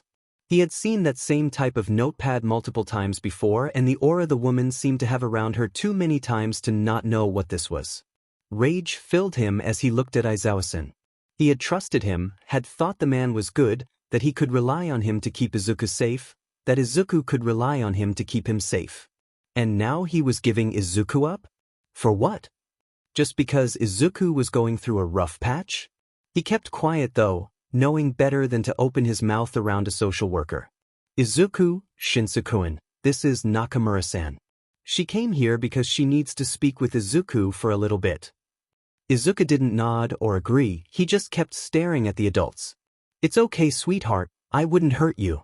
I'm just here to make sure you're safe after all. The social worker smiled at Izuku sweetly. And Hitoshi despised her even more for it. Aizawa-san then held a hand towards Hitoshi. Come, Shinsakuin, she needs to talk to him alone. Izuku's hands around him tightened even more and it took absolutely everything in Hitoshi to not start screaming at the adults, cry, or stay despite the command and tell them to leave. But Hitoshi let go of Izuku's hand and walked out of the room, only looking back before the door closed behind Shidomura. Purple met green. There was no fear, just resignation and acceptance, glazed over again like how they had been when he had walked into the room earlier today. Hitoshi thought that made it hurt more. The door closed, cutting off Hitoshi's view of Izuku. As soon as they reached the living room, Hitoshi turned to Aizawa-san, hot broiling anger burning in his eyes as he glared the man down. What did you do? Hitoshi spoke with harsh emphasis on every word, keeping the fear and tears away with his anger. We didn't do anything. She showed up after she got a concerned call dash. Yeah, and you're right, as if I would believe that bullshit. He had never spoken like this to an adult, but he couldn't bring it in himself to care right now. Yamada stepped between the two and bent a little down to Hitoshi's level, tears already formed in his eyes. It's true, little listener. She said that there had been a caller who was concerned for Izuku's safety in our home. And after doing a little bit of digging into his files, she found that he has godparents who he should have gone to as soon as he was found alive. The sincerity in the man's words hit him like a brick. With nothing left to direct his anger onto, tears started streaming down his cheeks instantly. What? But how is that possible? This shouldn't be happening. He's happy here. Almost yelling by the end of his declaration, Hitoshi couldn't believe it. Yamada-san pulled him into a hug. We don't know. She said that if she found Izuku to be happy here, she would see about letting him stay for stability's sake. Aizawa-san said, uncharacteristically being the optimistic one out of the three. He is happy here. So he'll stay, won't he? Hitoshi trailed off, talking more to himself than to the adults. They were cut off by the sound of Izuku's bedroom door opening and closing. Yamada-san let go of Hitoshi to stand back up and turn towards the hallway. Nakamura-san walked towards them, eyes on her notepad still scribbling things down. She looked up then. I'll be extracting Izuku-kun immediately from this household, and as soon as he has packed his bag, bring him to his godparents. Now if you'll excuse me, I need to make a few calls. Hitoshi couldn't speak, he couldn't see because of the tears in his eyes, and he couldn't attack the woman like he wanted to. What did he say? You can't just dash. Yamada-san spoke the words that were also spinning around in Hitoshi's head. Nakamura-san cut him off. Beside the fact that you told him he is too weak to be part of this family and he is expecting you to throw him on the streets at any given moment? Yes, I very much can, she said and turned away with her phone already against her ear. Before Hitoshi knew it, he started running to get to Izuku. His friend stood in the middle of his bedroom, staring at a bag he had probably been given in his hand. What did you say? Hitoshi cried. Why is she? What is dash? He couldn't talk through the tears anymore. But he knew he didn't have much time. He pushed down his tears and inhaled deeply before trying again. Do you think you're being thrown out because you're weak? Is that what you told her? Izuku looked so confused and overwhelmed. And Hitoshi didn't even have time to comfort him, if he wanted any chance to get to the bottom of this and maybe stop this from happening. He had to stop this from happening. Yeah, that's what Dad told me. Izuku admitted quietly. He could barely keep down his rage that started bubbling up again at the idea of Aizawa-sen telling his best friend something like that. He needed to think logically though. And he couldn't logically imagine that the man would say something like that. How did he say that? Why did he say that? Izuku blinked up at him for a moment before answering. He didn't say it. But he did tell me. Izuku, that doesn't make any sense. He couldn't help but raise his voice. He felt so desperate, so helpless. He told me to stay behind while he went away when there was danger. Izuku explained and then looked at Hitoshi, apparently reading from his face that the purple-haired boy still didn't understand and continuing. When we got attacked, the weak ones get left behind. I got left behind, so I'm the weak one. I don't know why I'm still even here. I'm the weak link, so they need me gone. Hitoshi couldn't breath. He couldn't do this. Izuku, that's not how things work here. You're not Dash. Izuku, I wasn't Dash. Hitoshi turned on his heels so quickly the world spun. He could see Aizawa-san and Yamada-san in the door opening. But it was too late as he heard the voice of the social worker from the hallway. I hope you're done saying your goodbyes. She pushed past the men into the bedroom. Are you done packing, sweetheart? She asked, addressing Izuku. Aizawa-san tried to stop her. You can't take him. You don't understand, it's just a misunderstanding. I've heard it all before, Aizawa-san. I wouldn't advise you to try and stop me, or I will make sure you lose your foster licenses. She turned to look at the still empty bag in Izuku's hand. Is there nothing you want to bring, honey? Not even some clothes? Izuku shrugged and opened his wardrobe to pull out some clothing items at random and stuff them into the bag. Can we at least have the names of his godparents, or some way to contact him? Yamada-san asked while quickly rubbing away a falling tear with his sleeve. That would be up for the godparents to decide. Izuku had stopped putting clothes in his bag and just stood there until Shigemura grabbed hold of his free hand. All right, come along now, Izuku. Hitoshi was frozen. His whole body tensed and glued to the spot. not moving except from the tears that were freely falling down his cheeks, except the tremors that he felt in his arms and legs. He stood frozen, seeing nothing but his best friend being pulled away from him. The apartment door opened and closed. And Izuku was gone. His knees gave out and he began to scream. Everything was falling apart and he was unable to do anything but watch the pieces fall. It was like he was falling in a bottomless pit. He wasn't sure when he would land, if he would ever land. If he would land on a soft surface or if someone would catch him. Or maybe he would crash onto cold, hard ground. Maybe he would fall into a sea of water and drown. All he knew is that he couldn't fight gravity. He could only let it drag him to where it wanted him to go. Which right now was out of the familiar apartment building and into an unfamiliar car. Fighting wouldn't save him, fleeing wasn't an option as he didn't have anywhere to go. Anywhere but down. Down the highway and down into an unfamiliar neighborhood. The car stopped, he was still falling though. The woman turned around in her seat to look at him. Her lips were moving and his eyes focused on the way they formed words. He couldn't hear them over the buzzing in his ears. He must be descending down very quickly if the wind zooming past his ears was blocking all other noise around him. Then she turned back around and clicked open her seatbelt. She opened the car door for him to step out of and guided him to an unfamiliar door of an unfamiliar house. He let the weight of her hand on his shoulder guide him forward. Almost as soon as the door opened, he felt the weight of arms that were wrapped around his body. Even he knew that if you added weight to something, it would fall faster. Did these people not know? Didn't they see that they were only suffocating him?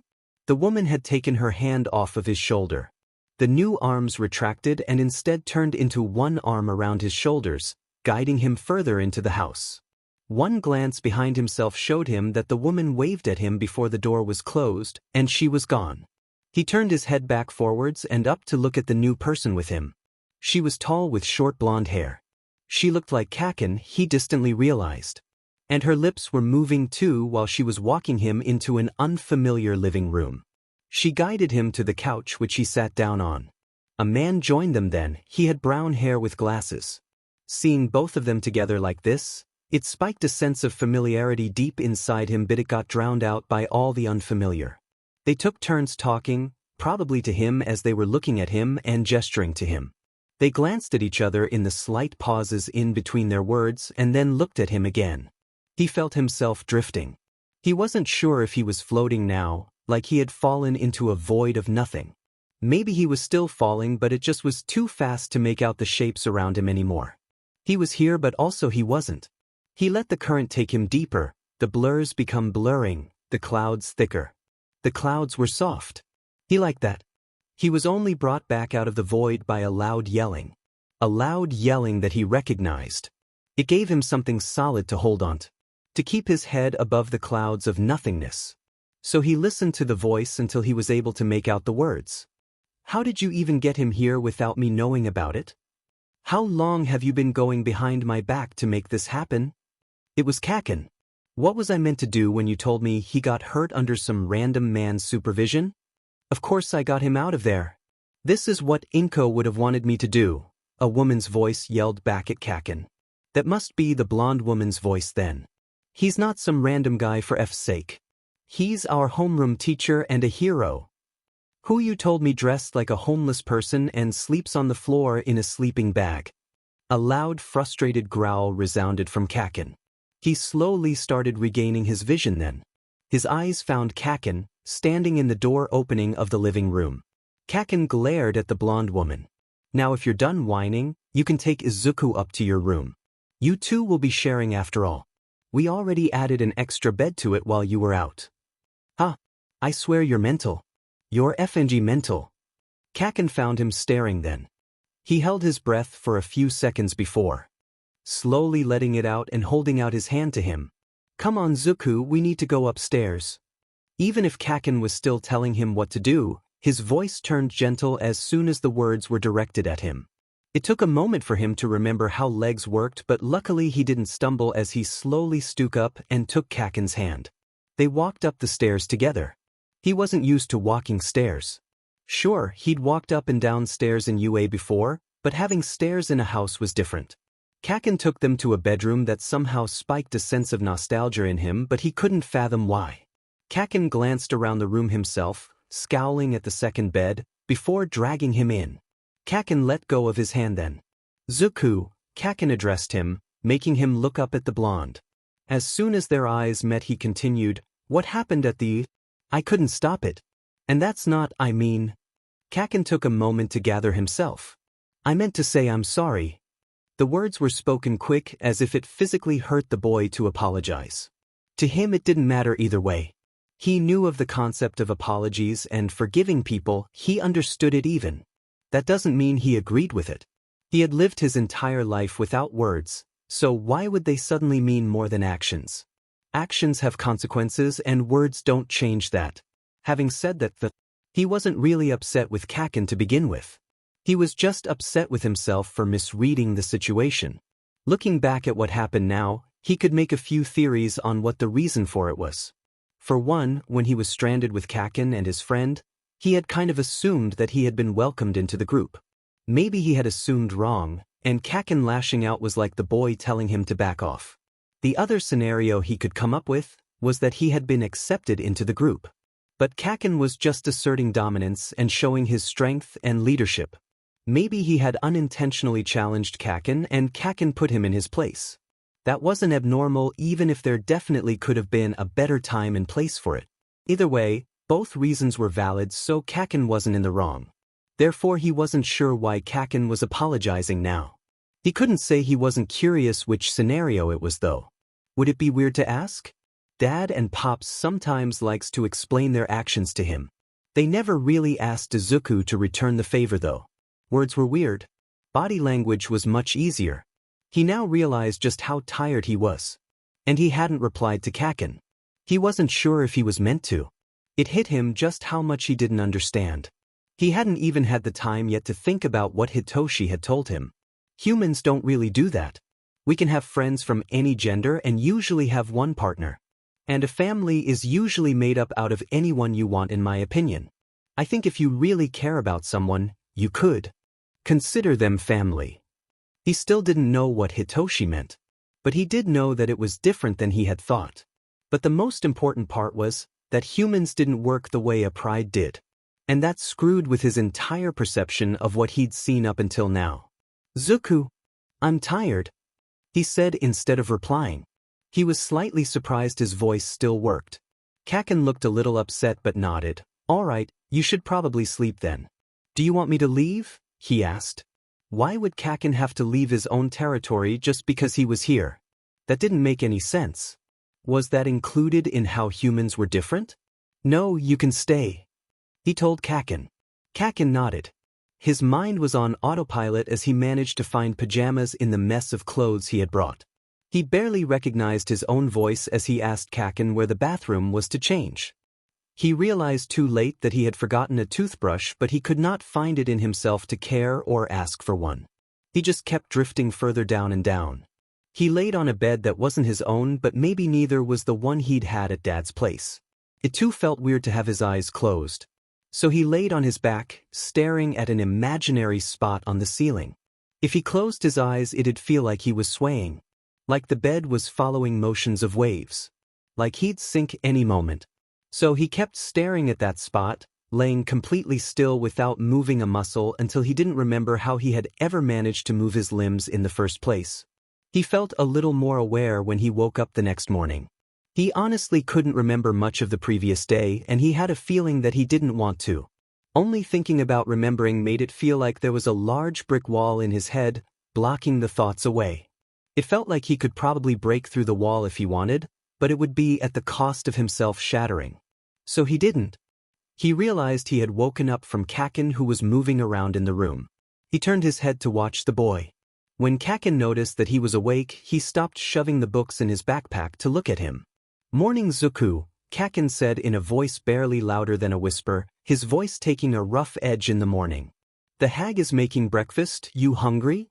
He really wasn't. But the murmur of instincts that never seemed to leave his body told him that it was too dangerous to reject food. You never knew for sure when new food would present itself. He didn't have the energy to fight it. So he nodded. "I'm just gonna take a shower."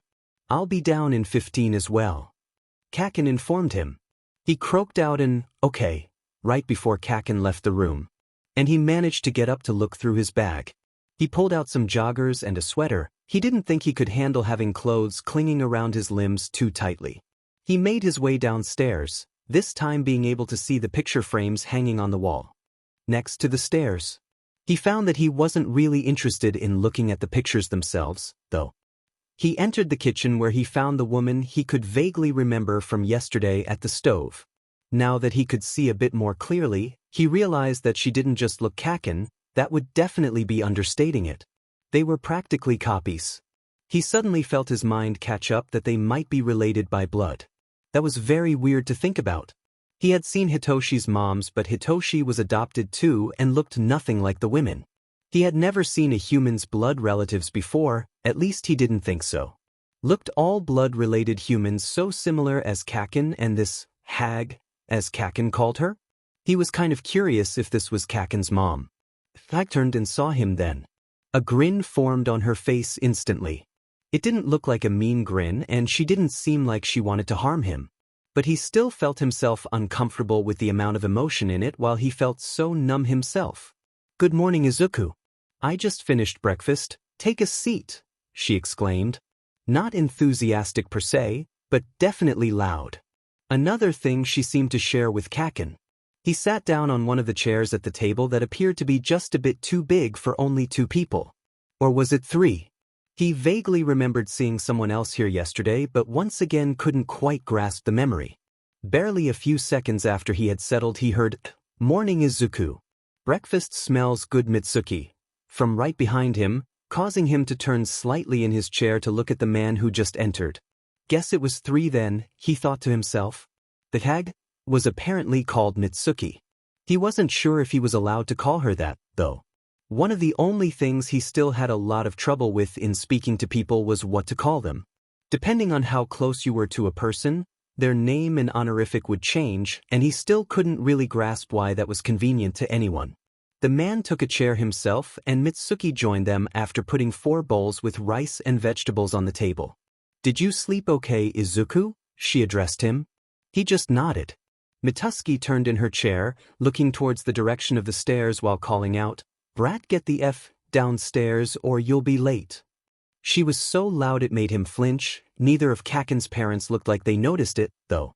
Barely a few seconds later Kakin stormed into the room yelling back, "You don't need to scream, old hag. I'm not effing deaf." Kakin and Mitsuki really were a lot alike, he thought. Kakin sat down at the table and after all saying "Itadakimasu," they started eating their breakfast. "Why don't you tell us something about yourself, Izuku? How have you been doing these past years? It's been so long since we've last seen you." The man asked him. He honestly wasn't sure how to answer. Everyone on the table looked at him expectantly and he couldn't even get his mind to start thinking. So he shrugged instead. "He just got here, stop nagging him, old man." Kakin scolded the man. The man didn't look offended by Kakin's words. "You're right, we have time to catch up." They ate their meals while they small-talked. He didn't join in on that though. He quietly listened to them without really registering much of what they were saying while he picked at his food, eating in small bites. The rice wasn't as sticky as Pops made it, which made it harder to pick up with his chopsticks. He found himself thankful for that fact though, as it gave him something to focus on other than how weird his mind was being. He zoned back in right in time to hear Kakin say, "Right, I'm off," and standing up. Kakin took his bowl to the kitchen and grabbed a backpack. "Katsuki, before you go." The man laid a hand on Kakin's shoulder. "It's better not to bring up that Izuku lives here now, understand?" The man spoke gently. "Huh? What the F? At least until things settle down and we've had time to talk to you kids and explain. Can you do that?" The two shared eye contact and then Kakin scoffed. "Whatever." And Kakin left. He was left with the other people in an unfamiliar house. He somehow felt alone and too crowded at the same time. "Izuku, sweetheart, could you join us?" Mitsuki said after Kakin had left and a silence had remained. He nodded and followed the adults to the seating area in their living room. The adults made themselves comfortable on the couch against the wall while he sat by himself on the one closest to the exit. We haven't heard you speak since you've gotten here. The brat mentioned you talking to him though. Any reason you're not talking when we're around? She didn't sound accusing, but that didn't make it feel any less like he was being accused. Mitsuki, please be gentle with him. He just got here. The man scolded Mitsuki softly, but it didn't stop the woman's expecting gaze that was turned towards him. No, he said softly, and his throat felt hoarse, like there was barely enough space for the words to come out. He wasn't sure if there was something wrong with it. He hadn't had this much trouble forming words in months. You're not afraid of us, are you? What? Don't tell me you've forgotten your auntie and uncle. The man elbowed Mitsuki this time, but the woman wasn't fazed. He wasn't sure how to answer, even if words would come out of his throat.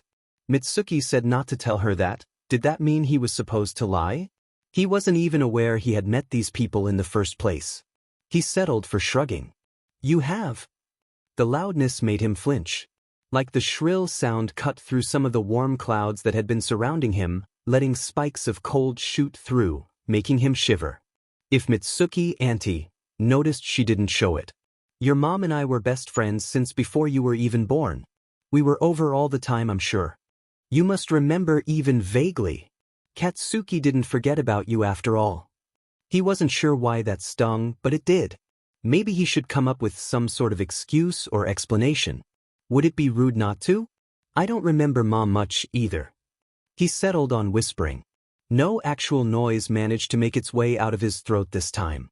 He hoped that would explain in the least amount of words that it wasn't their fault he didn't remember them. It turned out to be the wrong thing to say. Auntie's mouth and eyes opened wide. You're kidding. She got off the couch. I have to get the pictures out. I'm sure you'll remember once you see. Wait right here. And she hurried out of the living room. He stayed rooted where he was, like every muscle in his body had frozen over, but he felt too hot at the same time. I'm sorry about her. She can be a bit much. Uncle told him as soon as they'd been left alone. He didn't respond. You get used to it though. She means well. It took him multiple seconds to remember how to nod, unsure of what else to do but feeling the need to respond. He felt out of his element, out of place. Like it would be safer to curl up in a ball somewhere. Which didn't make any sense. How would being smaller protect him from anything? It didn't take too long for Auntie to come back. It was long enough for the silence between him and Uncle to get uncomfortable though. But that didn't really matter to him as he wasn't feeling comfortable in the first place. Auntie carried a box which she sat down on the coffee table and joined them back on the couch. The box revealed to hold multiple binders, of which Auntie took one. She opened the binder she had taken out of the box and started skimming through the pages until she turned it around and held it out to show him. Look, this picture was taken just a few hours after your birth. You see how small you and Katsuki still were? It was surreal to see the human babies in the pictures that were supposed to be Kaken and himself. He didn't see much resemblance if he was honest. The younger versions of Auntie and Uncle stared back at him too, so did a woman with green hair and eyes with the exact shade as his own. The image of what he knew must have been his mom made the clouds thunder around him. It hurt, but he didn't bother acknowledging it. Auntie flipped the page and turned her head to be able to see what picture she was looking at herself before promptly deciding that just getting up and squeezing herself next to him was easier. He didn't agree. But he wasn't about to tell her how her presence so close to him made him feel like an invisible rope had manifested around his throat. She pointed to another picture. Look at you boys playing together. You couldn't even walk yet. His eyes drifted to the corner of the picture where there was a tall man with dark hair standing in the doorway with crossed arms. And another. Your first Christmas. See, this is the personalized Christmas card your parents send out. Isn't it cute? His mom and the man, his dad and him. His dad was the only one who wasn't smiling. For some reason he felt relieved his dad wasn't smiling. And another. This was when we went to the zoo together when you boys were only 2. It just kept going. He felt like he was barely watching the images in front of him anymore, even though his eyes stayed fixed on the pages. And you and your dad when he was teaching you how to cook when you were 3. Only big boys learn how to use knives. You're a big boy, right, Izuku? The image turned foggy. I still can't believe that Hisashi turned out to be what he was. Just look how happy he looks with his child. Mitsuki, I think that's enough. What? Don't you think Izuku should remember his parents? You know that's not it dash. He needs to have something to remember them by. How could I let my kids make the same mistakes I did? I think you're projecting, this isn't the time, sweetheart. He really didn't want to be here anymore. He didn't understand the conversation, could barely make out the words. But he felt sick. Maybe he had eaten too much breakfast. He must have, because his stomach felt like it was twisting and turning. Somehow he ended up in Kaken's room, sitting on the floor in the middle of the room. He wasn't sure how he got there, he didn't remember. He also didn't remember the room being drained from all its oxygen. The box with binders was here with him. He knew the pictures were in there. Auntie said he had to remember. She seemed very certain that he had to remember. It hurt to move his arms to grab a binder from the box and flip through the pages. He forced himself to stare at the pictures and will himself to remember. There were walls inside his head and they didn't want to break. He stared at the woman with the dark green hair and green eyes while he struggled to breathe. The picture got blurry again and he had to look away, but he still couldn't breathe. He leaned back to try to give his lungs more space, but that made it worse. Dad and Pops would know what to do. Maybe now that Auntie took him in meant she would know what to do. Auntie had said to remember. So he had to remember. He held his breath to stop the gasping and he took something else out of the box, a notebook this time. It was named Volume 4. It was his. You will not leave this room before you write at least 3 pages of information on this hero. It's not like you even deserve dinner if you're not competent enough to be able to do such a simple task anyway. You want to make Daddy proud, don't you? He was up in an instant, sprinting to the bathroom. He fell to his knees just in time before his stomach emptied itself into the toilet. Katsuki could physically feel the burden of the knowledge he was carrying while he made his way through the hallway of Yua. How could he look Aizawa-sensei in the eyes after what had happened? How the man's eye bags were even more pronounced than yesterday didn't help the matter. Was this what guilt felt like? When Katsuki entered the lunchroom, his eyes found the purple-haired bastard. Even he looked worse for wear. Katsuki couldn't help but let out a shout and kick a lunch table that he happened to walk past, with all his might. Shitty Hair came up to him quickly to put a hand on his shoulder. Hey Baku bro, let's calm down, alright? Is everything okay? Get your hand off me. Even to his own ears his voice sounded venomous. Shitty Hair did what he was told though, eyes wide. Talk to me bro, did something happen? You haven't been acting like yourself all day. Katsuki turned to snarl in his face. Fuff. He told Shitty Hair. Katsuki didn't deserve someone feeling sorry for him, not that he'd want it even if he did. I don't think dash. I said foo dash. Bakogu with me. Now. Aizawa, who had at least seen the last bit of the encounter between his students, cut him off. His teacher's voice wasn't louder than his own, or even close to it, but for some reason it still felt like it was. Katsuki reluctantly turned his back on Shitty Hair to follow Aizawa-sensei back into the hall and into the 1A classroom he had come out of earlier. Now that everyone had left for lunch, they were the only ones here. Aizawa-sensei gestured to Katsuki's desk and Katsuki sat down without much protest. The teacher sat down at Hagikure's desk himself and seemed to assess Katsuki. Katsuki only glared and didn't open his mouth. Maybe the man would tell him himself what happened. Maybe he already suspected where Izuku was and just wanted him to confirm it. It would be so much easier that way. He would have a reason for spilling. Can't lie to teachers, especially not to underground pro-hero teachers. Aizawa-sensei sighed, apparently accepting Katsuki wouldn't be the one starting this conversation. Care to explain why you lost your temper to Kirishima-kun just now? He asked, voice not giving away any emotions. It made Katsuki scoff. Wouldn't you like to know? It didn't faze Aizawa-sensei. As a matter of fact, I would. Katsuki averted his eyes. What happened? He asked instead of replying to the question, still not looking at the man in front of him. What do you mean? Why the F would you make Izuku leave? Katsuki clarified. He glanced at his teacher then, finding a frown had made itself present on Aizawa-sensei's face. I take it you talked to Shinsuke-kun then? What? Why would I never have in mind? Just tell me what happened, damn it. The boy growled out. Aizawa-sensei ran a hand through his hair. It took a moment before he replied, Izuku has gone to live with his godparents. He said. So that meant his parents weren't FNG around. Why wasn't he ever made aware that the hag and old man were Zuku's godparents? And this still didn't explain a DMN thing about why now, or how they even managed to orchestrate this bullshit. But why now? We're not sure why this happened almost a year after we legally became his foster parents, so it must have been brought to the CPS attention that Izuku was being fostered by a family who weren't his legal godparents without the latter's consent.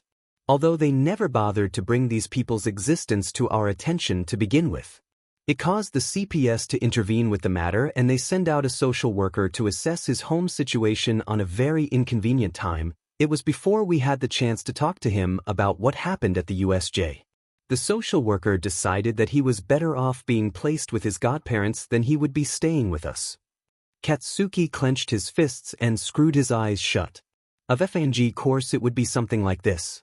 It had been brought to the CPS attention, Aizawa-sensei had said, that meant that the hag must have contacted Child Protective Services for this to happen. And she only knew about Zuku because he ran his diamond mouth. There was only one conclusion Katsuki could take from this mess. It was all his fault. And he didn't know how to fix it. He hung his head in silent shame. I'm sorry, Bakugo-kun. Aizawa-sensei must have taken his body language as a sign of disappointment or grief. But the man shouldn't be apologizing to Katsuki. Kami knows he was the last person on Earth who deserved that right now. I have been trying to find where he has been placed with the help of a friend of mine who works at the Mizudafu Police Department, but we haven't had any luck so far. Aizawa-sensei paused for a moment before continuing. But if you happen to know anything, we would appreciate any information you could give us. I know you were his childhood friend. Don't worry though, we will find out where he is to at least make sure he's safe and well cared for. The guilt Katsuki felt was all-consuming, and he knew he wouldn't be able to live with himself if he didn't tell his teacher what his old man had told him. None of this was right, and he didn't want to be part of his shitty parents' scheming. I know where. He spoke under his breath. What did you say? I know where he's staying. He spoke much louder this time, making eye contact with his teacher. And it's my effing fault. Hey everyone. First of all, thank you so much to everyone who has supported this FIC and commented so much time after I've last updated. It means a lot to me, and I still find myself amazed by how many people ended up reading and liking this FIC. I've never wanted to abandon the FIC and had a lot of ideas on where it was going. There have been multiple times Eve tried to write again, but every time I feel like I haven't been able to give it the amount of thought and love that I did previously. I don't really want to completely hand it over to someone else either, as that wouldn't feel right. But I also don't think writing alone is working out for me. Having to reread my own words that at some point start feeling cringy every time I attempt to write again gets tedious and is counterproductive to regaining my motivation for writing. So all that being said, if there is anyone who came to love this FIC, knows it well, has some writing experience and would like to co-write this series, please contact me on Discord. Maybe send some ideas you had about the FIC or what your take on it is to get a feel for if we're on the same wavelength. My Discord is 0lucy0. If I don't find someone who I feel comfortable writing with to revive the story, this might mean I'll fully abandon the FIC, and that's okay. I've had a lot of fun writing it already, and it helped me through some tough times. Don't worry though, I won't delete it. Once more, thank you guys so much. I'll update on where the FIC is going again in the future.